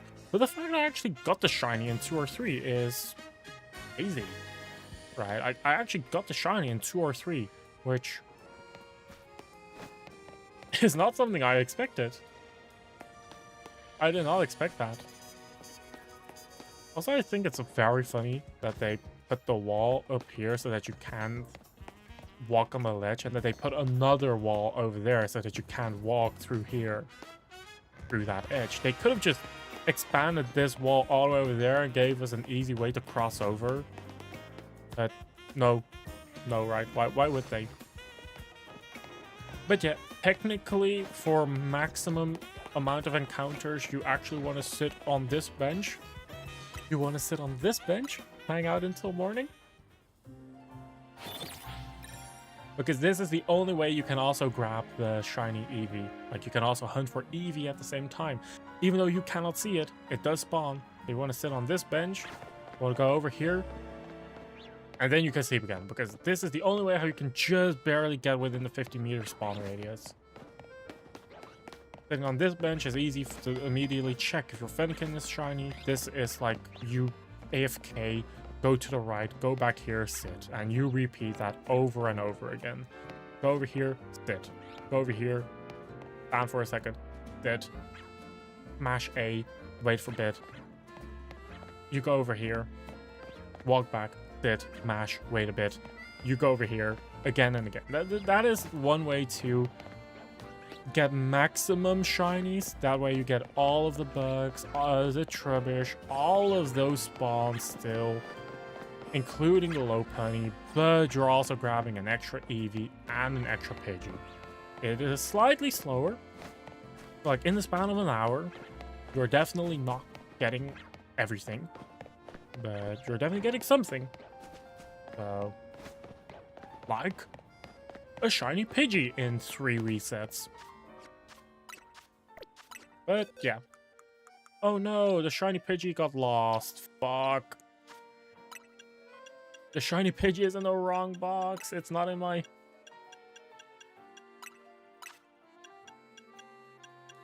Not in the correct box.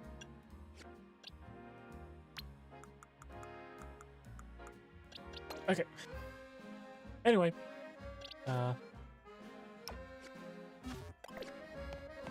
For now, let me just save progress. And close the game. And let's call it a night. I've been at it for quite a while, and I'm tired now. I wanna head to bed. For now though, it was fun. It was fun to just quickly go over, you know, a bit of shiny and just yapping about random stuff. um. So yeah, I'm gonna just go to bed. I think I don't. Yeah, I don't wanna. I'm not gonna. Let me stretch for a sec. I don't feel like grading anyone. I don't feel like grading anyone, even though some friends are online. It's more like I wanna just relax and head to bed. Ah, no, I'm gonna get a snack and finish the Magic to Noah video. So, oops. Anyway, thanks everyone for hanging out. We're gonna probably do one more. It depends. I don't know yet. I might just drop it. Like, I might just... No, okay. Tomorrow is our final shiny hunting stream ever. No, that's a lie. Final shiny hunting stream for a while. Or like the final shiny hunting stream where I do 3 shiny hunt streams in a week. Instead, from like next week onwards,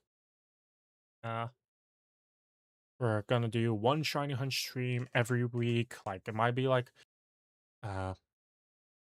It might be like, bit of a random type of streams where I kind of just do whatever. No guarantee that I'm gonna even stream these on YouTube, to be honest. I might not actually stream these on YouTube. They're pretty boring. They are pretty boring. At least that's what I think. I don't think they're the most engaging type of content. It's a type of streams where, which is elevated by by chat interaction, and I over an entire stream I have more chat interaction in Twitch over YouTube. Although I haven't given YouTube a lot of chance yet, right? I haven't given YouTube a lot of opportunities to do so, so I kind of feel like, yeah, at the very least, scheduled streams. Let me also put up some music real quick.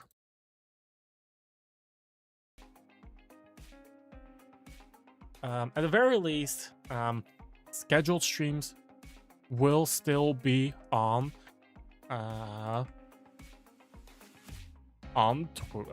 YouTube side. So think of if I were to play New Story, or if I were to play like New Story, if I were to play Octopath, new games, etc., etc.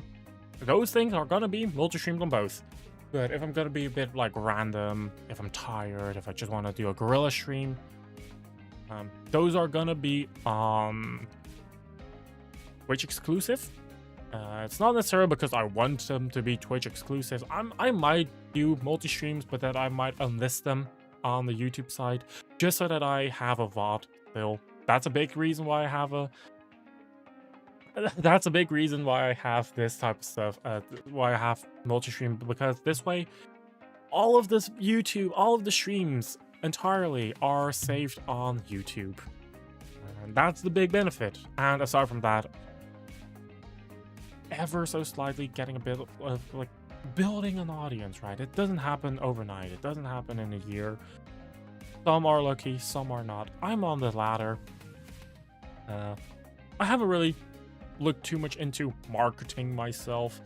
It's more of a, I'm having fun. I'm relaxing, and that's what I care about the most.